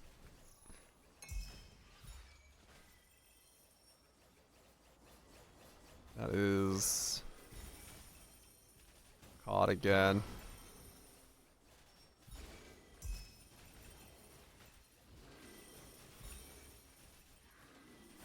It was Ezreal. That's what it was, yeah.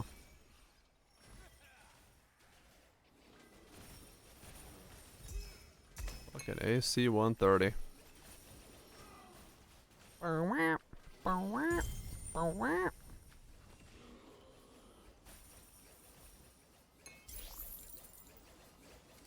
Ah! Mass Effect. Jason! I was gonna say, it's gonna say Sean next. Sean! Let's heavy rain.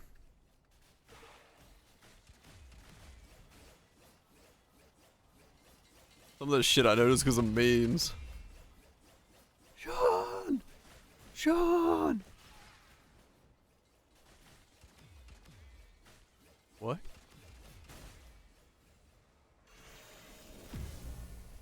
Portal.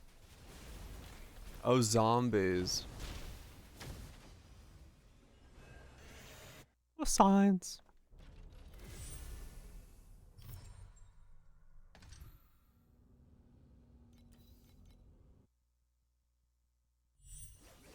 That sounded really familiar.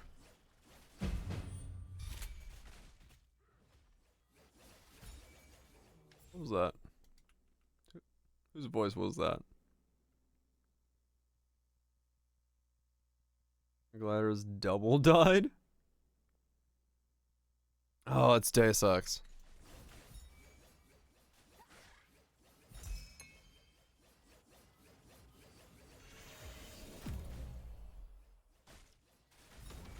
Fucking finally awake. Took a fucking arrow to the knee. What a life you've lived.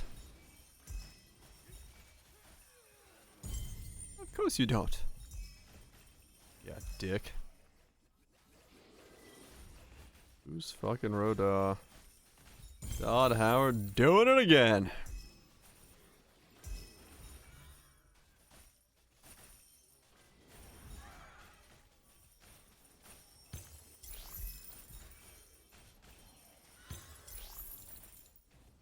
Shit, it's Far Cry.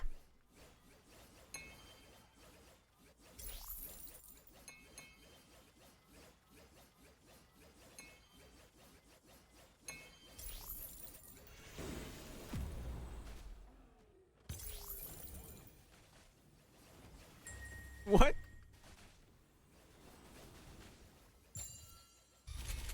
Hey, look, Hearthstone.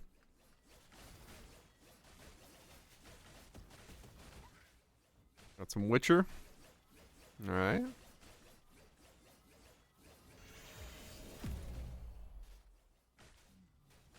Is that...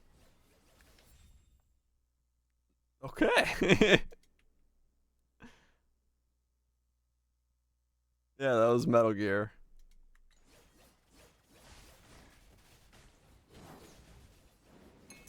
I don't know where the OES was from.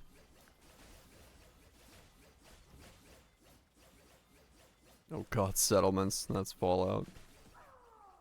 The cavalry's here!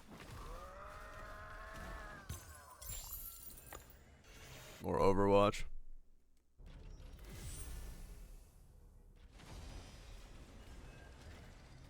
Oh, Preston's gonna give you a settlement, alright?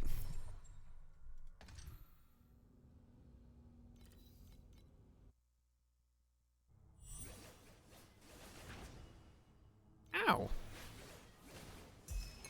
Get to the boat, boy.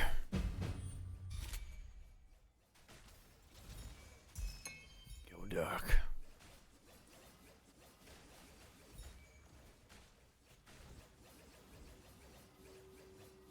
What?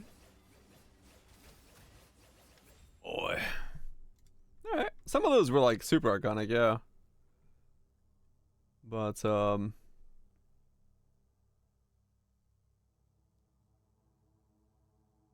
I was doomed to the shooting the hole in Mars. Right, that makes sense. Yeah, that was pretty good. Turns out, yeah, there was a lot more iconic lines than I thought there were. That I could pick up pretty quickly. Whether I've heard them through memes or anything else.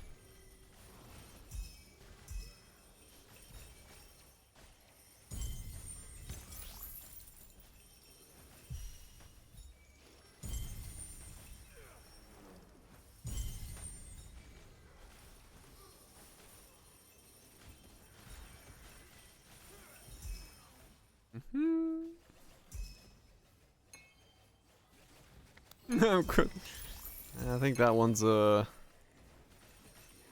specific to certain folks. I keep his new YouTube channel, I keep expecting him to say it at the beginning. Because he just says the beginning, he's like, "Hi, I'm Chris Wilson." But he doesn't say the end.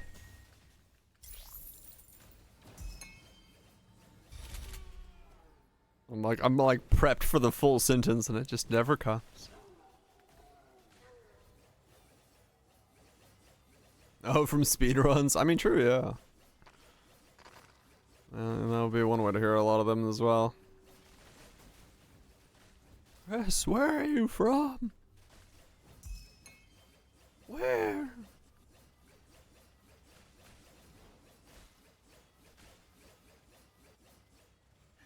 Just doesn't hit the same. Say the line, Chris. The line. Oh, PC. Right, yeah. Yeah, it does change. I'm Chris Wilson from YouTube.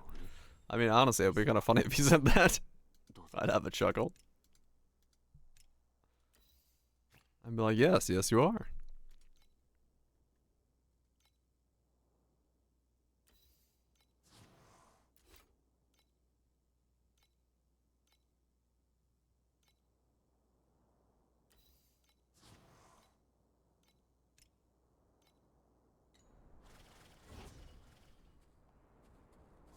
Right, yeah, just a different repository of games. I love dreaming. It's so much fun.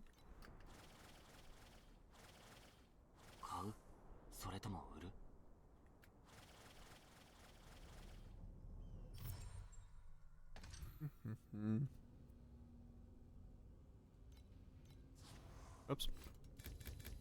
Wait. What are my cat girls doing? Never remember your dreams. True.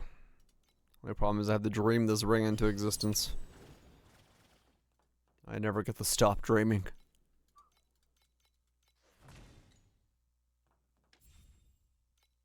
I don't know why I'm yawning so much today. I've got perma yawn.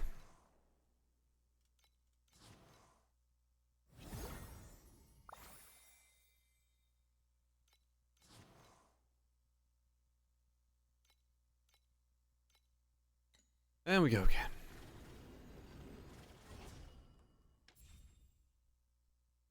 Those are all 2 hours away.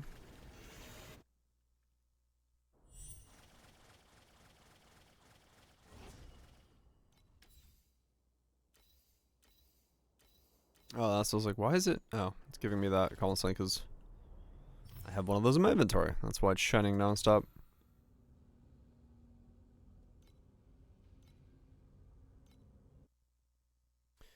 I have one of those in my inventory, so it's constantly reminding me, by the way, you could run a vault.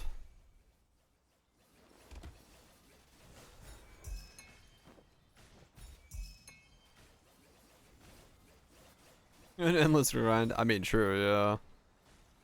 It could be that as well. Could have something to do with it.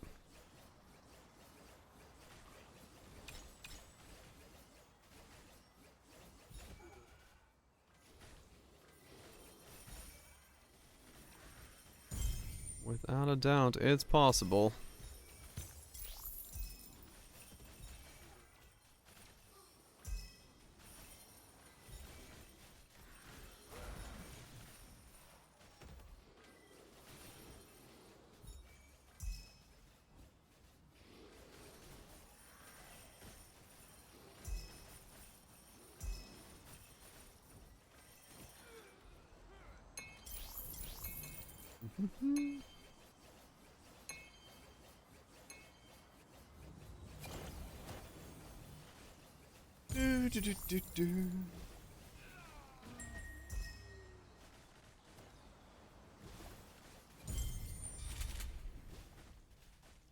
Just Just AFK farming.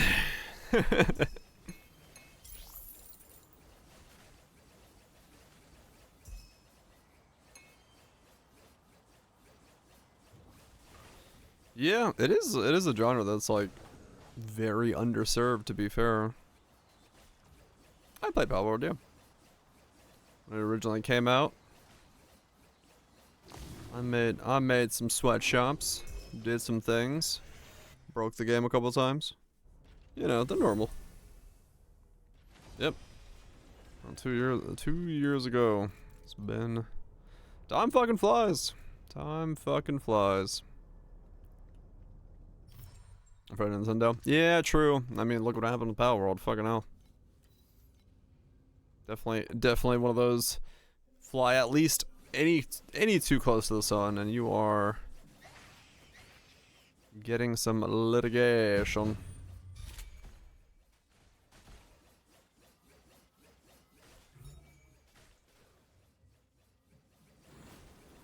Which kind of sucks. Because sadly, Nintendo does so little with its fucking thing. There's so little evolution within the genre, and the quality of their games is for Pokemon is, well, not great.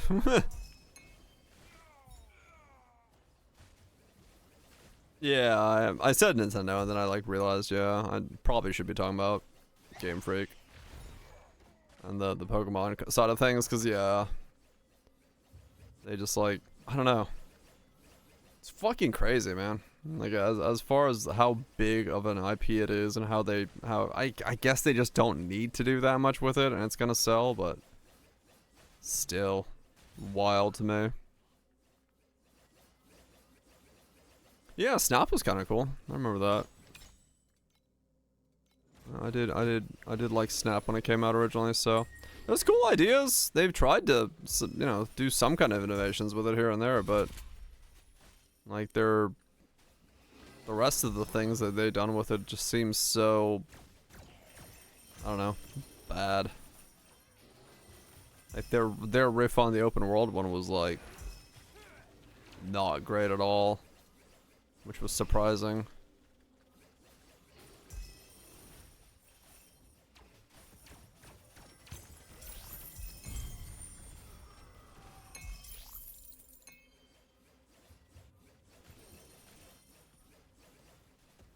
Yeah, right. It sells like crazy without innovation, so.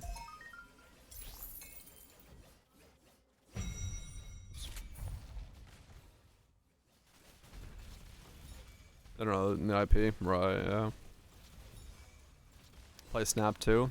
Yeah, true, that was a thing that came out. I remember a couple folks streaming that when it came out originally. I don't know anything about it.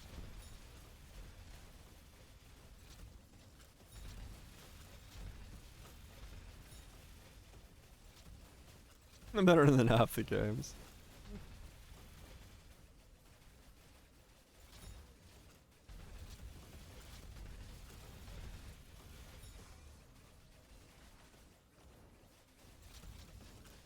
But it is what it is, yeah. If it's printing them money and they don't have to put that much effort into making games for it. I guess business-wise, it's the right call, but it does feel like one of those situations where you'd want to use the limitless funds to just fucking really make some good shit.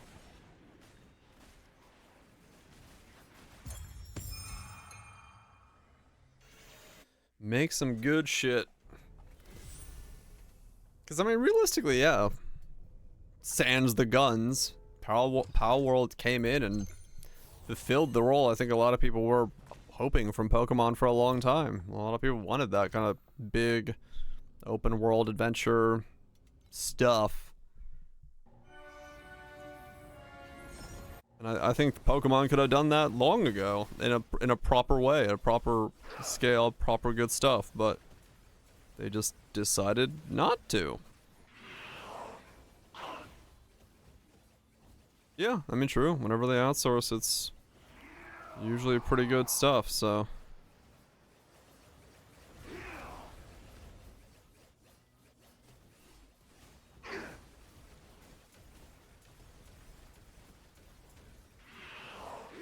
Make a good game with, yeah.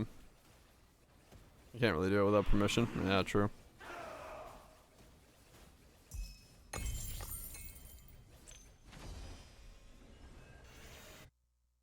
Maybe they're tired of being upstaged. Maybe. Maybe they don't want to fucking send it out to people because they realized, holy shit. If we keep sending out to different teams, they're gonna realize. They're gonna realize something. I mean, who knows? But Creatures Inc. and Game Freak Inc. Wow. Yes, it is a three-way tie. I don't know. It just feels like one of those things where I don't understand how Pal World peeked into the punch on making a good open world game about creature collection when they had like everything ready to go. Like they should have 100% had that in the bag from the start, but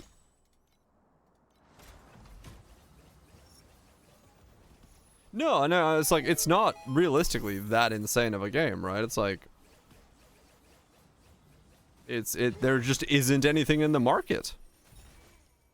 So getting even a hint of that idea, you get people being excited.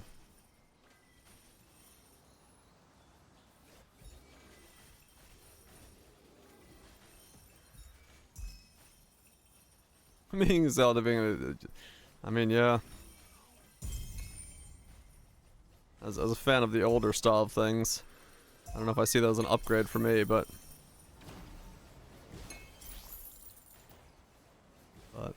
yeah, I don't know. Just crazy to me that it's so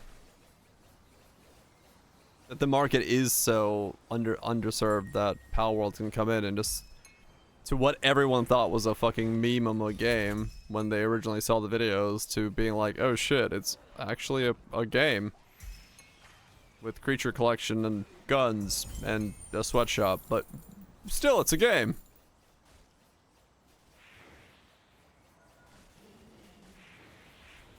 So yeah, it's crazy to see how something so straightforward that Pokemon should have done is then done by something else. More of a game, yeah, straight up. There was 100% more game there when it originally came out than there is of TQ2. That's just how it is.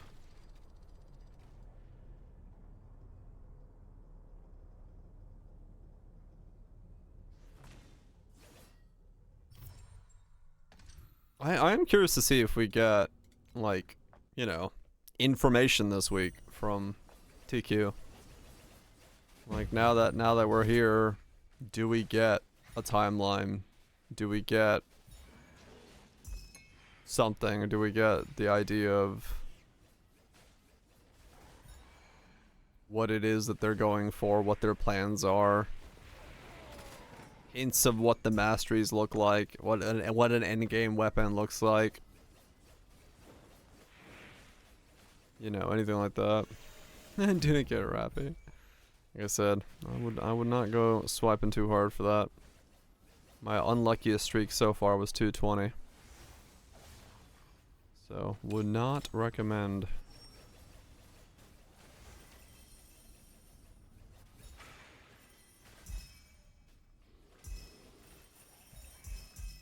Unless you meant the skin.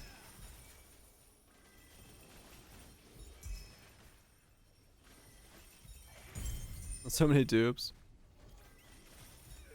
Oh yeah, that was on a targeted banner as well. That wasn't even on a regular banner, true. I don't want to know how many pulls I have of the regular banner right now available to me. I must have like a fuck ton. I have zero idea. Too many is the answer. I just haven't been using them in a long time because I haven't needed to.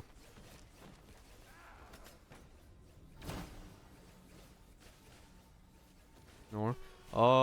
Yeah, Nora's actually used in comps.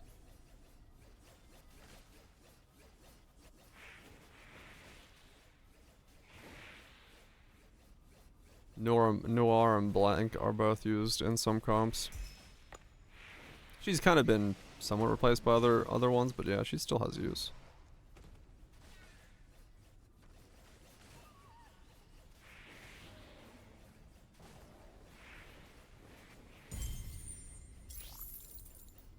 Block as well. Yeah, they've got combos. They use them.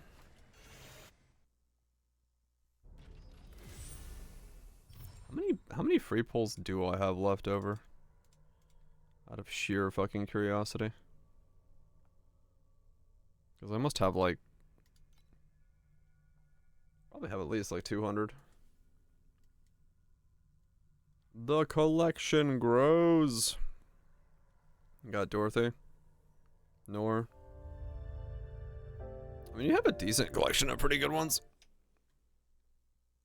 Yeah, I was gonna say, you have a comp there. You actually have a really good comp already. That's funny. Alice is really good. She's used in a lot of setups. But yeah, I think, what is it? Naga, Nor, Dorothy, Scarlet. I know Mermaid's used in places, but I actually don't know what her combo fully is. Is Mermaid, Rupee, Shadow, Alice, and Helm? Oh, it's that one. Okay. But yeah, Naga on Bunnies is also really good.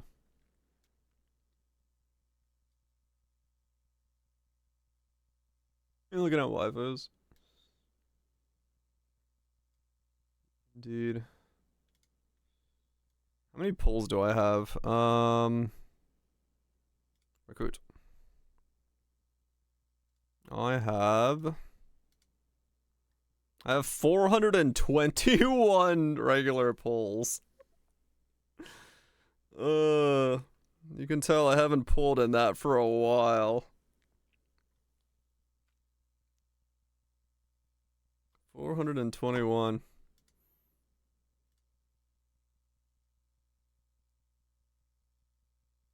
I buy more pulls. Like I said, I own everything.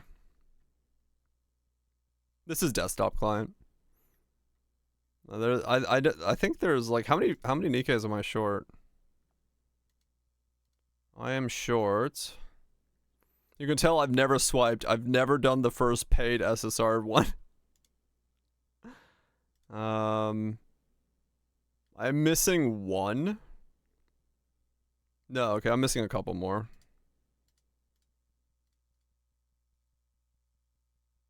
So I got 5 missing from there.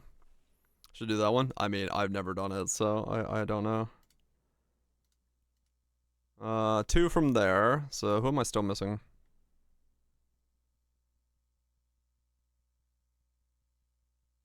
Too many houses.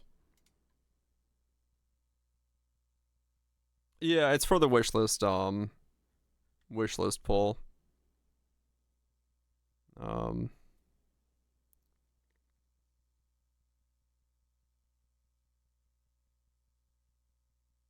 That's who I'm missing. I'm missing 10 of the total Nikkei's left over.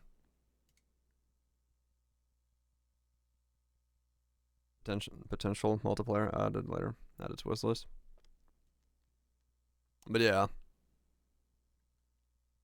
I have 420 pulls for that. But yeah, I used three golden tickets to get my background. I like my background.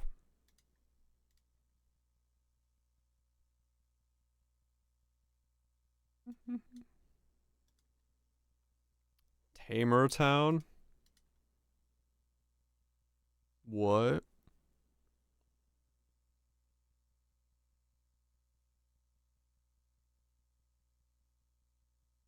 Did they hire their musician and be like, how close can you get to Pokemon without being Pokemon?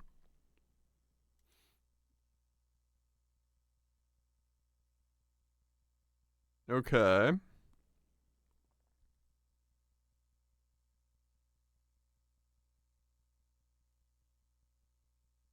So it's a town management game that also has...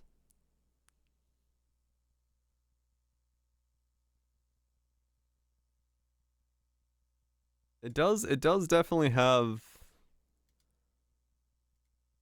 it's in 1080p, but the video looks like it's like not high quality. Why are we on a random boat? What the fuck?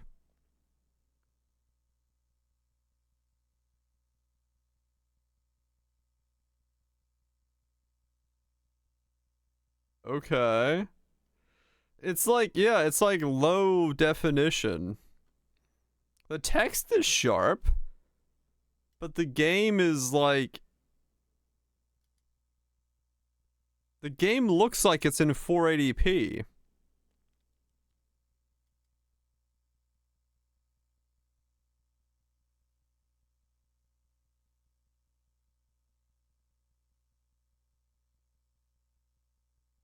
No, it's not a Steam problem. Or it's not a video problem because the text is sharp.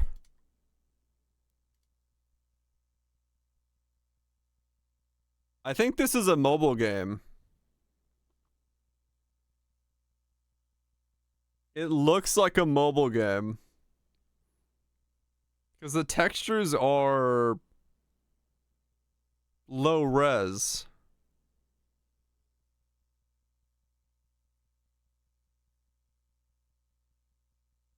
Yeah, the textures are like weirdly low res.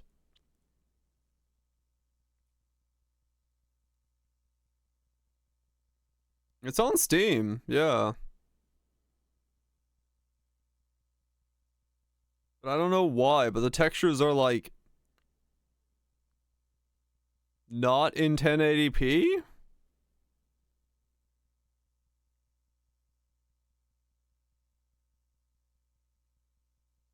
It's just such a weird thing.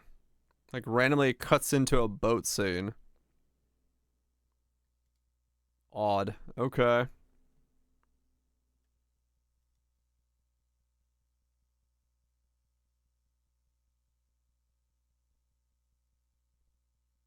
There's like no gameplay whatsoever. Because like it doesn't ever show you what the gameplay looks like. It's just a highlight reel.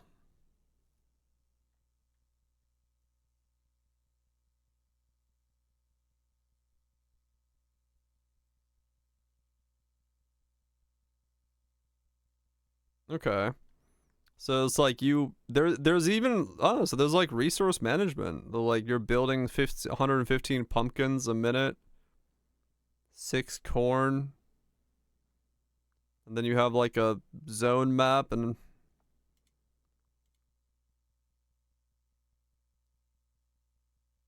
then you have like an over water section.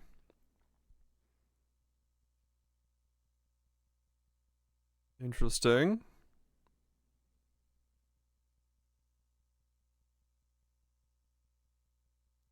There's like a battle thing. Huh. I have no idea what this game's... corn. Weird. Look at the recommend specs. i5 440, 8 gigs, 670.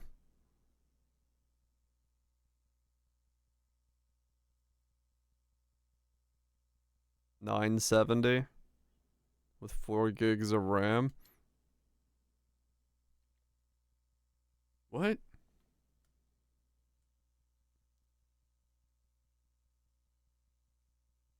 Yeah, I was gonna say, I guess it's purposely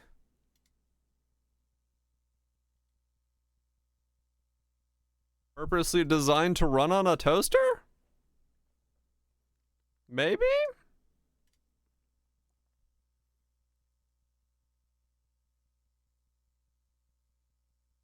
Maybe? Odd. Very odd, I'd say.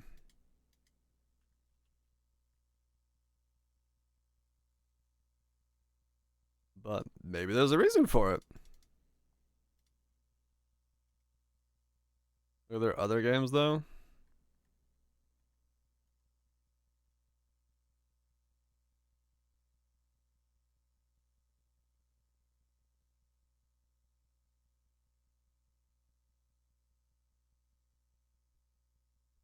Other publishers. Oh no, same thing.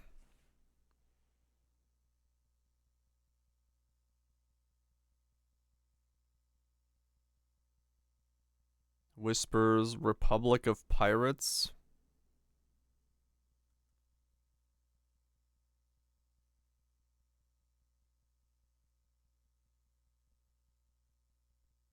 Oh no, they're publishers for those two.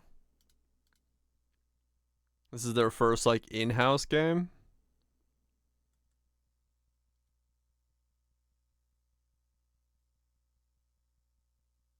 Or they're the same thing. The Brave Furries.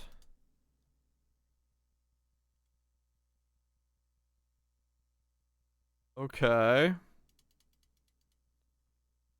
They went from a point and click to a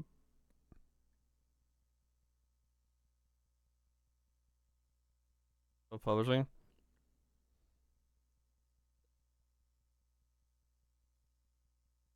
Weird.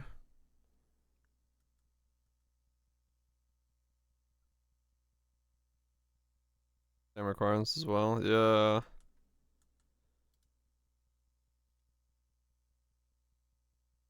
What are these guys?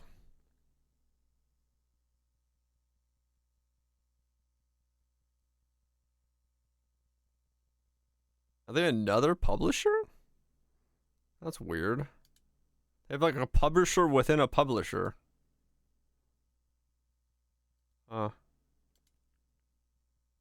Odd.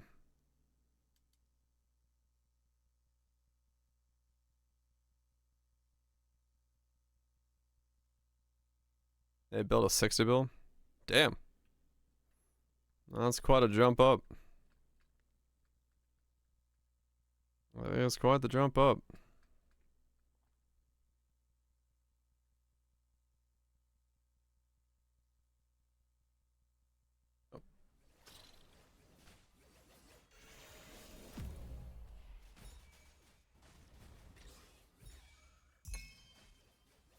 Yeah, let's race. It was exciting in the beginning and exciting in the last 3 laps. Beyond that, oh boy.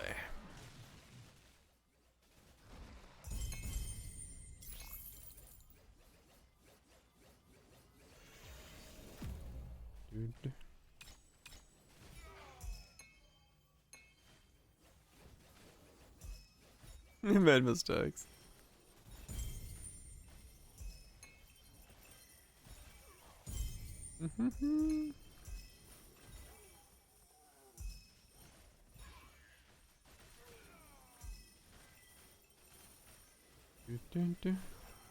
Yep. But you know, I'm in a good way. It was good that Lando went on the Ultra Run strategy because we at least did get some racing on the end there. So that's that helps a lot with that. And then whatever was happening to Leclerc's car, hopefully gonna get fixed. Because otherwise we could have had like a nice 3-way battle maybe. Fix your sleds, get some attack speed weapons. Yeah, that'll do it. Yeah, any scaling, you know, factor you can tweak can all of a sudden open up a lot of more pathways to doing stuff. I would love to have a lot more pathways right myself, but yeah, I just need this stupid timid ring, which is yeah, not happening.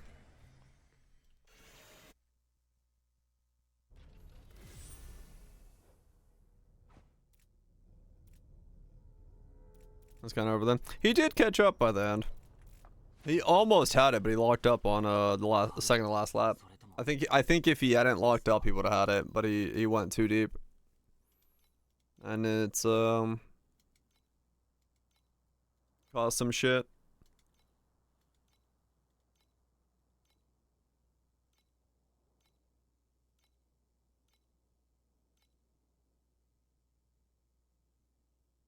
Souls-like fishing creature collection.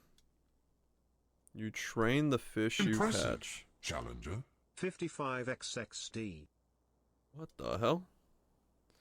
Nuts! Thank you so much for the 55 months. Appreciate you sticking around, support the content.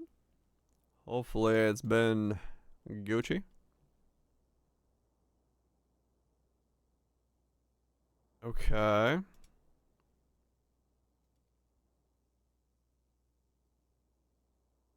What the hell?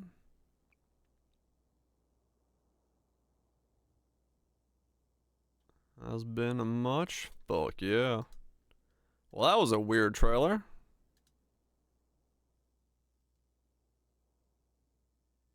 Wait. An error occurred. Okay.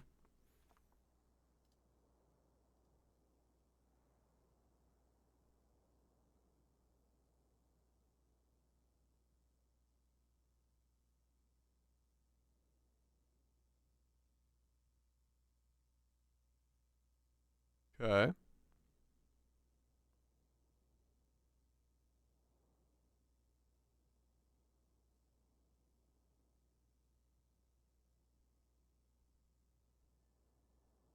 They really like chromatic aberration in their trailer.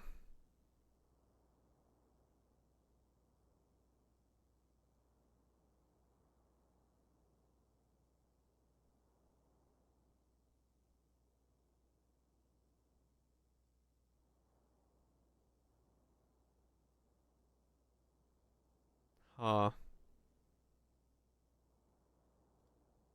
Okay. Weird. Next fishing again, like so by blending Souls-like combat mechanics with Pokemon-style creature collection.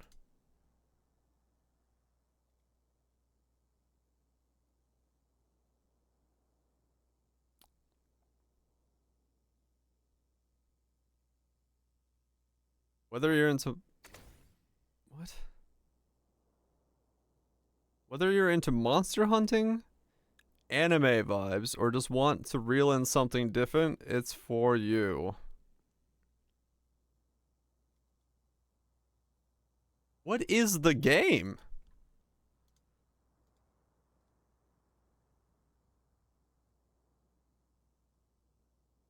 Okay.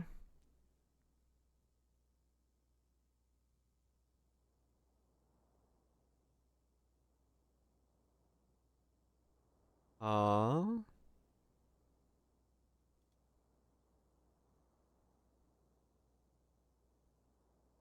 yeah, I'm definitely getting the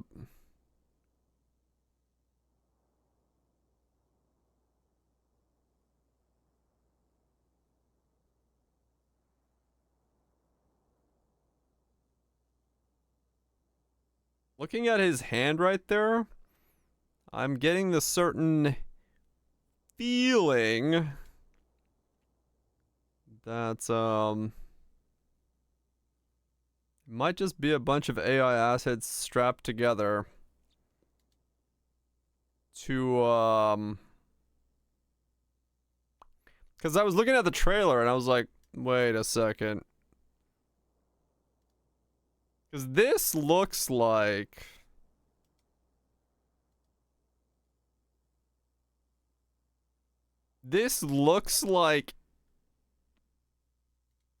like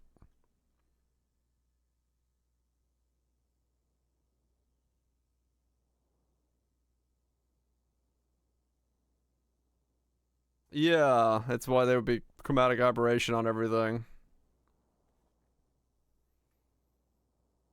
Does it have the disclosure? I don't know. Torchlight, I was Titan Quest 2. It was generic. I got a video on YouTube if you want see the whole thing, but yeah, realistically for me it was just a very generic game.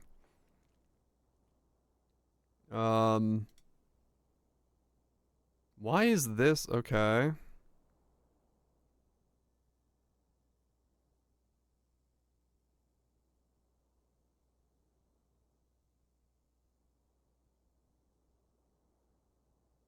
Where does it even say if it was to be AI?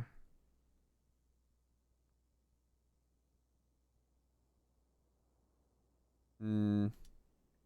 You'd see it. It's full block. Okay. As an independent developer, we want to grow together with the community by releasing our game in early access while developing the game. We can aim to shape it to your feedback and ideas. Right. I don't know. This looks very...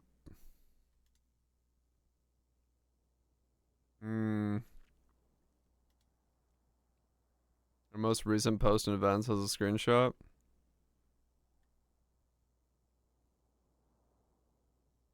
The same exact statement? Yeah. Where do you even go to see events nowadays? Community Hub?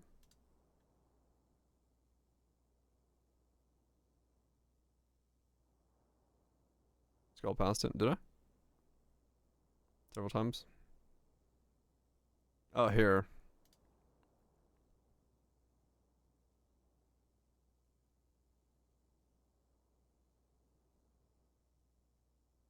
Okay. Oh yeah, same.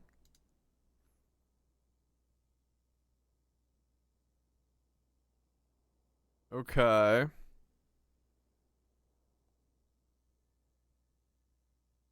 I'm confused. Are those...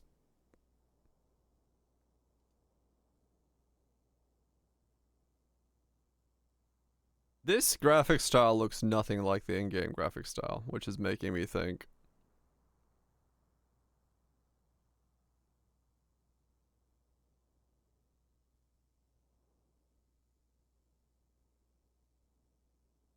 The menu video, last one. Is this one? Or this one?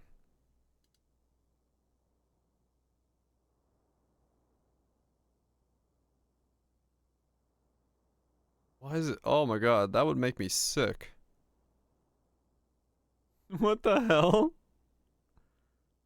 Why is it jiggle like that?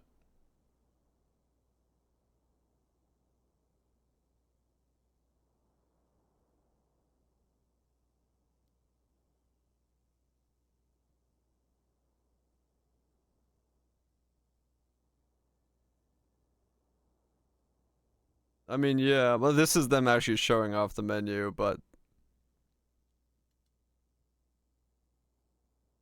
I don't know.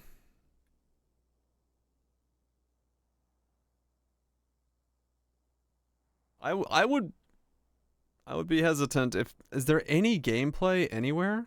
Do they have a gameplay video? No, there's no gameplay video whatsoever.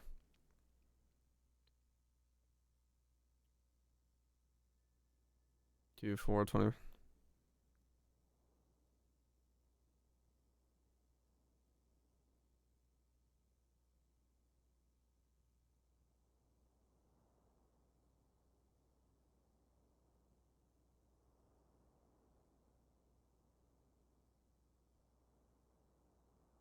Okay.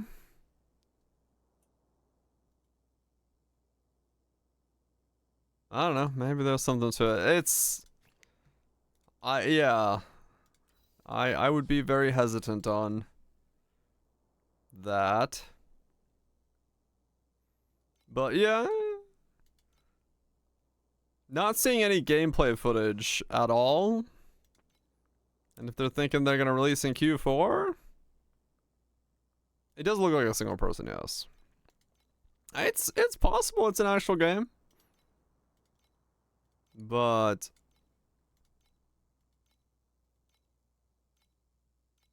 I feel like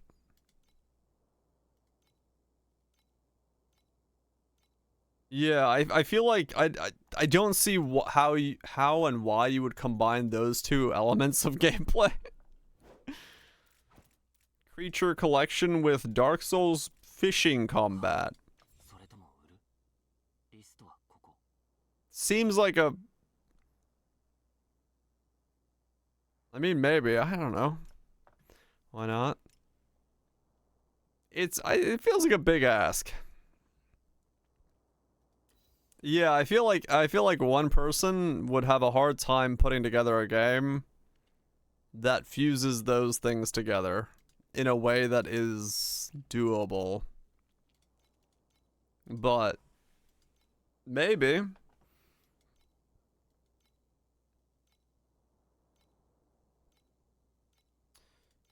It's possible it works out. I do wonder about the art though.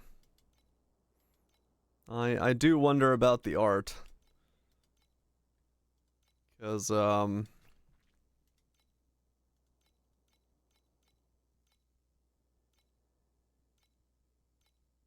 does seem like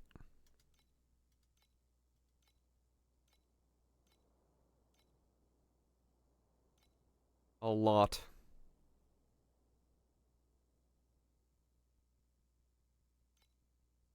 Did it move? Could be just reading too much into it. Very possible. But we'll see. We'll see if something comes out.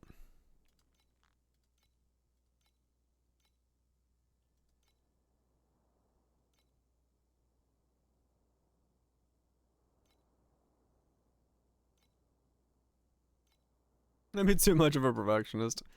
I mean, my thing is like,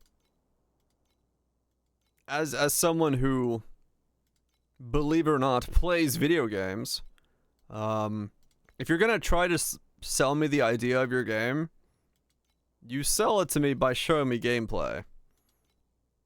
The menu is not what I want to see. So kind of hard for me to like look at a game and be like, "Ah, yes, game." It's an artist who wanted to create a game. It's possible it's that way, which would explain way more because then I could see it. I can understand why it is the way it is. They're going for like a more simplistic game, but they're doing most of the brunt end work on the art. So it's possible. It's possible.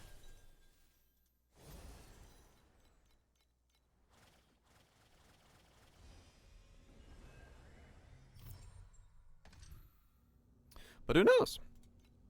Who knows? Totally not real. Yeah. Seems like an ambitious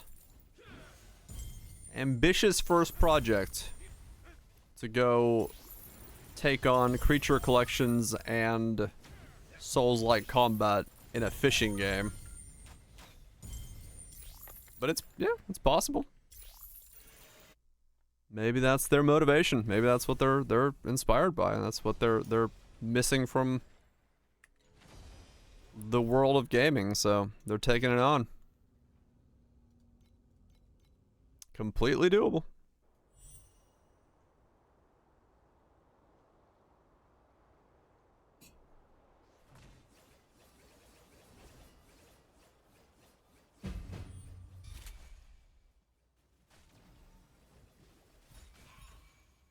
They've got more. I mean, technically, yeah.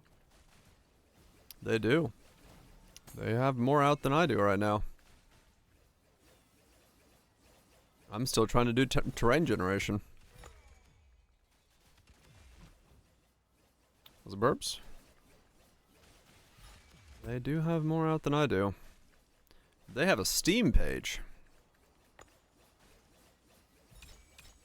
I won't have one of those until I got gameplay. Who knows when that's gonna be.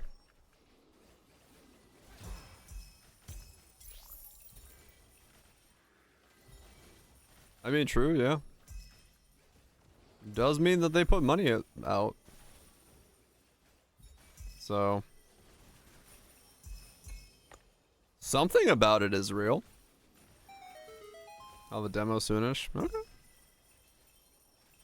Might be a completely legit game. Yeah, I watched Chris's video. I did see it.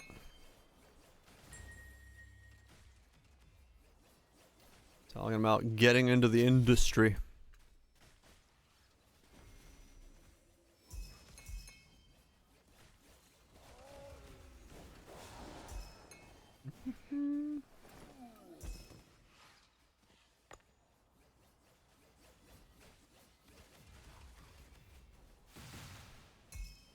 I need to, hopefully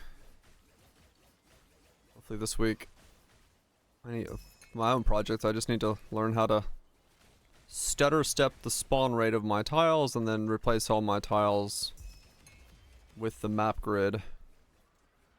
And then I'll have a map generator or a level generator. That'll be kind of cool. I'm excited about that.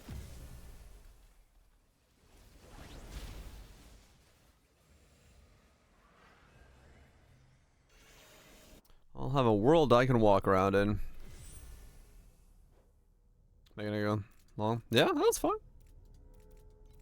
Power to them. Hopefully it works out. I'm just, you know, too jaded from years of seeing games that are questionable. Hop up. So I see something like that, I'm like,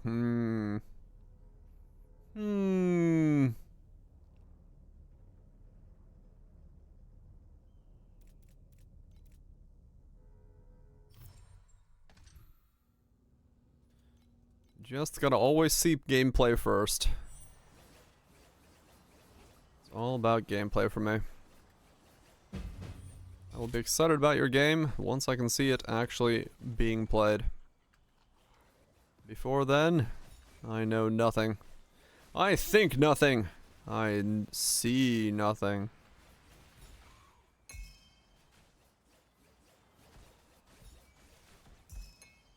You're not ready.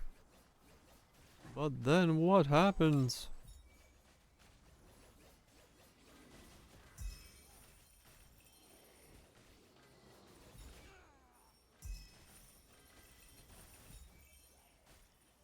Yeah, I mean, true. People are doing it. We got a town management game, a fucking fishing Souls-like game. I'm sure. I think there was a card-based creature collection game I saw a while back as well. I fished it up, true. That is true. I was not the marketing designer. Though I will say that main menu, like, yeah, that would make me nauseous. That is a main menu that it needs to not wiggle that much.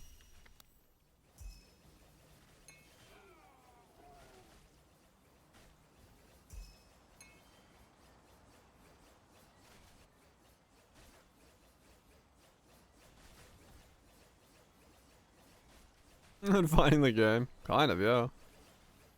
I mean, there's probably hundreds, if not thousands, of games out there that are really fucking good. It's just you can't find them.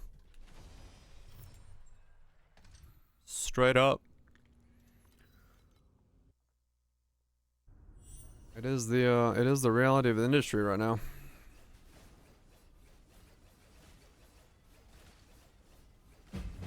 It is very, very difficult to find the games of the good.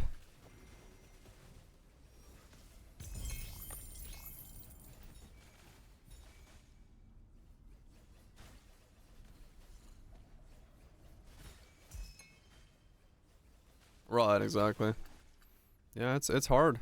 It's hard to find. It's hard to get the game in front of people's eyes. You know, it's that alone is difficult. Because I mean, there's so many. Like, my inbox is full of like 3 new games a day that are talking about like being released or coming into early access or something like that. Like, I get game emails constantly regarding stuff. So it even when you're directly talking to a content creator or influencer who could reach your game out to audiences, you're still competing with an insane amount of games, even at my size, so let alone someone bigger than me. The breadth of games that they must be getting is just ridiculous. So yeah, that's because Mascot removed him. True.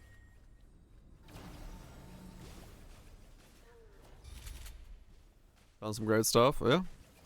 Yeah, sometimes there are. Just like I said, they just gotta somehow get in front of you. But it can be really difficult to do that, you know?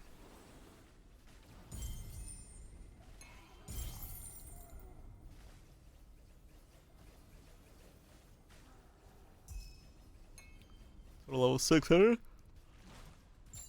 Fuck yeah. I don't know why I'm so yawning today. What the fuck? What has happened? What has happened to my ability to breathe? I'm like constantly fucking yawning. I'm not tired. I'm just, for some reason, just yawning. Not fun! I do not enjoy that. Do not enjoy that at all. I'll go with a different game tomorrow. Probably.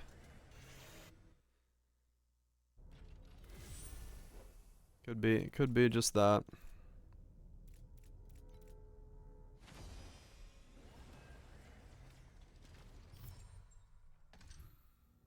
Maybe. Maybe the perspective of trying to get this timid ring is doing some of that, yes, we'll see.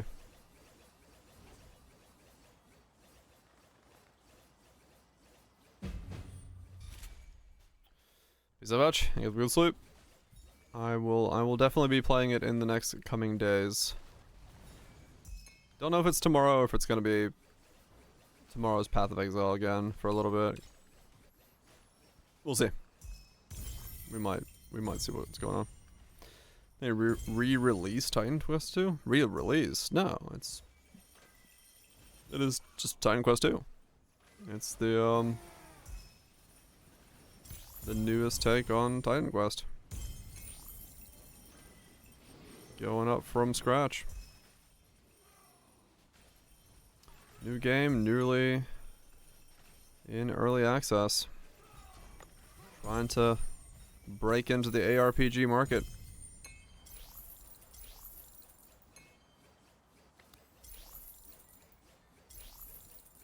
Is there a remaster of 1? I don't know.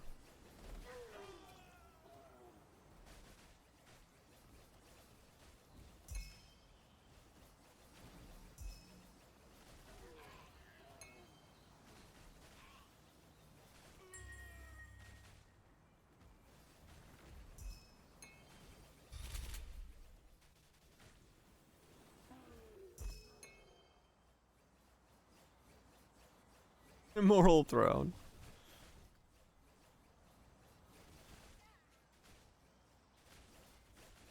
Gotcha.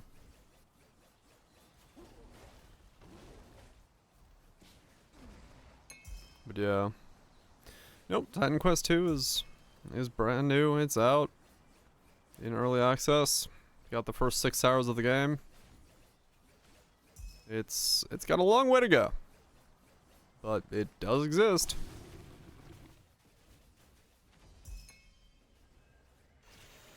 It does exist as a game.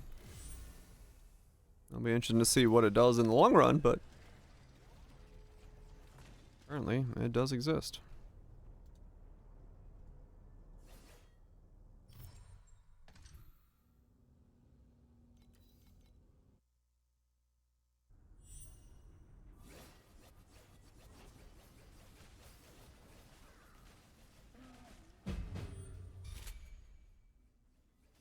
I mean, yeah, it did. I was actually thinking about that last night. After stream, I'm like, yeah, that weird card thing actually had more complexity and content at launch than this did. Which, yeah. I don't know.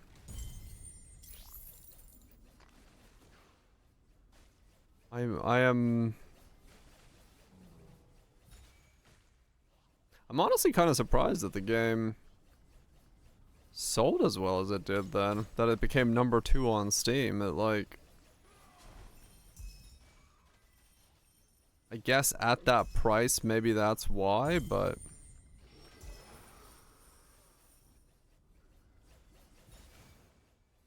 Of a mage tower in Oblivion. Become the king of mages.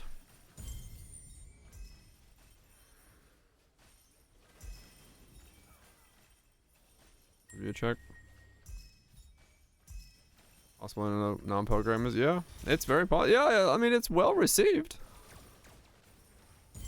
Like we were talking about earlier, but I think it's like, yeah, I think for generic baby's first ARPG, I think it makes sense, but I didn't really think it would have like that level of impact of so many people buying it.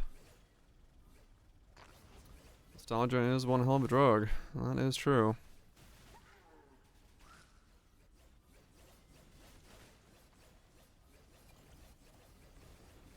But I mean, I guess, you know, if the company was looking to boost up funding, they definitely succeeded in that regard. I don't know if that's what they were doing, but it kind of feels like they were. Maybe we're just old. Could be. But yeah, hopefully they do something with it, right? Like I'm not hoping the game bad or anything like that. It's just like it feels like, I don't know, the game for how much gameplay there is, it feels like it's surprising to me.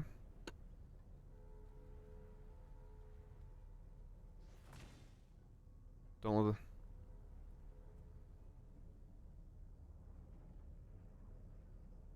even its current state is much better than Diablo 4. But it what?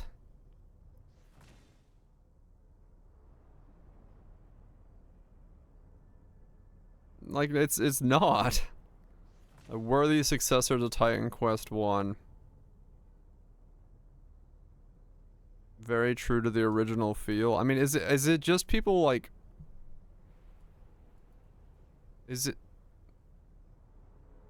just like is it just nostalgia? Like is it just a bunch of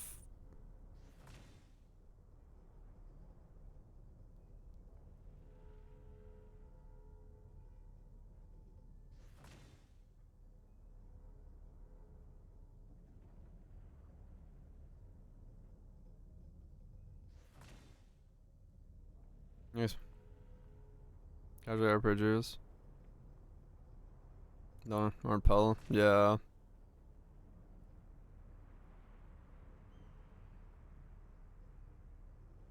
Yeah, like this. See, this is the weird thing. It's like recommended. It feels fresh beside the fast-paced competitors, but in total, it's a little too polite.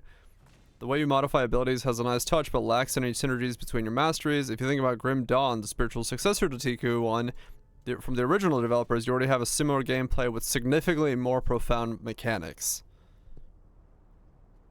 Right? Like, I guess, like, a lot of these are positive, but at the same time, it's like, there isn't much there. Yeah, is good. Performance is bad. Itemization is meh.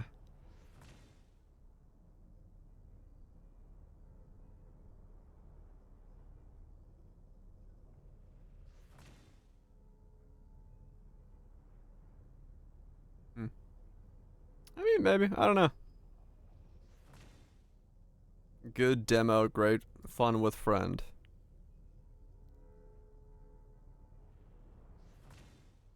Yeah, like everything in the good is not gameplay. You can't multiplayer, which makes this make no sense.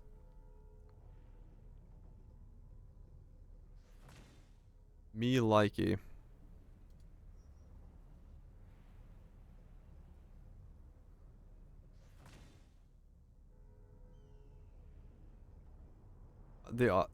This is an awesome game. It may only have 6 hours of playtime so far, but it's very fun.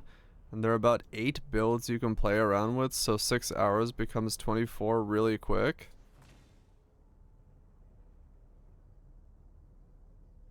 Okay.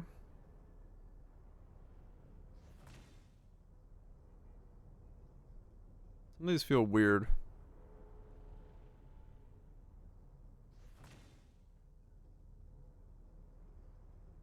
I played a bit of TQ1. And where all the drinks and taking from for Grim Dawn? Yeah. You do, yeah. But, like... Where did he get 8 builds? Where's this 8 come from? That's kind of odd. I'm sure there's more than 8 builds.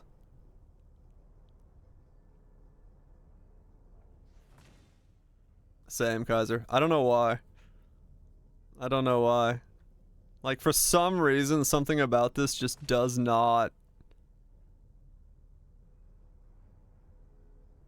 I don't know. I don't know why. I don't have no... I have zero idea why in my gut. I'm, like... really hesitant about the game.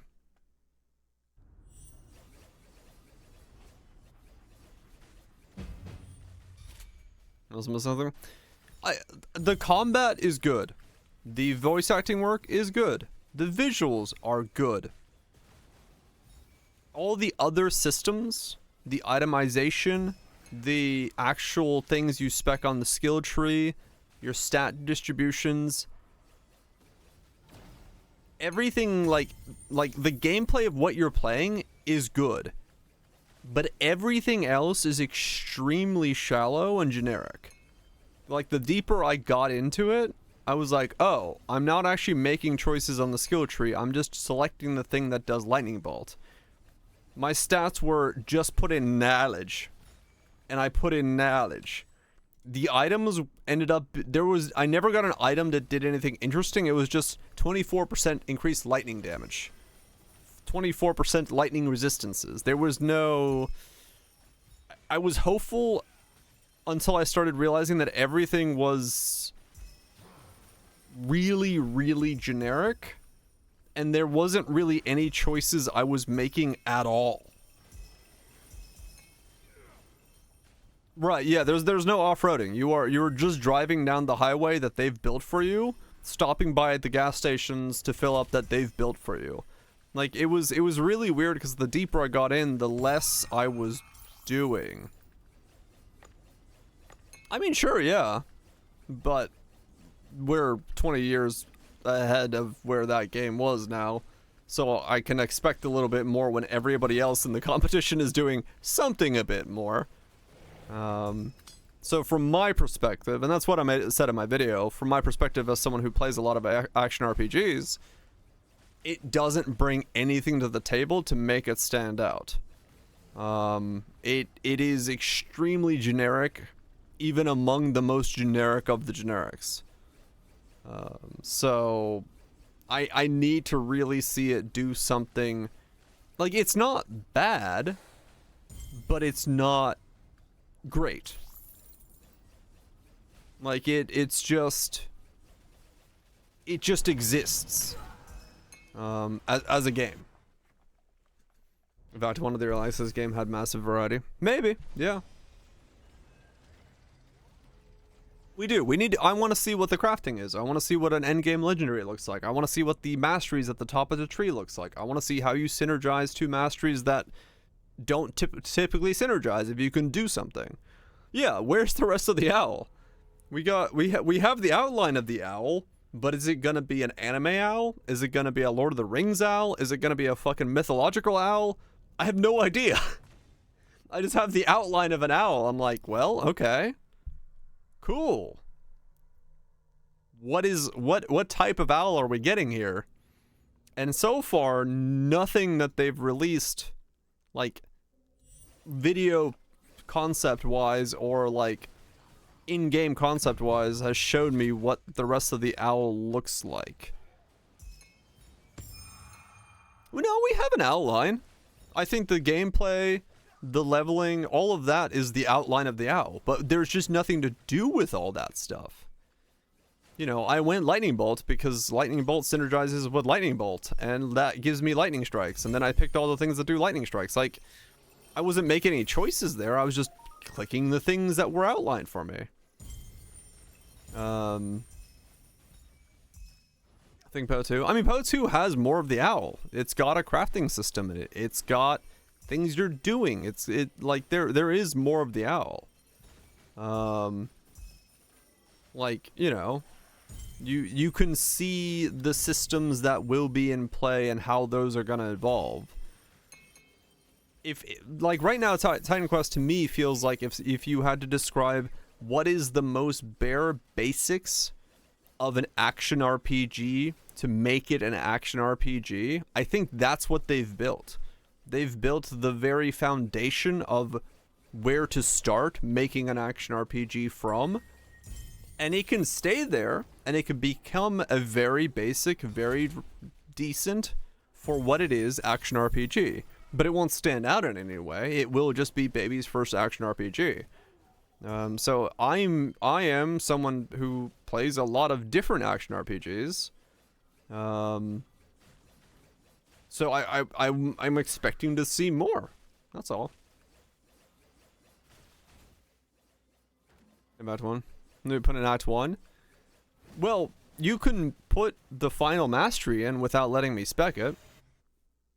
You know? The Storm Mastery at the top, you can show it to me. And you can say, like, unlocks after Act 1 boss, and I can see what the mastery is. I can click on the crafting tab and see what type of crafting is available, even if I can't do it. I could see a legendary, one low-level legendary, that does something that changes the way I'm thinking about items. I could see anything. Right? Like, it doesn't have to be, like, massive amounts of stuff, but when you don't have any of those things, I can't really do anything with that information. Right? Like, I have no idea what direction the game is going in. Because currently it's just the bare bones ARPG. And I'm not going to judge it based off Titan Quest 1 because I don't want to judge a game based off its predecessor, as we've seen what happens with the Diablo series.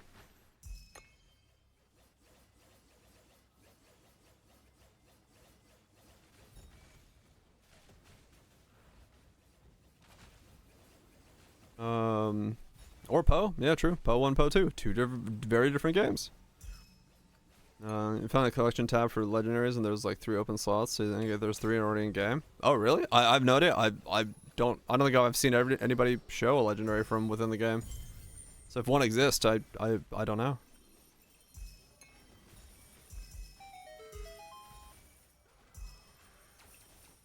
Well, the standard non-lamp service and RPG slot. Yeah. And that's the thing, is like Grim Dawn, which is the spiritual successor to Titan Quest. I look at that and go, okay, that is a fully fledged action RPG that is doing things to stand out, to be different, to showcase itself as something else. And so when I compare to stuff, I'm like, well, what is it that Titan Quest is gonna do?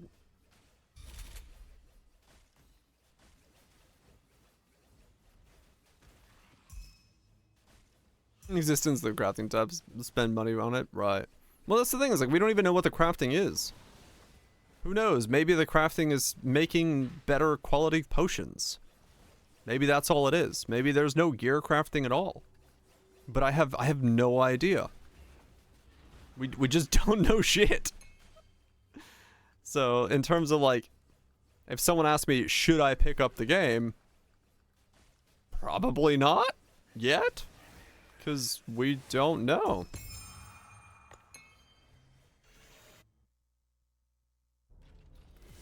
Yeah, no, it's, and like realistically, yeah, it's early access being early access. There's no reason to expect a lot from it, but it also feels like, yeah, I was gonna say, it also feels like this is just very much, this very much feels like a product demo. It feels like the demo you would put on a Kickstarter and be like, this is our game concept. Not maybe a Kickstarter, but like it's like, it's that very rough draft of, we've built the bare bones for an action RPG. we're gonna go from here, but I don't know where here is.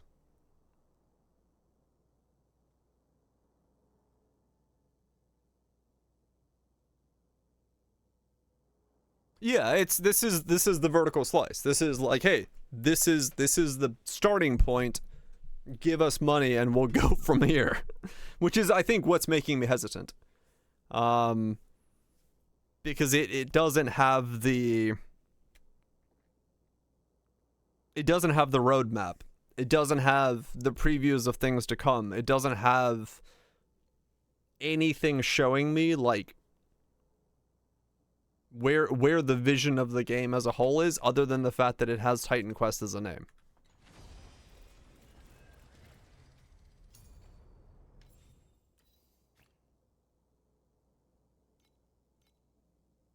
There's some other stuff in the news post. Is there? Do they actually like have some of that stuff somewhere? Like what a legendary item looks like and what crafting looks like or anything like that?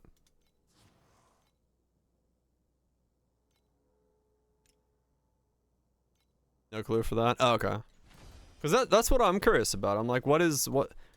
Because I felt like by the end of Act 1, I was already done making my character. That was the weird part. Like, it was... I don't know what I would be doing for the next 3 or 4 acts. You know, what am I putting points into? What am I evolving with my character? Except striking and all max stack +2, which is because 12 poisons in a matter of seconds, so it seems if you want M's, you kind of want multiple. Scale crit on other things on top. Right. Yeah, I mean, they're going the multi-element system, which is interesting. I mean, it's worked for certain other systems, so...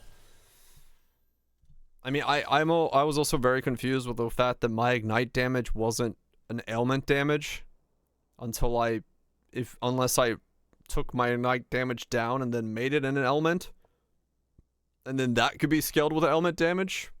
That doesn't really make sense to me, but that whatever. Maybe that'll be explained. Is that rest? Right, yeah, until what like it maybe it is better to take the ignite damage and take the ignite off, but then turn it into an ailment because there's more ailment scaling, so. It's on. Yeah, it doesn't have to be like, it doesn't have to compete with Poe. I'm not saying that. It doesn't have to become extremely complex and be all that stuff, but I do want it to do something to stand out, like, other than just be generic action RPG, because that's been done. That's kind of old and boring at this point, for me at least.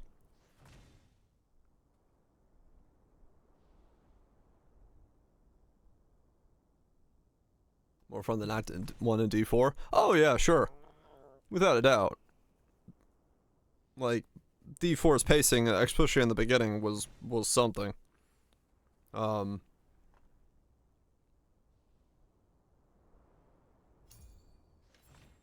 Probably 18 months from now. It's possible, yeah. It's possible it's like very far out. Without a doubt. And that's okay. That's okay. I'm not saying that it has to be here now. But I do think it would be nice for them to at least like show that they have an idea of where the game is going.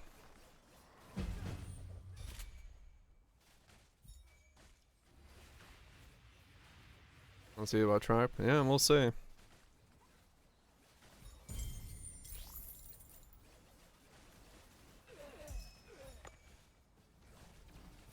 We'll see. Cause yeah, personally for me, I just don't need an action RPG that's just generic stats and a skill tree that's been pre-designed for me. I need a bit more from it. I need something to set it apart.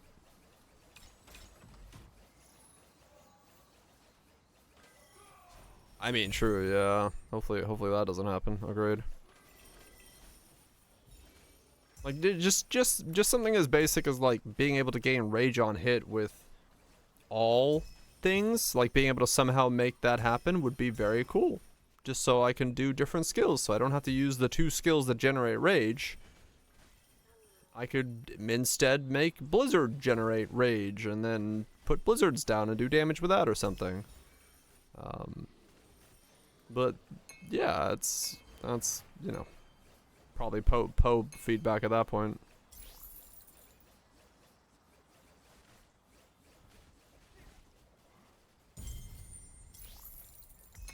I'm just if I want a skill twig, I've got Diablo 4 for that already, so I don't need another one to fill that gap.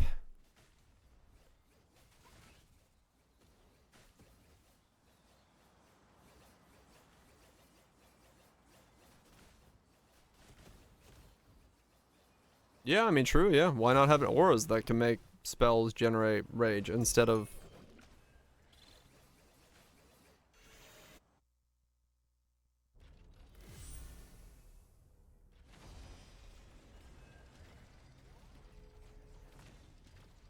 fair enough, Cutthroat. I mean, it's, once again, it could be just I am not the target audience. I mean, 100%, I'm probably not the target audience, but... It's just, yeah, I just a simple option of generating rage on different things, generating overwhelm on different things, making it so that I can make skills cost % of my energy shield to generate overwhelm on other things so I can combo it with other stuff. Like, those type of options for me are like what drives me into playing games, action RPGs in general. It's just like being able to do the weird combination. Or items that would let me do that, so I have like desire to farm up a boss that drops an item that lets me then do that or something like that. That's fine as well. It's just there's been no indication of those things existing, so I can't really be excited for something that I don't know if it exists or not. So we'll see. Hopefully they come up with some, you know, what we're working on, what the future holds, what the path is, kind of post, and we can see some more endgame items, maybe some more endgame like masteries, what they look like, if there's any kind of evolution to the building process and in the way they're doing it, what crafting is going to look like, any of that. Just show us something. Show us what is out there.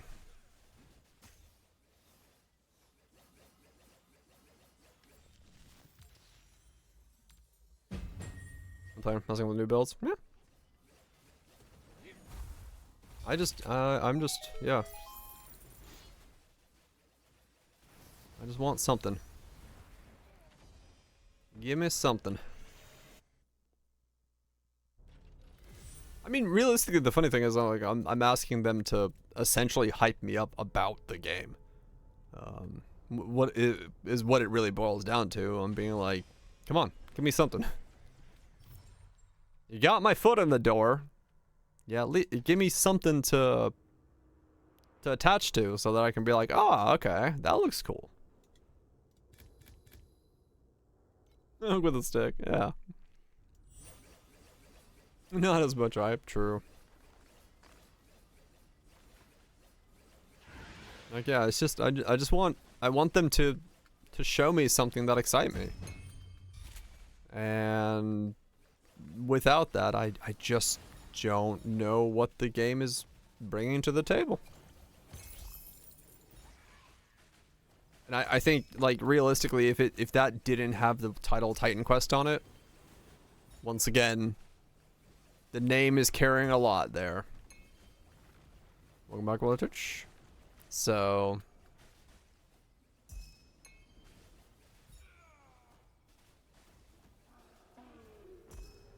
we'll see. We'll see.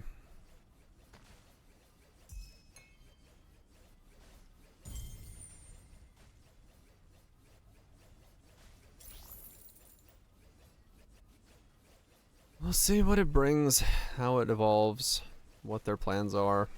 If they even do any posts like that, maybe they just drop another update in 3 months and we see what Act 2 looks like. And then we see what Act 3 looks like, and so on and so forth, until we get to a complete-ish version of the game.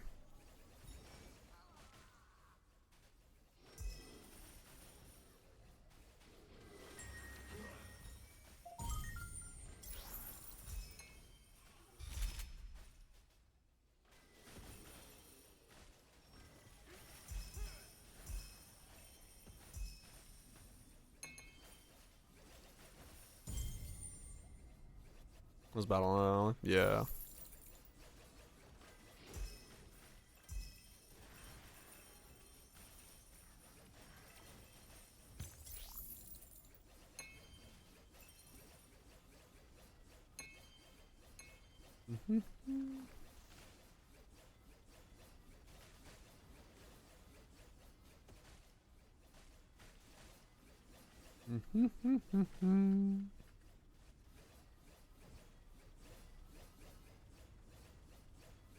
It's your from the release. All the way to the release of Poe.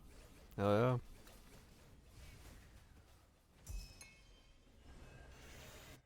yeah. Alright. Found out that if you have an attribute on a gear like Might, it does nothing except give you that attribute. It does not contribute to the damage stat.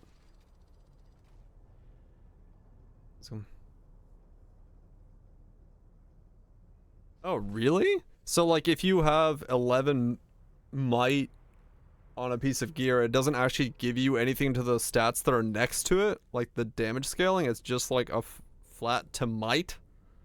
So you can wear other pieces of gear with it.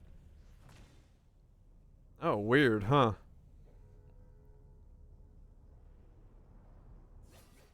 Yeah, I mean, part of that is probably the reason I'm having such a hesitation with it is I'm seeing that like Walson idea where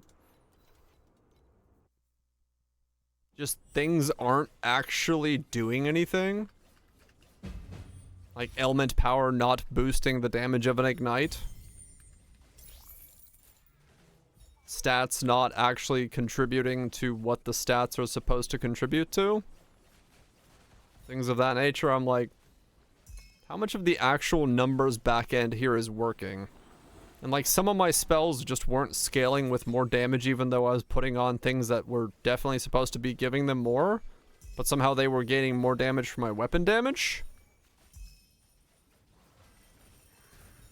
Just really weird things going on in terms of like the numbers. Which may also be causing me hesitations as to like how much of that is actually doing something. What are the stats actually doing? What are the numbers actually doing? Because that was really weird in a lot of ways. I don't appreciate the classics.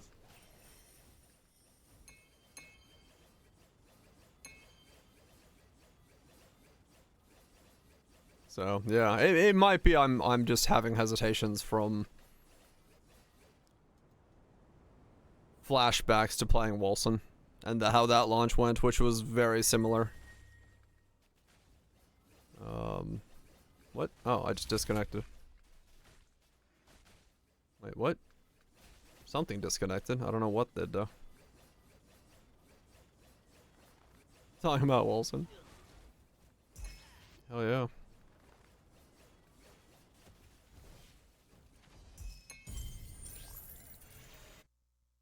So, yeah, it's, maybe that's why. Maybe my hesitations are... I got whiplash from... that time. Wonder how the Wilson guys' new game is gonna be. How much whiplash is that one gonna give me?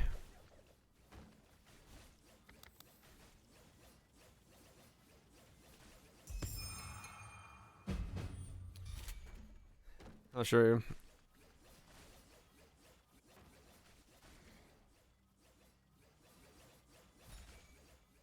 Not touching that one.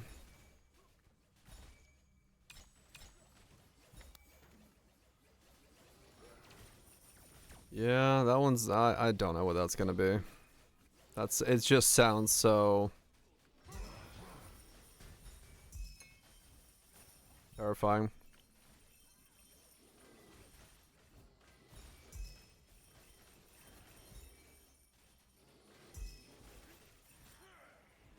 Myths and patience.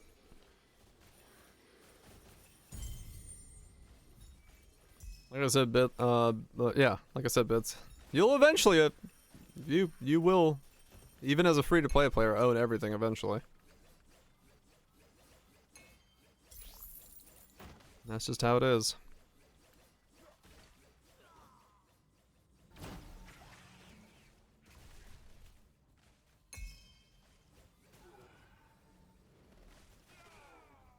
Where does this get? You do a map startup? I just start attacking.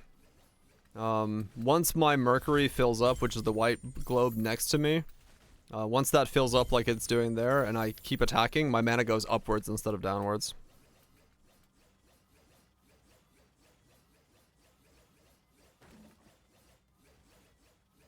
So for being too traditional, oh really? I guess it really is following in the footsteps.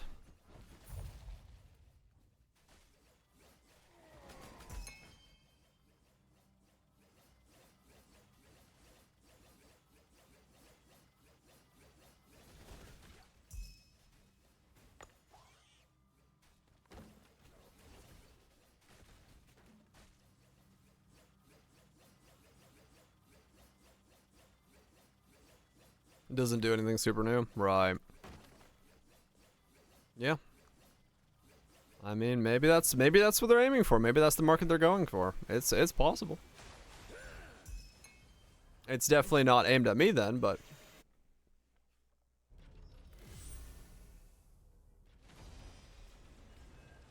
right, kind of broken stuff, but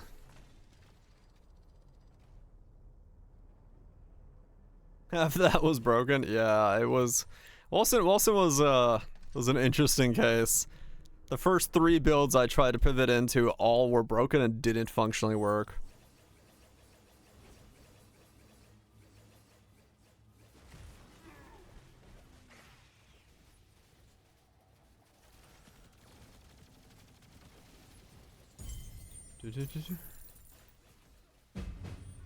Wilson was interesting. So yeah, I you know, I wouldn't say TQ is that bad. But ailment damage didn't scale ignite, so maybe it is.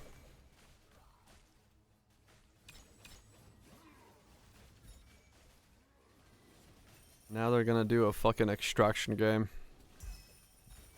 I'm sure that'll go real well.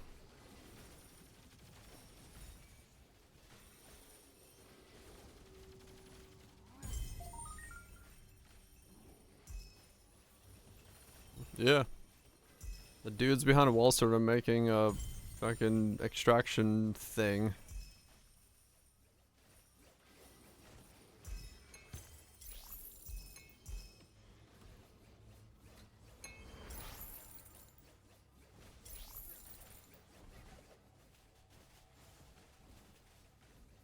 Is Legion? From the creators of fucking Walson.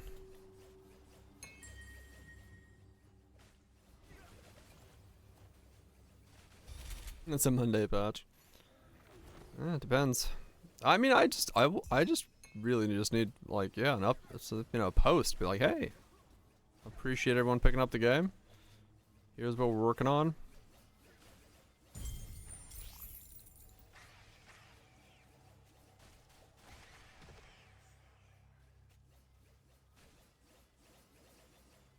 You swipe too much. Yeah, maybe.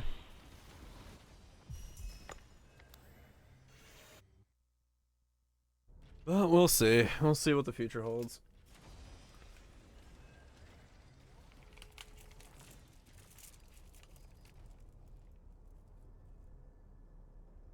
Oh.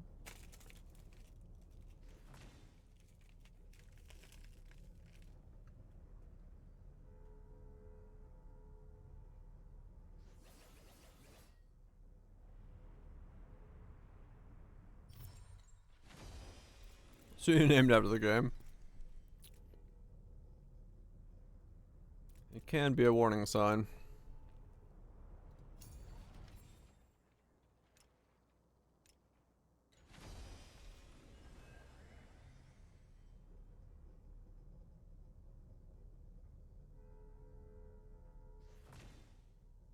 be tilting. You fucking know it. I'm trying to get a win right now on the other sprinter. What the fuck's her name? Holy shit, is it hard.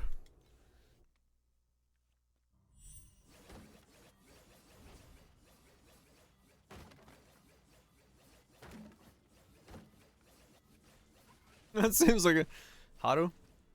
Dude, Haru wins in my heart. She's just there to have fun. She may never win the race. But she is in my heart the winner. This rushes as hell. Yep. Straight up. Corner 1 at 16th place. Holds it on the back line as long as she can. Still comes 16th place. About a race course behind everyone else. But with a smile on her face and waving her arms. That girl's just there to have fun. Yeah, sure, it cost me my career points and I don't get any stat boost from it, but at least someone's there to have fun.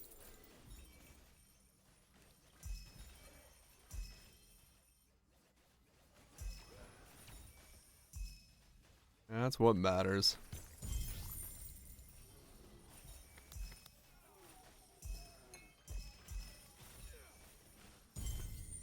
Before becoming clear.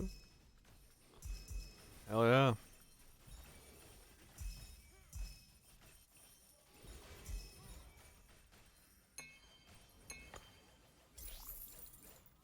Sounds about right. Am I gonna run up? This is just Oasis for cat girls and what am I spec'd into? I have no idea. I've just honestly been autopiloting this. Hold on, let me look. I forgot what the hell I was actually on here. It's Oasis, God of War, Beacons. Yeah, that's what it was. Oasis, God of War, Beacons.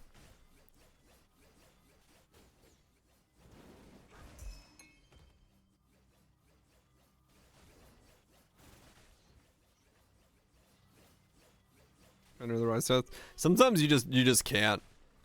I've had like complete losses on characters that are like maxed out. I had one run where I was like 1200 speed, 600 stamina, 600 fucking power, 300 guts, and 300 wit. I come in fucking 8th place. I'm like, what the fuck? Bitch, I can't get better stats.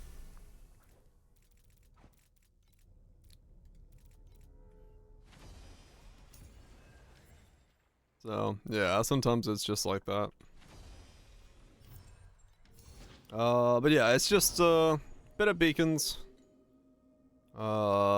Everything in God of War. And most of Sand except this one here.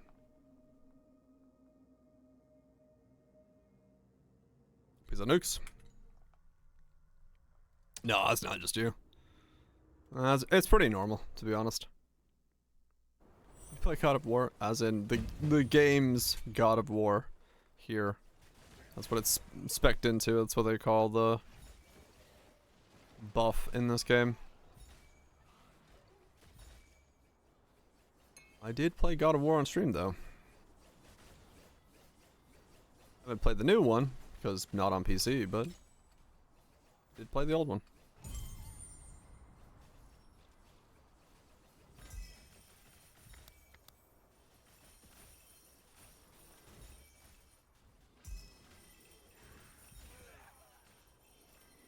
The TH trap problems. I don't know. Let's get up 10 to get to the pity. Sounds about right. I just need to get happy. You'll get it eventually. We're spending for today. Good idea.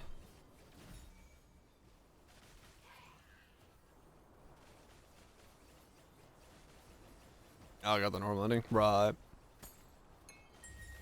Yeah, I've gotten 10 or 12 good endings so far.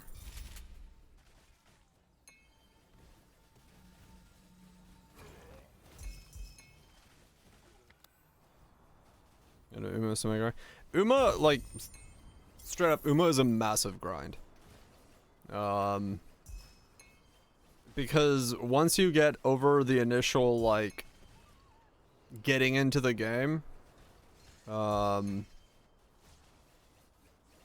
the most of what you do is you do 3 career runs a day, trying to get 3-star sparks, and getting 1 3-star spark is a 1 in 50. And then Uma has like really, like, right now it's almost in, like, unless you're whaling, it's really unlikely that you're going to get a 3-star spark, so it's almost impossible. Like, 2-star is doable, but if you have to use guests to be able to get a 3-star spark without whaling. So I don't know. I don't know if I'd like super recommend Uma to people, to be honest, because like it's a really long-term game. I don't mind playing it because I play a lot of gacha games just super long-term, but you have to be in it for like the long haul.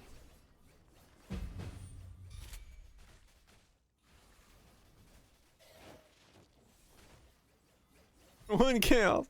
Yeah, I kept telling you. Best not to pull, man. Trust. That'll happen.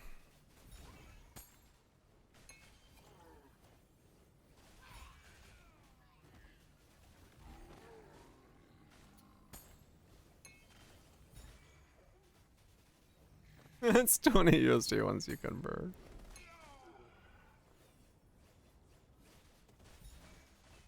Dollar reduce. Not going as far. But yeah. Uma's a very long haul game. I got fucking spreadsheets to try to stat distribute correctly to try to get 3 stars because it's the only way as a free-to-play player I can. But it's... yeah. For the hentai, I mean, makes sense.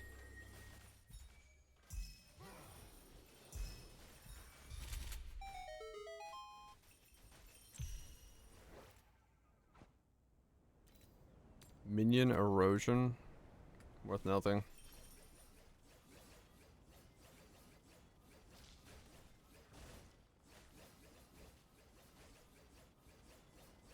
Better after batter, hell yeah. Yeah, I need to definitely pull for a lot more support cards with the free currency we're getting. Cause yeah, like you said, you do need support cards that are higher rank. But I'm waiting to get 30,000 carats so I can at least pity banner somebody that's good. Again, when I get to it, there's sort of no use in pulling. Unless you can get 30,000 credits into it just to use the pity.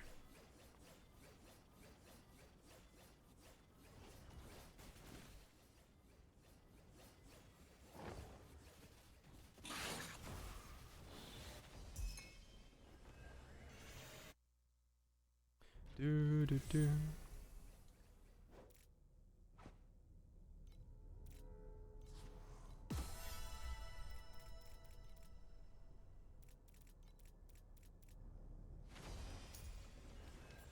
He's got the collection.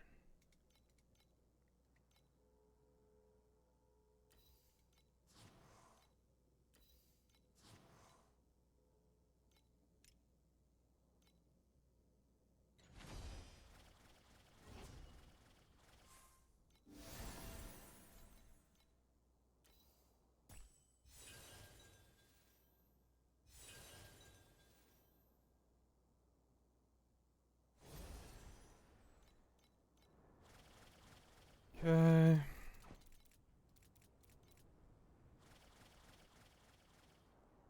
Yeah, the banner for Black was last week.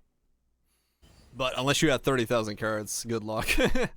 I had 30,000, just enough to get her one copy of her. Now I have to wait like an entire year for enough of the events that would let me get her to 5-star or 4-star, whatever the hell it is in there. So yeah, it's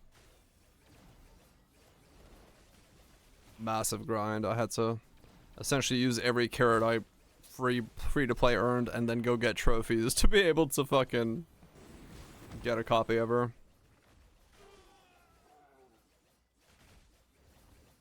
It was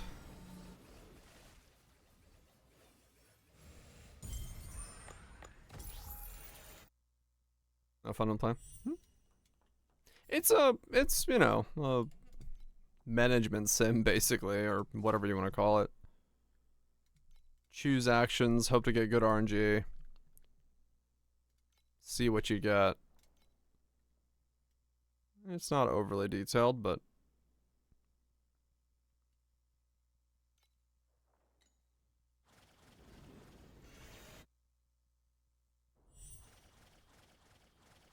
they're doing more reruns nowadays. We've had a couple rerun sets available. I don't know who's in the. I know some people are in the rerun set right now. Hold on.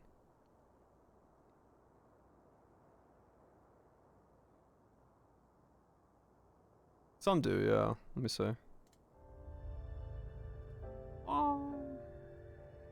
Who's the current ones? I don't remember.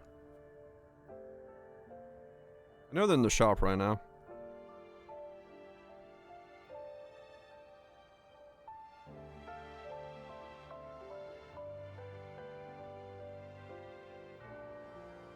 Where in the shop is that even? I don't ever go to there.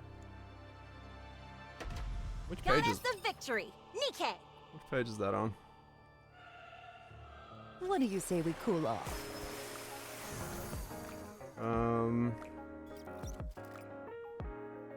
Just Nikke. Is it there? No, it's not there. Hold on. I'm trying to figure out where it was again. Yeah, so the gold tickets, this is the part of the shop where if you have a lot of pulls, you can use gold tickets to buy one of the banner events here for 200. So I have like 554 gold tickets, so you can pick up any of them. I own one of everybody. There. But I'm trying to see where the skins were again. Yeah, I clicked the wrong one.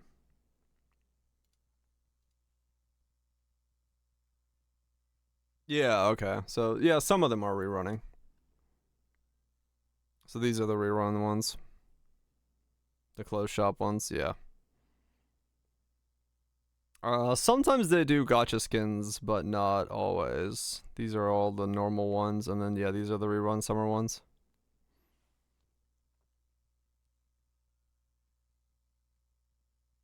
Leader. The grandma.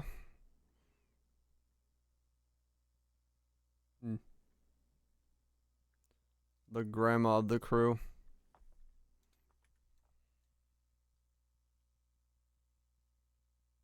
I'm just excited about her.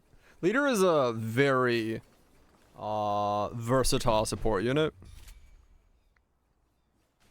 She's, until you get Crown, she's pretty much like the most versatile support unit. And then once you have Crown, you pretty much replace Crown with Leader with Crown for some things.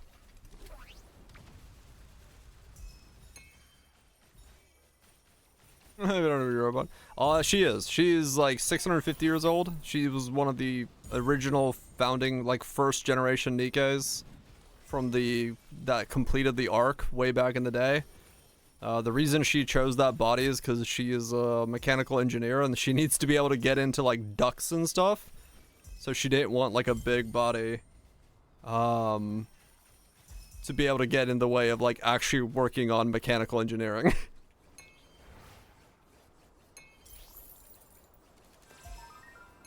That's why Leader is what she is.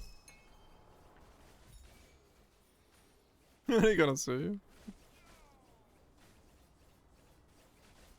But yeah, no, leader was meta for fucking forever. But yeah, mermaid is. How's Nika's story? I have cried about a Roomba. That's all you need to know about Nika's story. It is very good. You will have emotional attachments to a Roomba. Fucking stupid Roomba.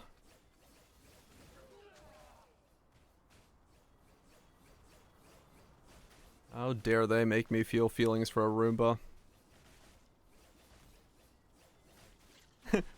Fuck you and thank you. I know, right? I didn't think I'd that would like that story. I was like, it's not gonna be that impactful. I'm like, fuck you. How dare you make me feel my feels?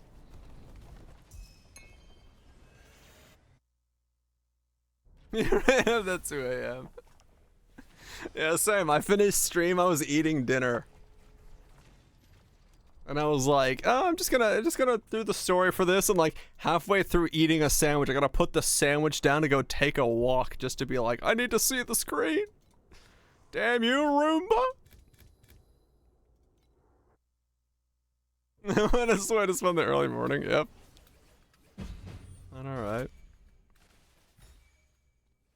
You'll get attached to a Roomba. You will. Fucking Roomba, man. You don't understand. That Roomba hit me hard.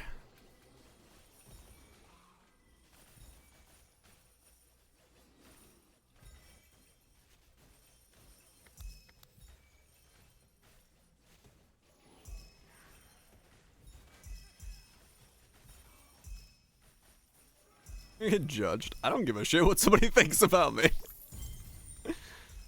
I don't know if you do or not. I don't care. The fuck do I care what someone thinks about my interest in playing a game?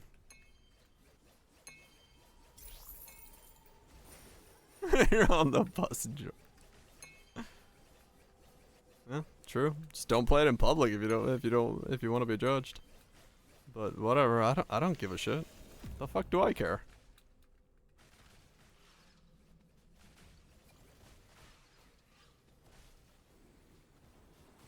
I mean, yeah, fair enough. Don't play it at work.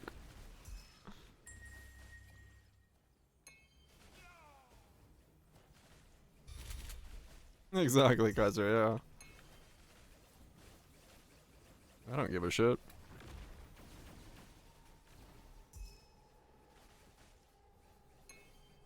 On the company Wi-Fi. I mean, technically, I can play it at work. This is work. And the internet will judge me. Hell, I'd probably be making more money if I was, a fucking gacha streamer. Those guys make bank. But somehow I don't think that's a good idea.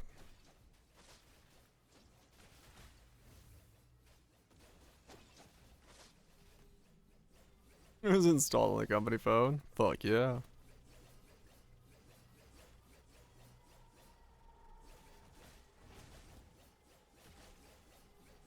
On stream, I mean, I did just open it. Only problem is, like, right now I can't even play it on stream because I'd have to, like, fucking catch up everyone on the story, and there'd be so much story. I wonder how many hours it would take to watch all of chapter 1 through 29. It would be like an entire stream to catch up on the story, I think. Watch party. We would literally have to just sit here, like, the entire story watch. Maybe someday.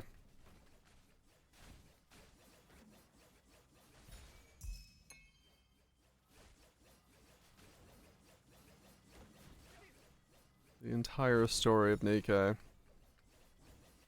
Nikkei. It's a mobile gacha game that has a whole lot of ass. But me and Wild Twitch play for the story, so.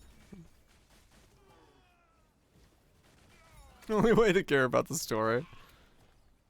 Watch it on stream.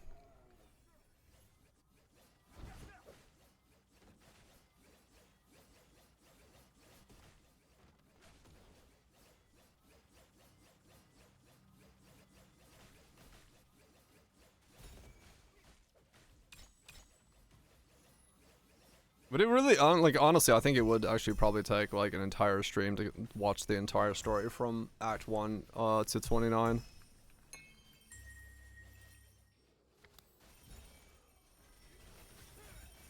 He only cares about ass.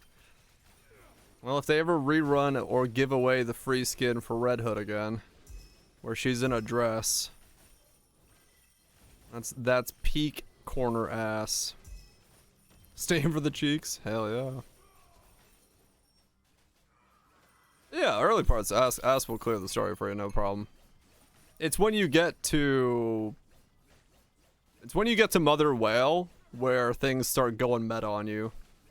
Because just to get past Mother Whale starts becoming a thing. I don't know, nowadays it's probably easier.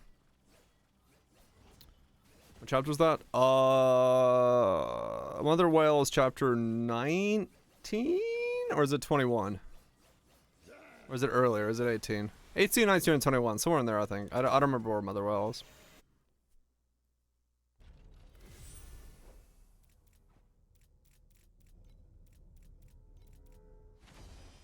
Yeah, yeah. You can definitely ass it up for now. No doubt about it.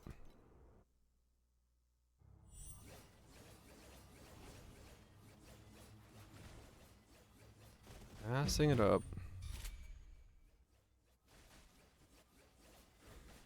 Star and Center.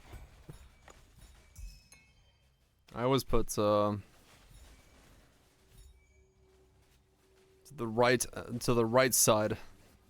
The one I want to see, the second from the right, because that's where the size of my game puts the assets.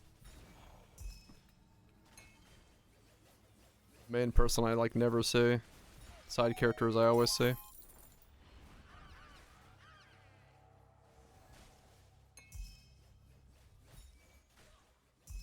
Also, because I have to actually, like, sometimes manually control shit, so need to have center person be the person I want to fire with, and I don't want to fire with a sniper.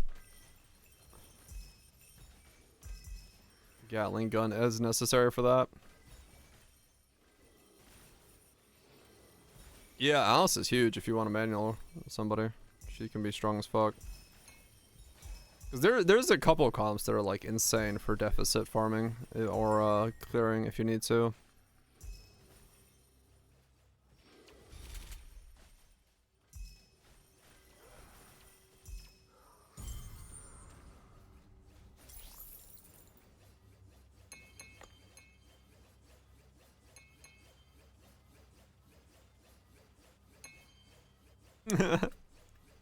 That's why I got married. Oh yeah. Fucking Rappy. I'm so glad Mary doesn't come here with her huge, presumptive, bolsterous personalities. I'm like, damn, Rappy. That was pendulous. Yeah, that's what it was. Pendulous personalities. I was like, damn.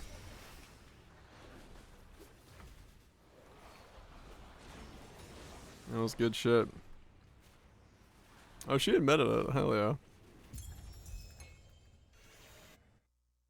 Who's Mary? How do you see him if you don't own him? I don't know if you can, actually. Like, in-game. How you would see someone you don't own. You might.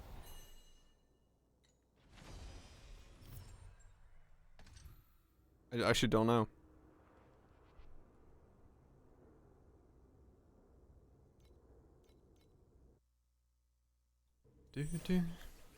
Can't tag. Probably best to leave it at that for not swiping again. Drops tomorrow. Probably should. Probably should. Like I said, there's really, like, other than cosmetic skins, like, the power swiping is not gonna get you anywhere.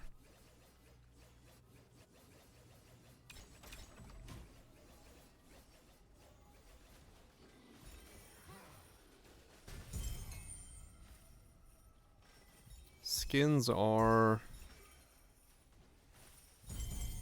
pretty much the only thing.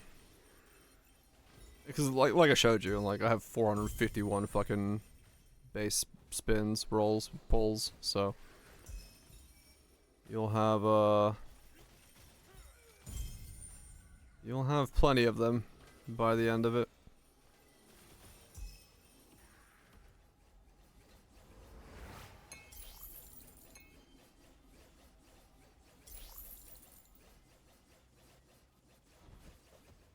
Yeah, I mean, your like early pulls though, I will say, were crazy to be able to get like a lot of the meta units. I didn't have meta units for a long time. I was struggling through on like I don't remember. I think it took me like a month or two to get anything that was meta.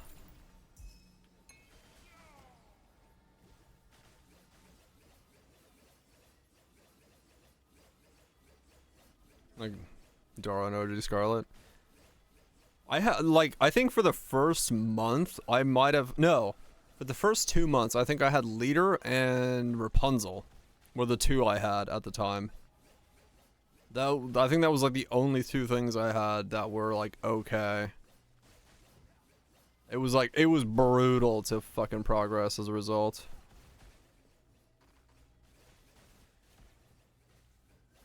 I tried to, Barrage, but every one of those accounts got banned. So, didn't work out.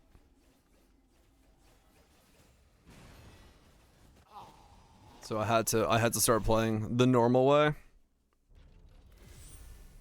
Oh, cause I did like reroll farming. I reset farmed.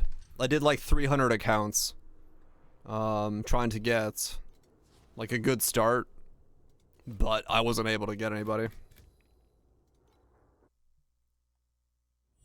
There's meta, yeah.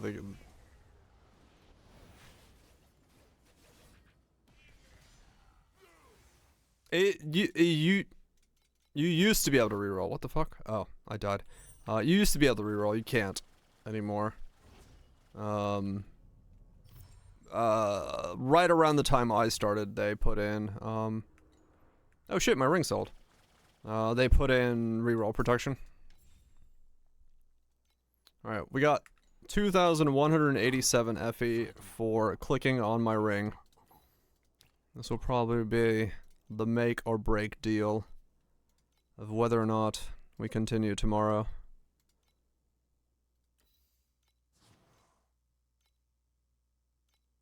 More polls.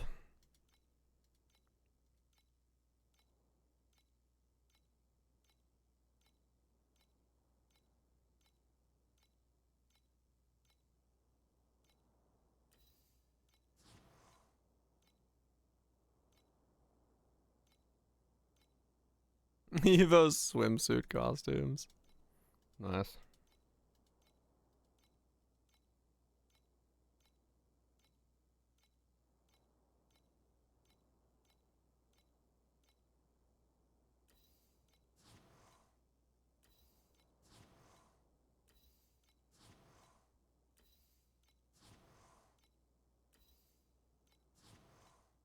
I'm gonna be banned next Evo. That good, huh?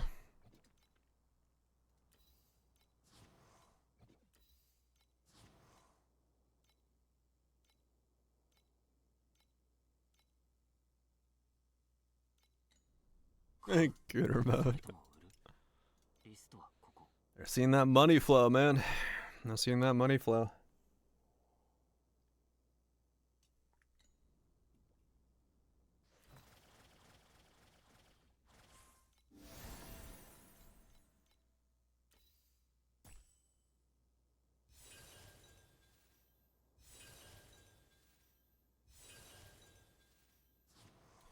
Let's see if we get anything. Curse related.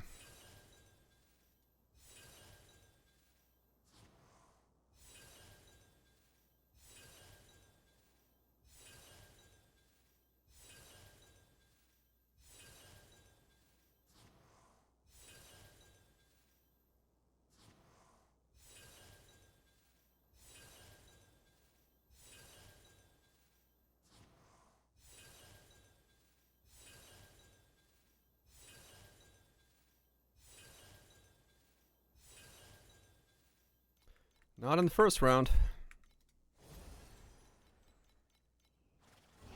Let's try again. 買うそれとも売るリストはここどうぞ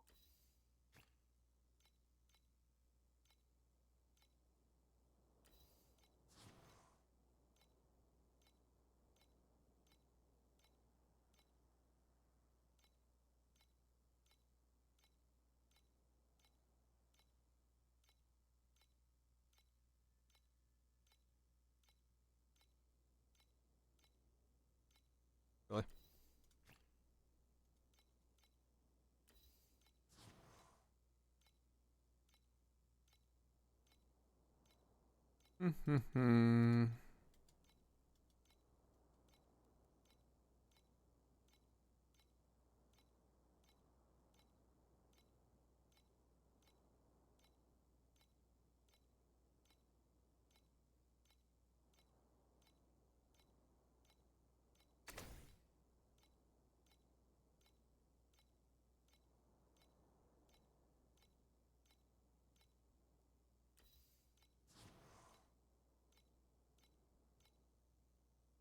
Crazy. These are going up in price a lot.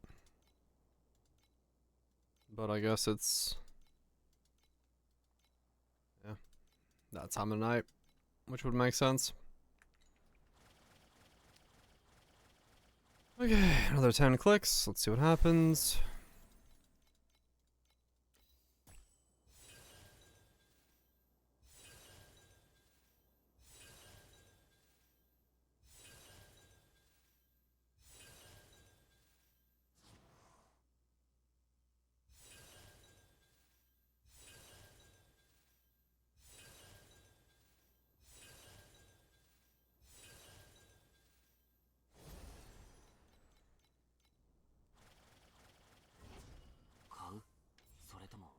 Do. Been a tripod.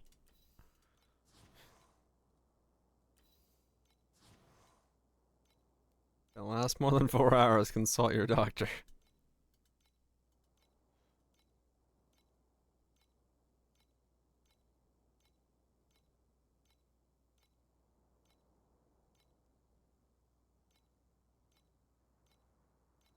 Mary's a doctor. Mary is a doctor. That is true.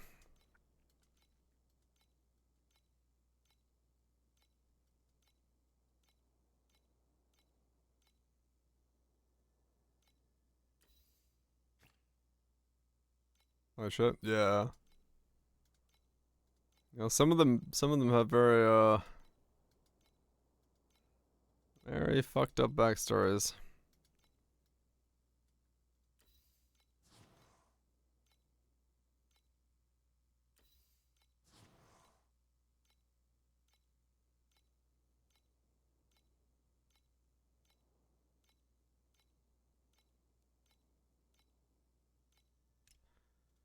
Okay, more clicks.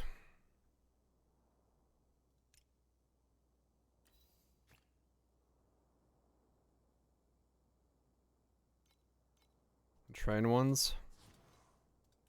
I can't remember what their backstory was.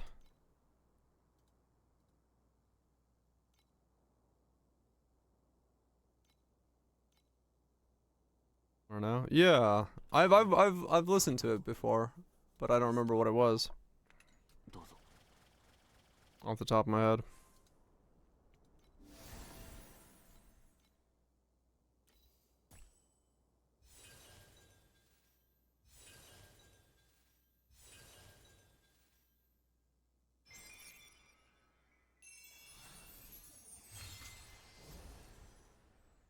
It's into the train bombing by Crow, turn into Nikkei's that working a train. Oh yeah, that's what it was. Yeah. They were that situation. I remember that now, yeah.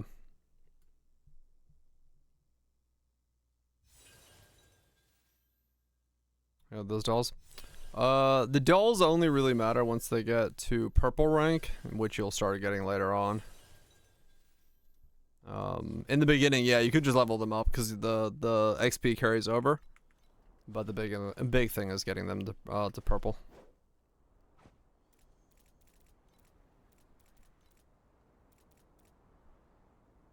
There's currency that levels them up from I forgot where you get it from. 買うそれとも売るリストはここどうぞ Get one. Yeah, that's pretty normal. Yeah, those boxes, that's what it is, yeah. Well, that was an entire day of fucking farming. And I did not get one timid. I just spent another fucking 2,000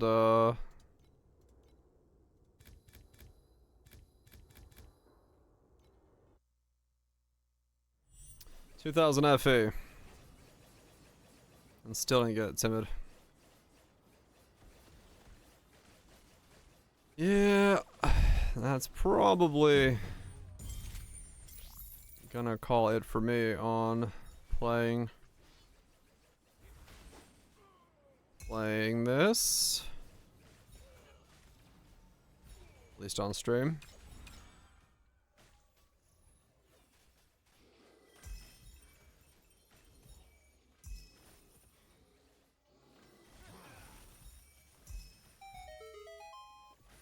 Tomorrow, either Poe or Stellar Blade. I'm not sure yet. It depends on how I feel tomorrow. I'd probably Poe, but maybe Stellar Blade.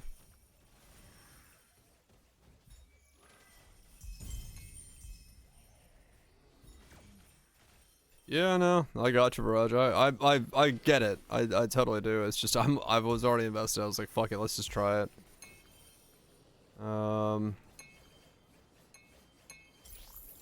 Cause yeah, it's just ass. I mean, realistically, for me, like this pacing just slows down so much this league. It slows down so fucking badly. It's pretty brutal. Yeah, this league is pretty rough.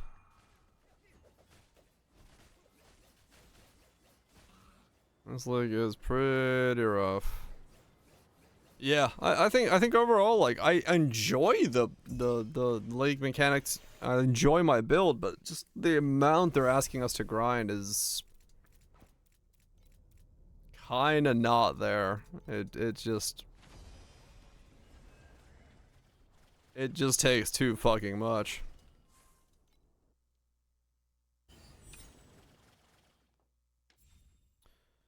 Not it for me, brah. They really, you know, drop rates needs to go up quite a lot.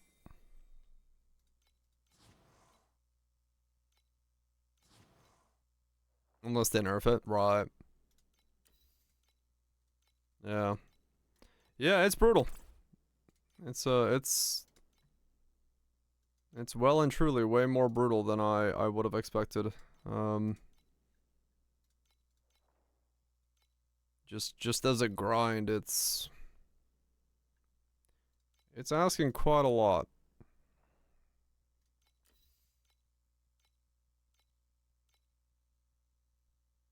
Has always been stupid. It's been a lot, usually, but this league is like enough that I'm noticing the grind. The hell, Raj? Like, it's normally I can play it and be like, oh, okay, there's a grind, it's okay. It's not that big of a thing, but this league has been one of those where like less mechanics are viable as well. Yeah, kinda.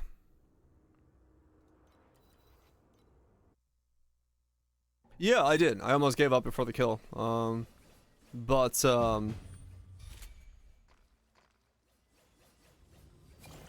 that Havers. Yeah, true. Maybe that's the difference. But I got it there.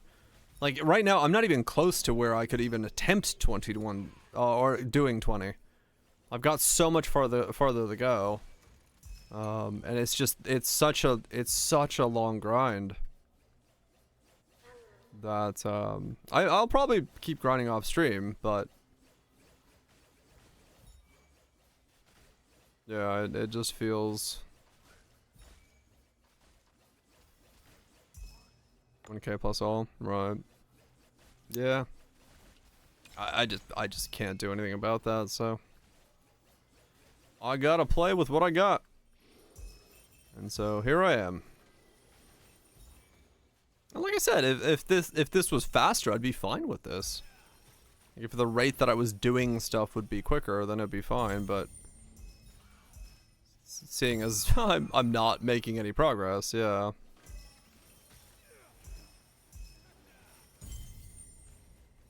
And they're certainly pushing that, yeah. I suppose push slower paced? Yeah, I guess so. Without the Rocket Girl as well, so. I don't know, I'm just playing the game, essentially.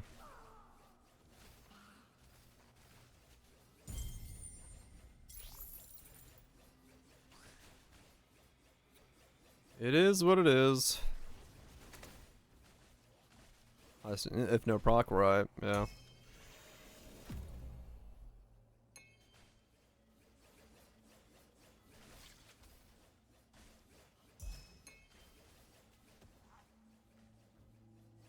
Oh well.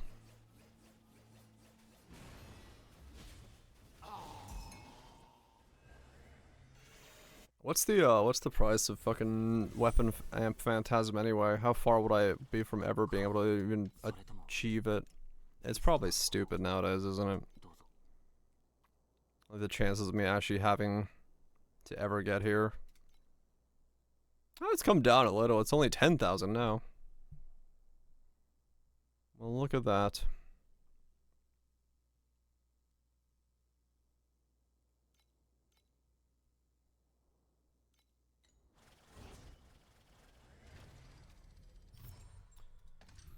Yeah, it's just slow. It's just really, really slow for trying to make gains.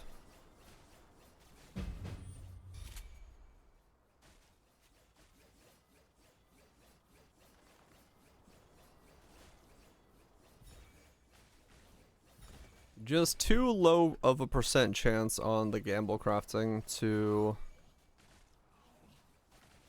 feel in the current market speed that it works for me.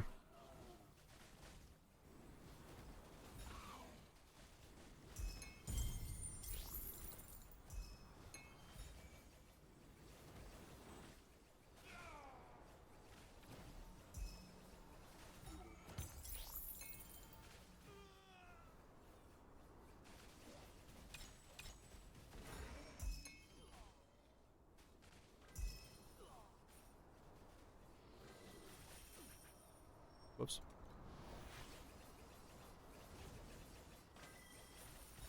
That box isn't running in town.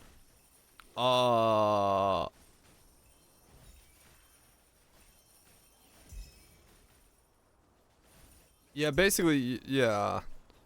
I was trying to remember when. Basically, if you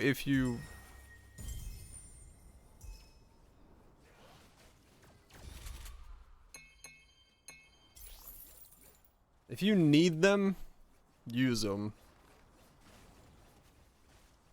Because I can't remember how it worked in the beginning.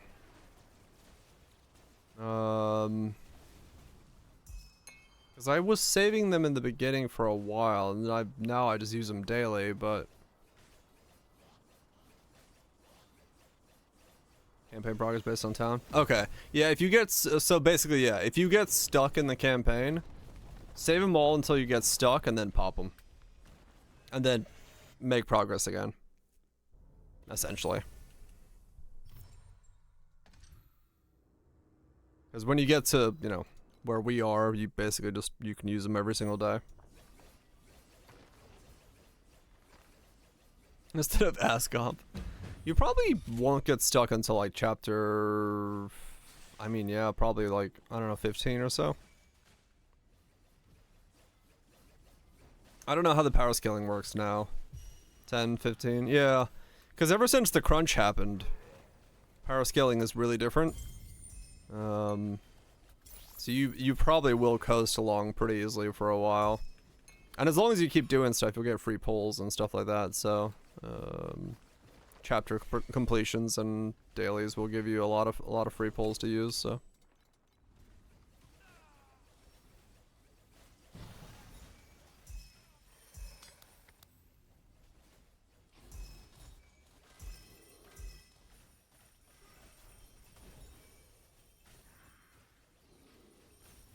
The crunch. Do-do-do.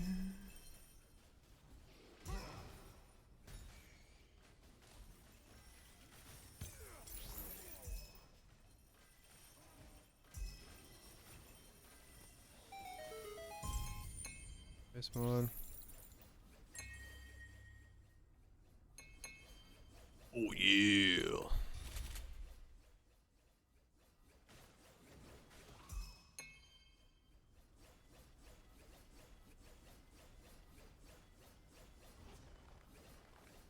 Yeah, I need to. Speaking of Nikkei, I do need to actually catch up on the story. And to get through chapter. What are we on? We're on chapter 38 now, right? That's the latest story. So I got fucking 7 to do. What's up, Nisus? Hope you're doing well. Goes pretty good.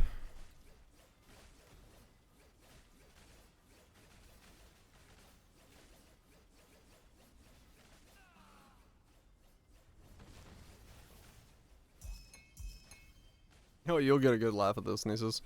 I was yesterday trying to debug why the performance of my generator for my map generator was so bad. I was trying to go through like all the process of like, okay, using the insights and seeing what was going on and all that shit, putting in comments and codes and stuff like that. I was like, why the fuck is this so bad? And then I realized what it was. I was drawing so many debug spheres that the engine was fucking going to a crawl. So I removed the debug spheres to like make it so you don't see them anymore. And everything was fine. I'm like, oh. Oh yeah, I was like, oh, that's what it is. I didn't realize the spheres were doing that much fucking like destroying of my frame rate. The only reason I realized it was because I put the debug sphere time down to like 1 second, and all of a sudden every single time they disappeared my frame rate went back up to like 150. I was like, what? And then I realized, oh, so yeah, that was interesting. Yeah, I'm back to hopefully working on it. It fully recreates the mesh every frame. That's why the frame timing was going so bad. Okay, that explains it. Because the insights was talking about like waiting, what frame time waiting or something or whatever it was, whatever line that was like, what is it waiting on? But okay, that makes sense then. That makes sense then. Yeah, now I need to... It's been so long since I looked at the math for how I do stuff. I was like, what does this math do? I was like, why was I dividing by 100 here? Yeah, that's what I was saying. I was like, oh, something is waiting a very long time to something finish.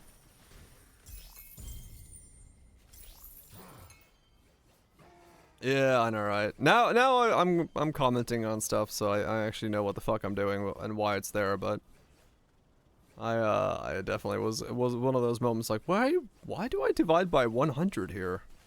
And then I forgot that I did my nudge strength in reverse. So like the smaller the nudge strength, because I'm using division, the more it nudges things in the right direction. So I put the nudge strength from 100 to 500, thinking that was making things go faster, and I realized, oh no, everything just goes slower.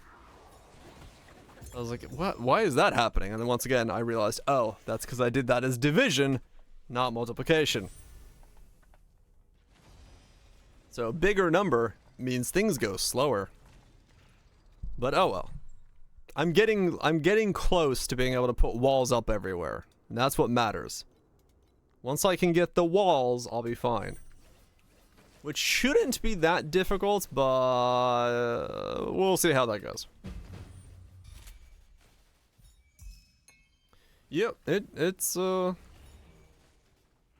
be pretty cool. I'm excited to actually get the ability to walk around in the world. Because right now I'm feeling like I'm pretty close to the final step that it needs to do. Because I have an array of every hex with the number of sides that are open inside the hex. So all I have to do is go through the same array again, check the open sides, and put in the corresponding wall tiles per side. So it should be fine. I know the process, I just need to figure out the rest of setting that up. So we'll see how it goes. We'll see how it goes. But I do have to make it so it kind of stutter steps through all of them, otherwise it's going to do 5,000 tiles at the same time, and that would be a problem. Torment the player with hexagons. Hell yeah. Yeah, I'm very excited to actually have a world to walk in. That will be great progress as far as I'm concerned. Seeing as I had no idea what I was doing when I started this project.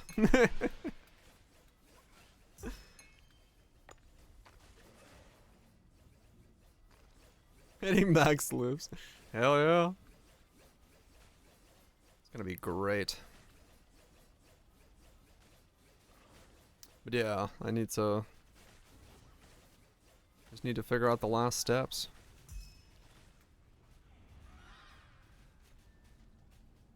You should be able to say, I mean, true, yeah. Ready to fucking go.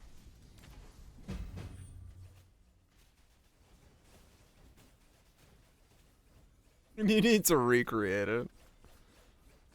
Honestly, like, I'm surprised at myself for how organized my system is. Cause yeah, even though I've never done anything with blueprints, I do like have the ability to like see what it is. Doubt? No, it is. It's actually like proper organized. Because I will touch, get some good sleep. Like I've got like actual like event commands. Straight event commands. I mean, look, I don't know what my math is doing, but I do have it rest of it commented out. Because here I'll show you. Because I'm done with Torchlight for today. Let's show you. I can actually show you. It is properly like commented out. Or like I don't know, partitioned out, commanded out, coded out, something. This one.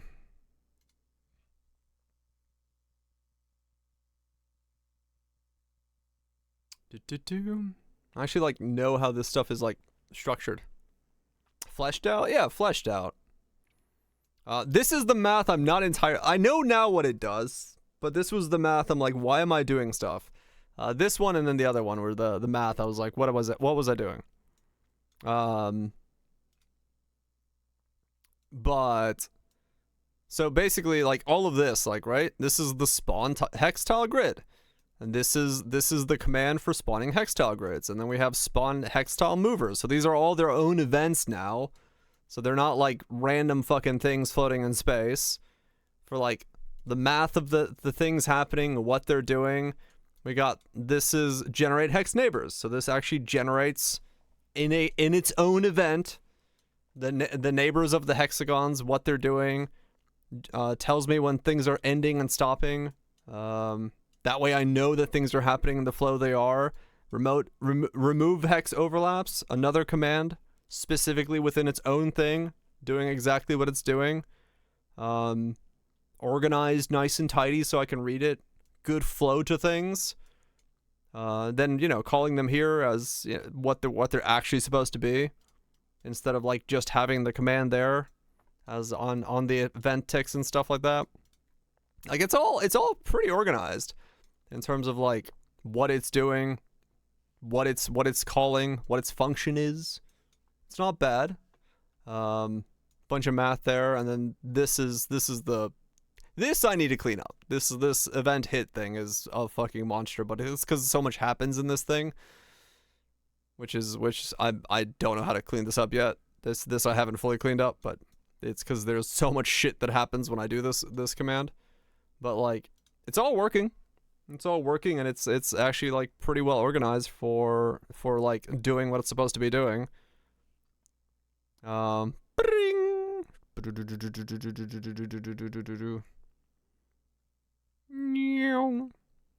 So it works. It's there. It's a fully functioning level generator. It does 5,000 hexes at the moment.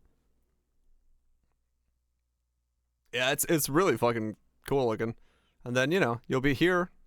You'll be a lot smaller, but yeah, this will be your like world that you can walk around in.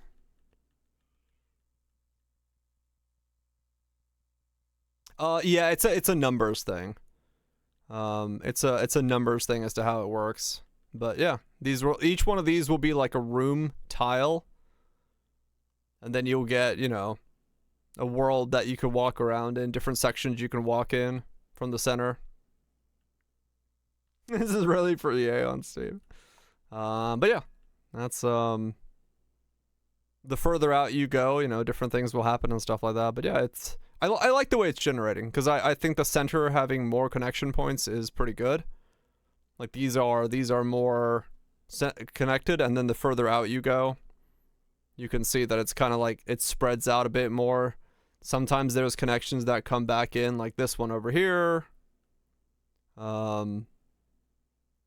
This thing, and makes like these interesting like little shapes and things, tunnel things. So yeah, I'm pretty happy with the way the generator is currently working. Yeah, it generates some pretty interesting spaces, and how it's gonna, you know, overall feel to explore from the center outwards. And then, you know, it's always a little different depending on what the math is set to and what the nudge strengths and frequencies are at. Yeah, the walls will definitely improve it a lot, but yeah, I mean, once it like connects like this, you start seeing just always a little bit different of a shape, a little bit different of a thing. The center is always pretty connected, and then the more you get out, of course, the more disconnected it becomes. But I'm pretty happy with it. I'm pretty happy with the overall like idea of it.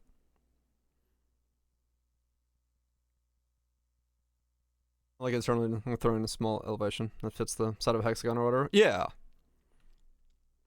So that'll be nice when I can get the stuff in, and you know, we made a map and use hex as a generative hex grid. I don't think I need to go hexes in hexes, but yeah, I'm very happy with how this is looking right now, in terms of just like allowing the player to get like these fun pathways that they can explore. And then, you know, a dead end will be a thing that a player can hit, so you know, you can go over here and this will be a dead end, and you gotta go, shit, where the fuck do I go now, and stuff. So yeah, I'm excited for it. And like I said, if I change anything in like the control parameters, so let's say we change the radius to be like 2500, you do get a very different generator system from it, because it's figuring out what the math is going to be for like the best consistency of the shape is going to be a bit rough, because I don't know exactly what that's going to look like yet. But if I put it like 2500, everything is way more spread out, so it has a lot more time to like wiggle into place around and make different shapes as a result of that. So you'll notice the center of it is a lot more like connected, but then there's a lot more gapping on the outsides. But it's just a difference of, how it works in terms of what it mathematically looks like. So that'll be interesting. And then also the big thing is like I don't want the center tile to ever have like these empty spaces around it here, so I'll probably make the center tile a bit bigger so this doesn't exist here and stuff like that. So but yeah, right now like every one of these tiles has within it it's like the amount of open sides it has, and then what it does to it in terms of that, because this is what was lagging me out, is when I had this and this connected. I'll show you what this looks like, but I had to turn this down from 5,000 spheres because otherwise I will fucking crash if I keep it at 5,000 while trying to do debug spheres. So when I did this, yeah, 5,000 was not working. So basically what was happening is the moment they all connect, they do the sides check, which does this, and this lags like mad because every one of those is 6. Every hexagon has 6 sides to it. So it's drawing a 6x6 of times 6 debug spheres every single time that happens, and I didn't have them like disappearing. So it was like extremely destroying the performance frame rate. So that's why I was like, that's what's going on. So yeah, but yeah, like I'm making hopefully good progress. Next is just, take all of the hex grids and assign them take all of the hexes, go through them, and then go, what are the open sides, and put in the hex that has corresponding wall sides to it, and then delete the old hex. So then that way I'll have walls. And then that should be a pretty sizable jump forward to see how it figures. And then it's going to feel like a maze because you're not going to see where you're walking because there's going to be walls, but you're going to see like around a corner and stuff. So that'll be pretty cool. Eventually all the walls will become trees that you'll be able to see sort of through. So like 2 trees right next to each other like that, then you can see through, so that if there's something like lit up through the forest, you'll see like glimpses of it. Just because you're like it's going to be just black trees everywhere, and you'll only see like sort of where you are, but you'll see like through the forest. Like if I put a shiny tree on a pathway that's to the left of you, you'll kind of know that there's somewhere to go to over there. So that's how I'm going to do that. Hopefully that's the idea. Anyway, I'm going to get myself some food. I am hungry. Tomorrow we'll probably either go back to Poe or play Sterile Blade. I'm not entirely sure. I am done with Torchlight for now, at least on stream. And yeah, video up on Titan Quest 2 on the YouTubes if you're interested in what I thought about that, kind of why I think it's a bit generic. That's over there. Yeah, overall pretty good times. We are in the month of August, so by the end of this month we're back in the Poe 2 land. But till then, we'll do some other stuff. Probably play Poe tomorrow or Stellar Blade, and then figure out what I don't know what the flow is. Whenever Epoch comes out, we'll probably maybe dive into Epoch for a week just so I have a general idea of what that feels like nowadays, because I haven't tried that yet. But yeah, we'll figure out. We'll figure it the fuck out. Anyway, bits, legions, causes, axes, virages. You all have yourself a good one. Everyone enjoy. Hopefully the week treats you well. Hopefully you're staying cool, staying warm. Either way, one way or the other. I know it's like really weird for me because it went from yesterday's 36 Celsius to today's 19 Celsius. Think I bitch this time? No, not this time. That's because it wasn't bits and then shanks right afterwards. Those fuse together. Anyway, I'm out of here. I'm gonna get myself some food and some sleep, and be